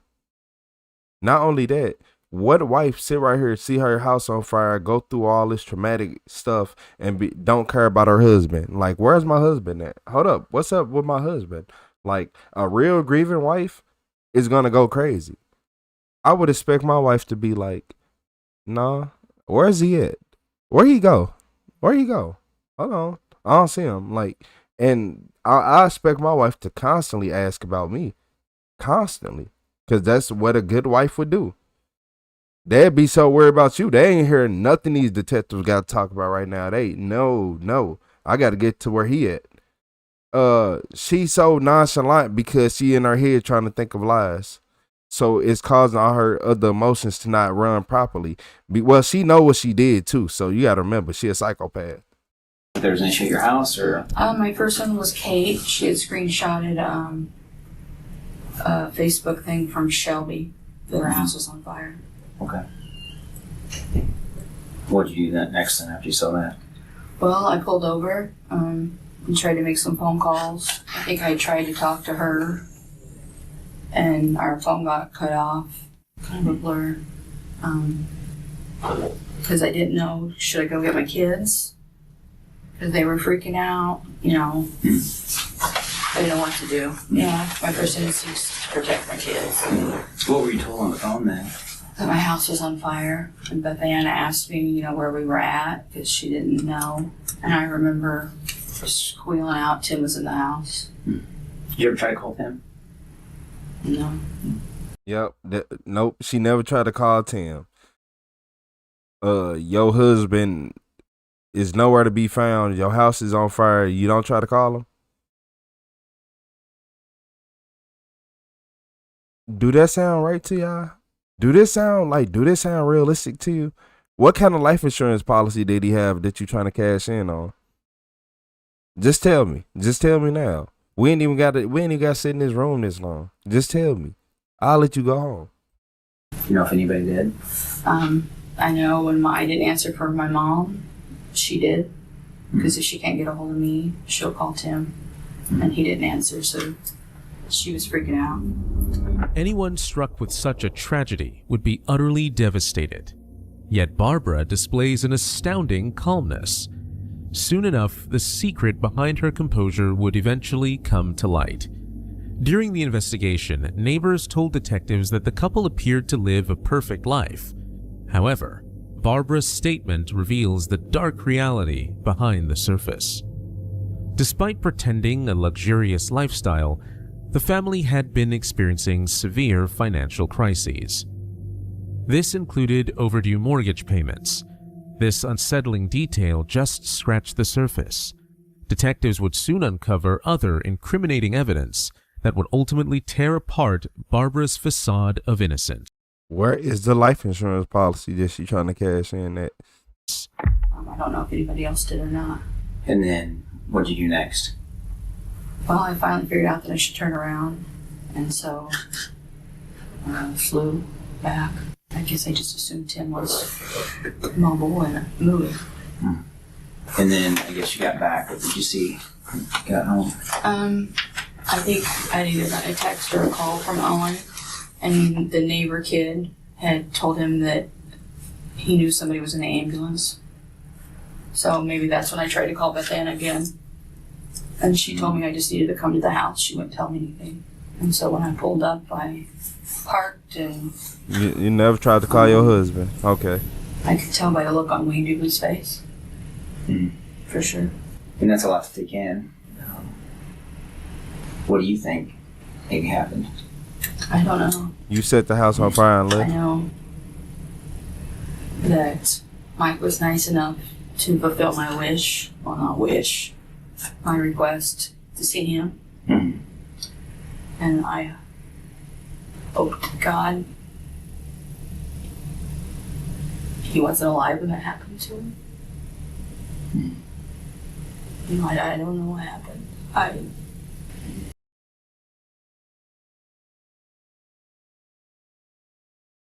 I'm creeped out. I'm a little scared now. I'm finna stop talking crazy about her before she come get me next. They might only give her 15, 20 years. You know how they be. But hey, nah, she need 1,000. She scaring me.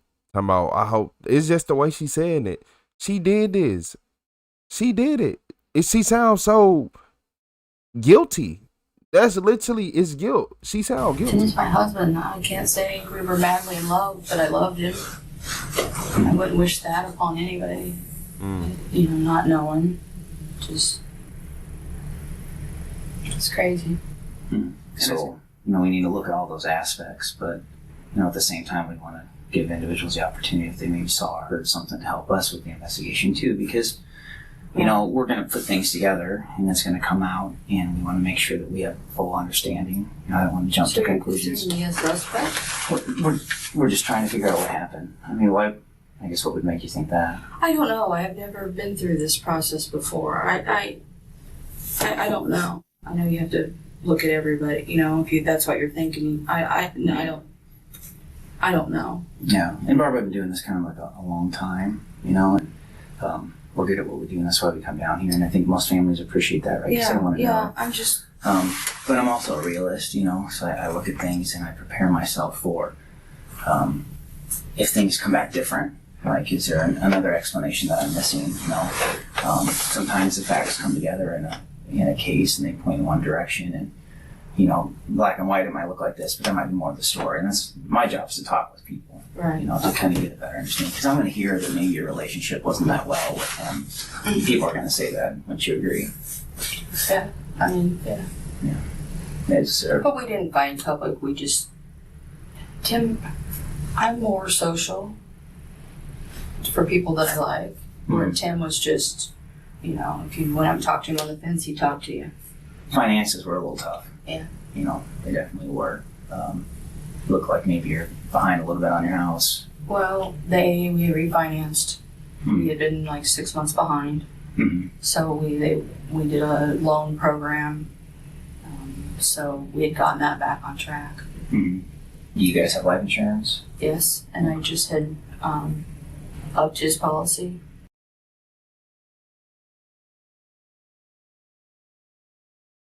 Didn't I tell y'all? Didn't I tell y'all? Didn't I tell y'all? What life insurance policy did he have? And you just upped the policy? What is it, 100,000? 250? $1 million? You just upped this policy and he conveniently get caught in a house fire. And most likely stabbed. So I'm pretty sure he did get stabbed, but I know. Yeah, Mike, I called it. I know. Because it's only so many motives. It's only so many.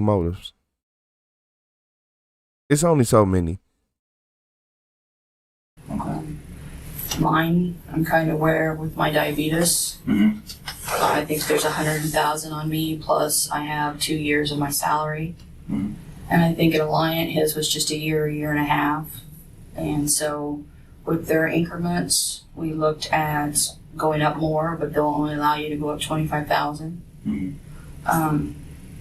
So I had upped him through mine, and he got approved.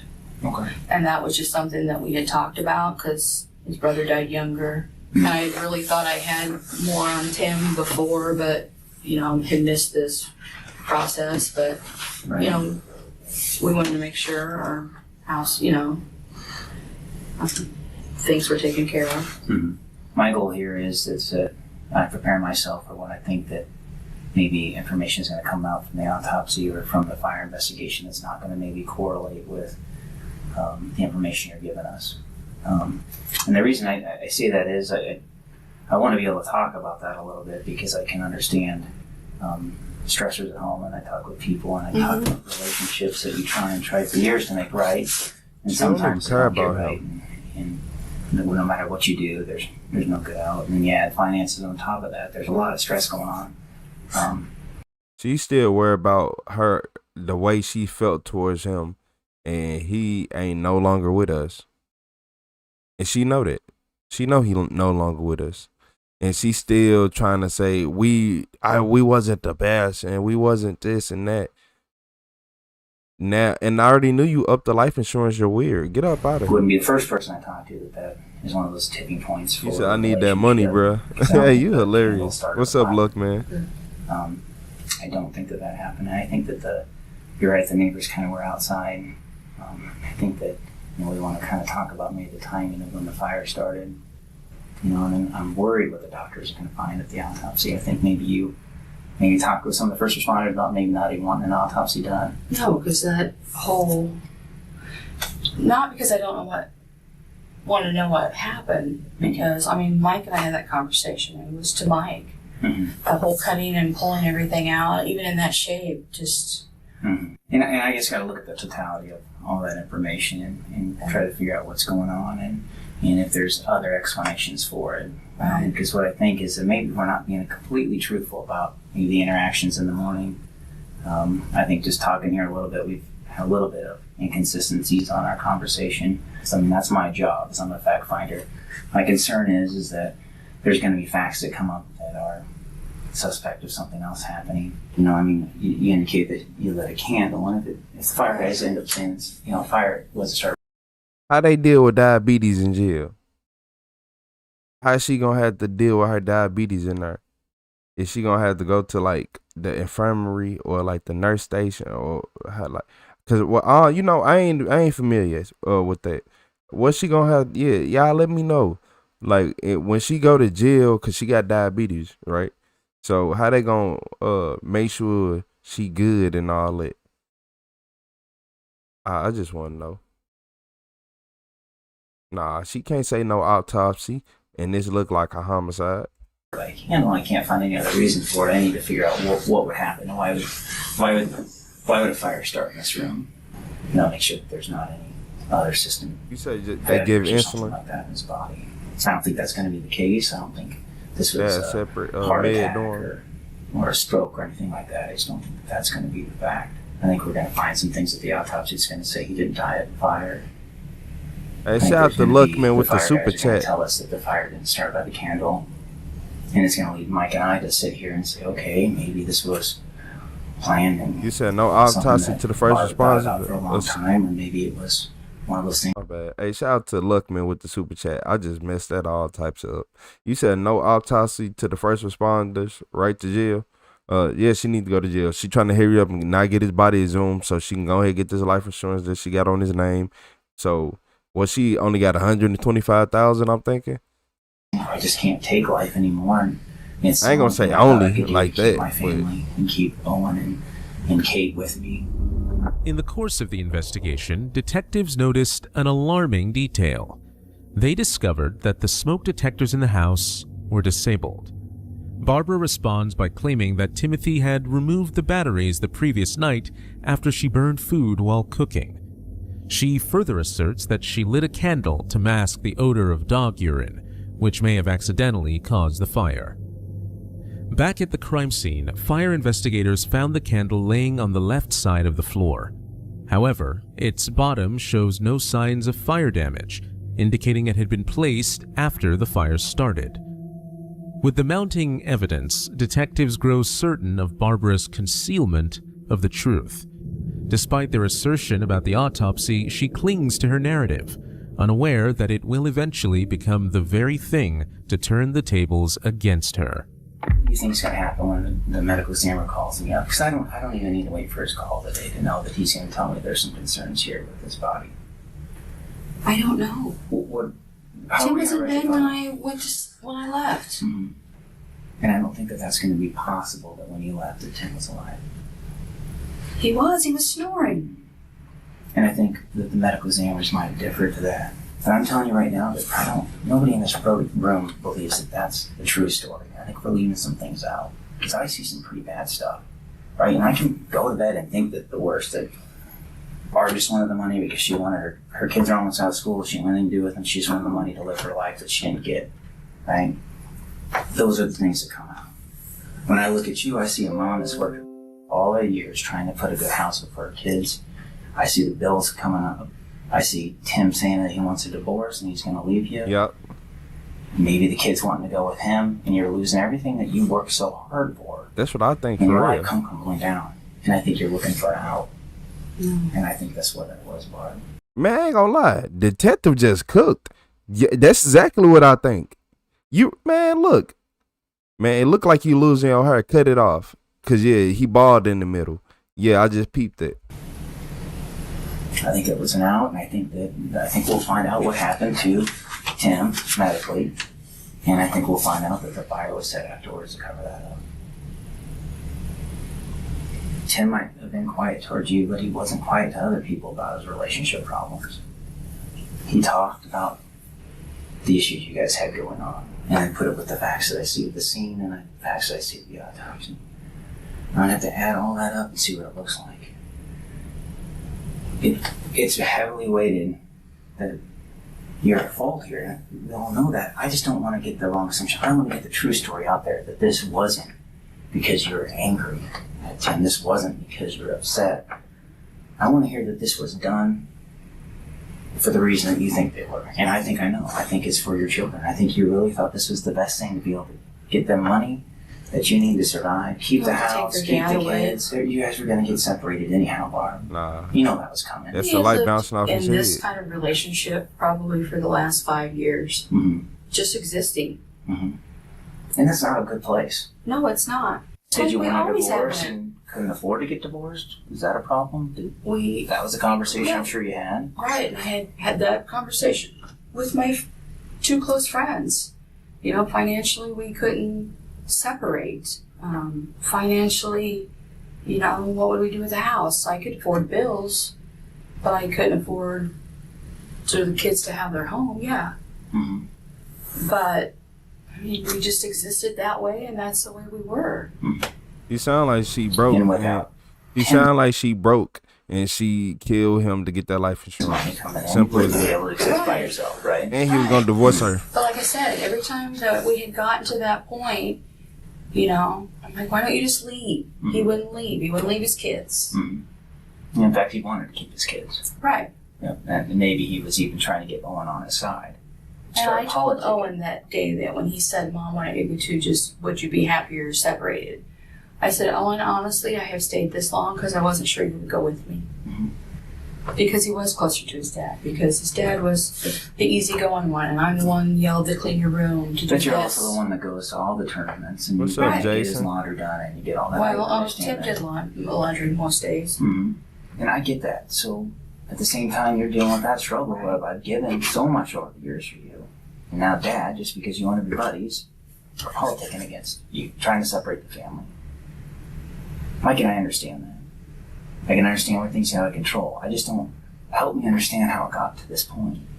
It didn't get to this point. The evidence is going to show that. We're going to track all that back, and it's going to prove that something The happened. only thing you're going to prove is I didn't go through cord and I cut through Russell. Why wouldn't you tell me that? I told him that Saturday. But I don't know.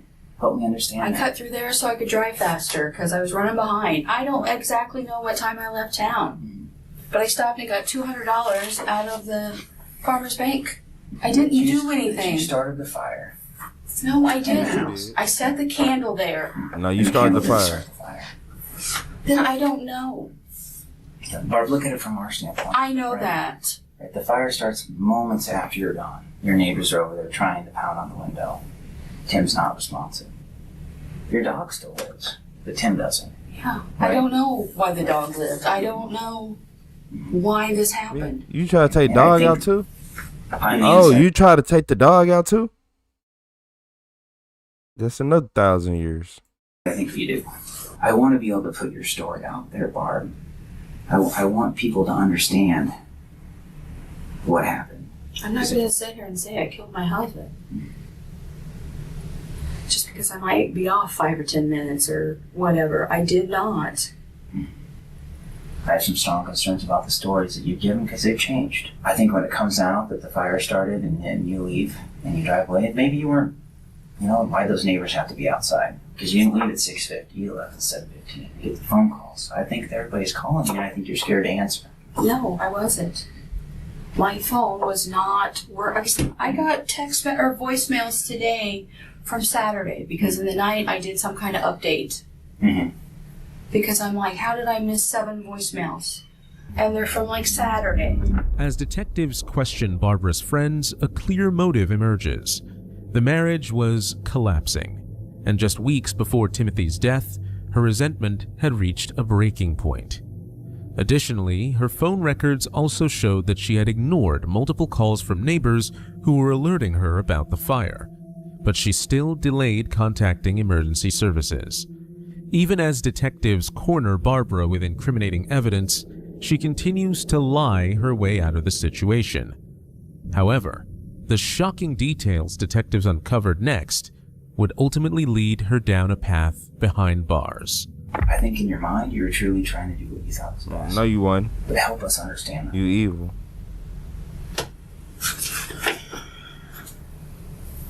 He was gonna divorce her. I don't know what there is to understand. He was gonna divorce her, and she couldn't stand for that. Are you arresting me today? I'm here to listen to you, Barb. I don't know what you want me to tell you. That's what I'm here to do today. I'm here to tell you that I have talked to people like you before that have been in situations like this, that when they're pushed up against the wall and things didn't work out like they had planned, I tried to talk with them to figure out why. I know how it happened. I know when it happened. I'm pretty sure I'm going to know exactly where and what time it happened. That's going to come out. I'm going to have all those facts, but one piece I want to miss is the why, Barb. And that's what everybody's going to want to know why did this happen? I want to be here to be able to write that into the story for you, Barb. I don't want to just use the who, what, when, and where. I want to know why things happen. That's important to me. It's not necessary. We could go forward with our case with the evidence we have, and it looks pretty damning. I think things add up, and as human beings, we can only take so much. And then we have to go into what can I do to keep some sense of normalcy? How can I keep my house? How can I keep my kids? And then we have choices to make. Help me understand how we got to where we did. Barbie, you shake your head, but you know I'm right. What was the breaking point for you? I don't have anything to say. I didn't have a breaking point. Yes, You understand where I'm coming from? I do. Barb, right? I You do. understand how it looks and what's going to happen. You understand, you watch the TV shows, you're in the medical field, you know they're going to be able to do toxicology and figure out what happened with him. That's going to come back on you. Oh, The she fire in medical didn't destroy field his too? body. That's going to come back to you, and then it's just going to be evidence. I don't understand. So I Well, then take me through it. What led up to that decision? Because we know there was no decision. he didn't die on his own, Barb. Something happened that morning that for you to decide that today is the day. I don't know if it was the timing of the school, him not wanting to go with you. No. It was just the opportunity. I may be unhappy and depressed with life, but no. And we're past that. But no, Mike and I are telling you that we're way past on whether this happened by you, Barb, or not. We know that this happened. Okay, so then you've made up your minds. Can I leave? You're free to leave. It's not going to change things so far. I know. It'll just prolong it to another day. What's going to happen? I don't What am know. I supposed to- what am I I don't supposed know to what tell to tell you. What am I supposed to tell? Hold on. Let me ask you. I don't know. What am I supposed to tell the sisters? There's one sister. I don't. What happens when it comes back that maybe is poison? I don't know. Obviously, you have any answers, and I don't. She leaving. She did all that talking just to leave. Despite Barbara's attempts to save herself, the autopsy revealed So she can get up and leave the whole time? Okay. disturbing findings that eventually sealed her fate.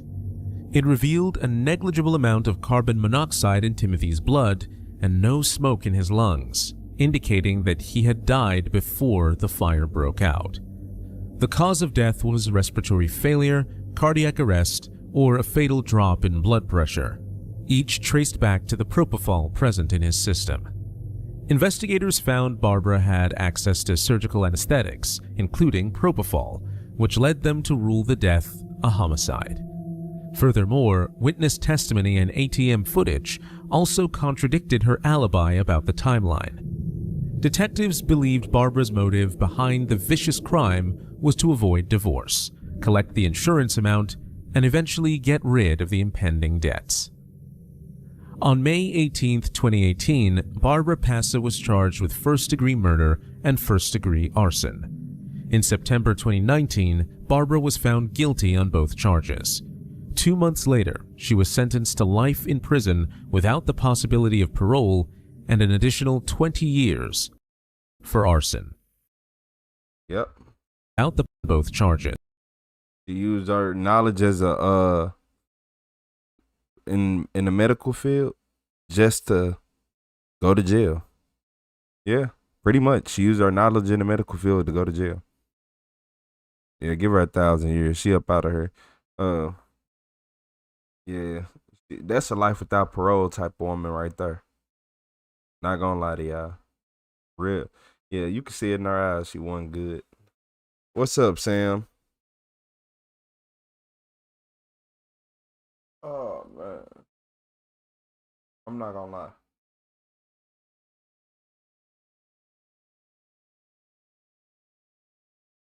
Hey, look here, y'all. Yeah, she got what she deserved. Like I was saying, she took him out for the insurance money. He was gonna divorce her. I could just see everything how it was coming. She was scared to lose her child. All that, everything played a part in it. Hey, watch who you around. Sometimes people don't want to let you go. What's up, doggy? So look, y'all. If you just woke up and you just got here, that's terrible. 'Cause I'm finna get up out of here. Hey, shout out to everybody in this chat. Make sure you turn them notifications on. Make sure you put on all notifications when you hit that bell. Don't do all. Don't do the other one because it ain't gonna work as good. I've been up for 21 hours. I'm about to go to sleep. I've been on live for like 13 to 14 of them. I will see y'all later. I'm finna get up out of here. Yeah, I'm finna expeditiously. I appreciate y'all. Yeah, it's good. Finally, she didn't get 15, 20 years like the rest of the females. She got her proper life sentence without parole. You said in prison with plucked eyebrows? I'll see y'all later. I appreciate your derbs. I'll see everybody. Make sure y'all.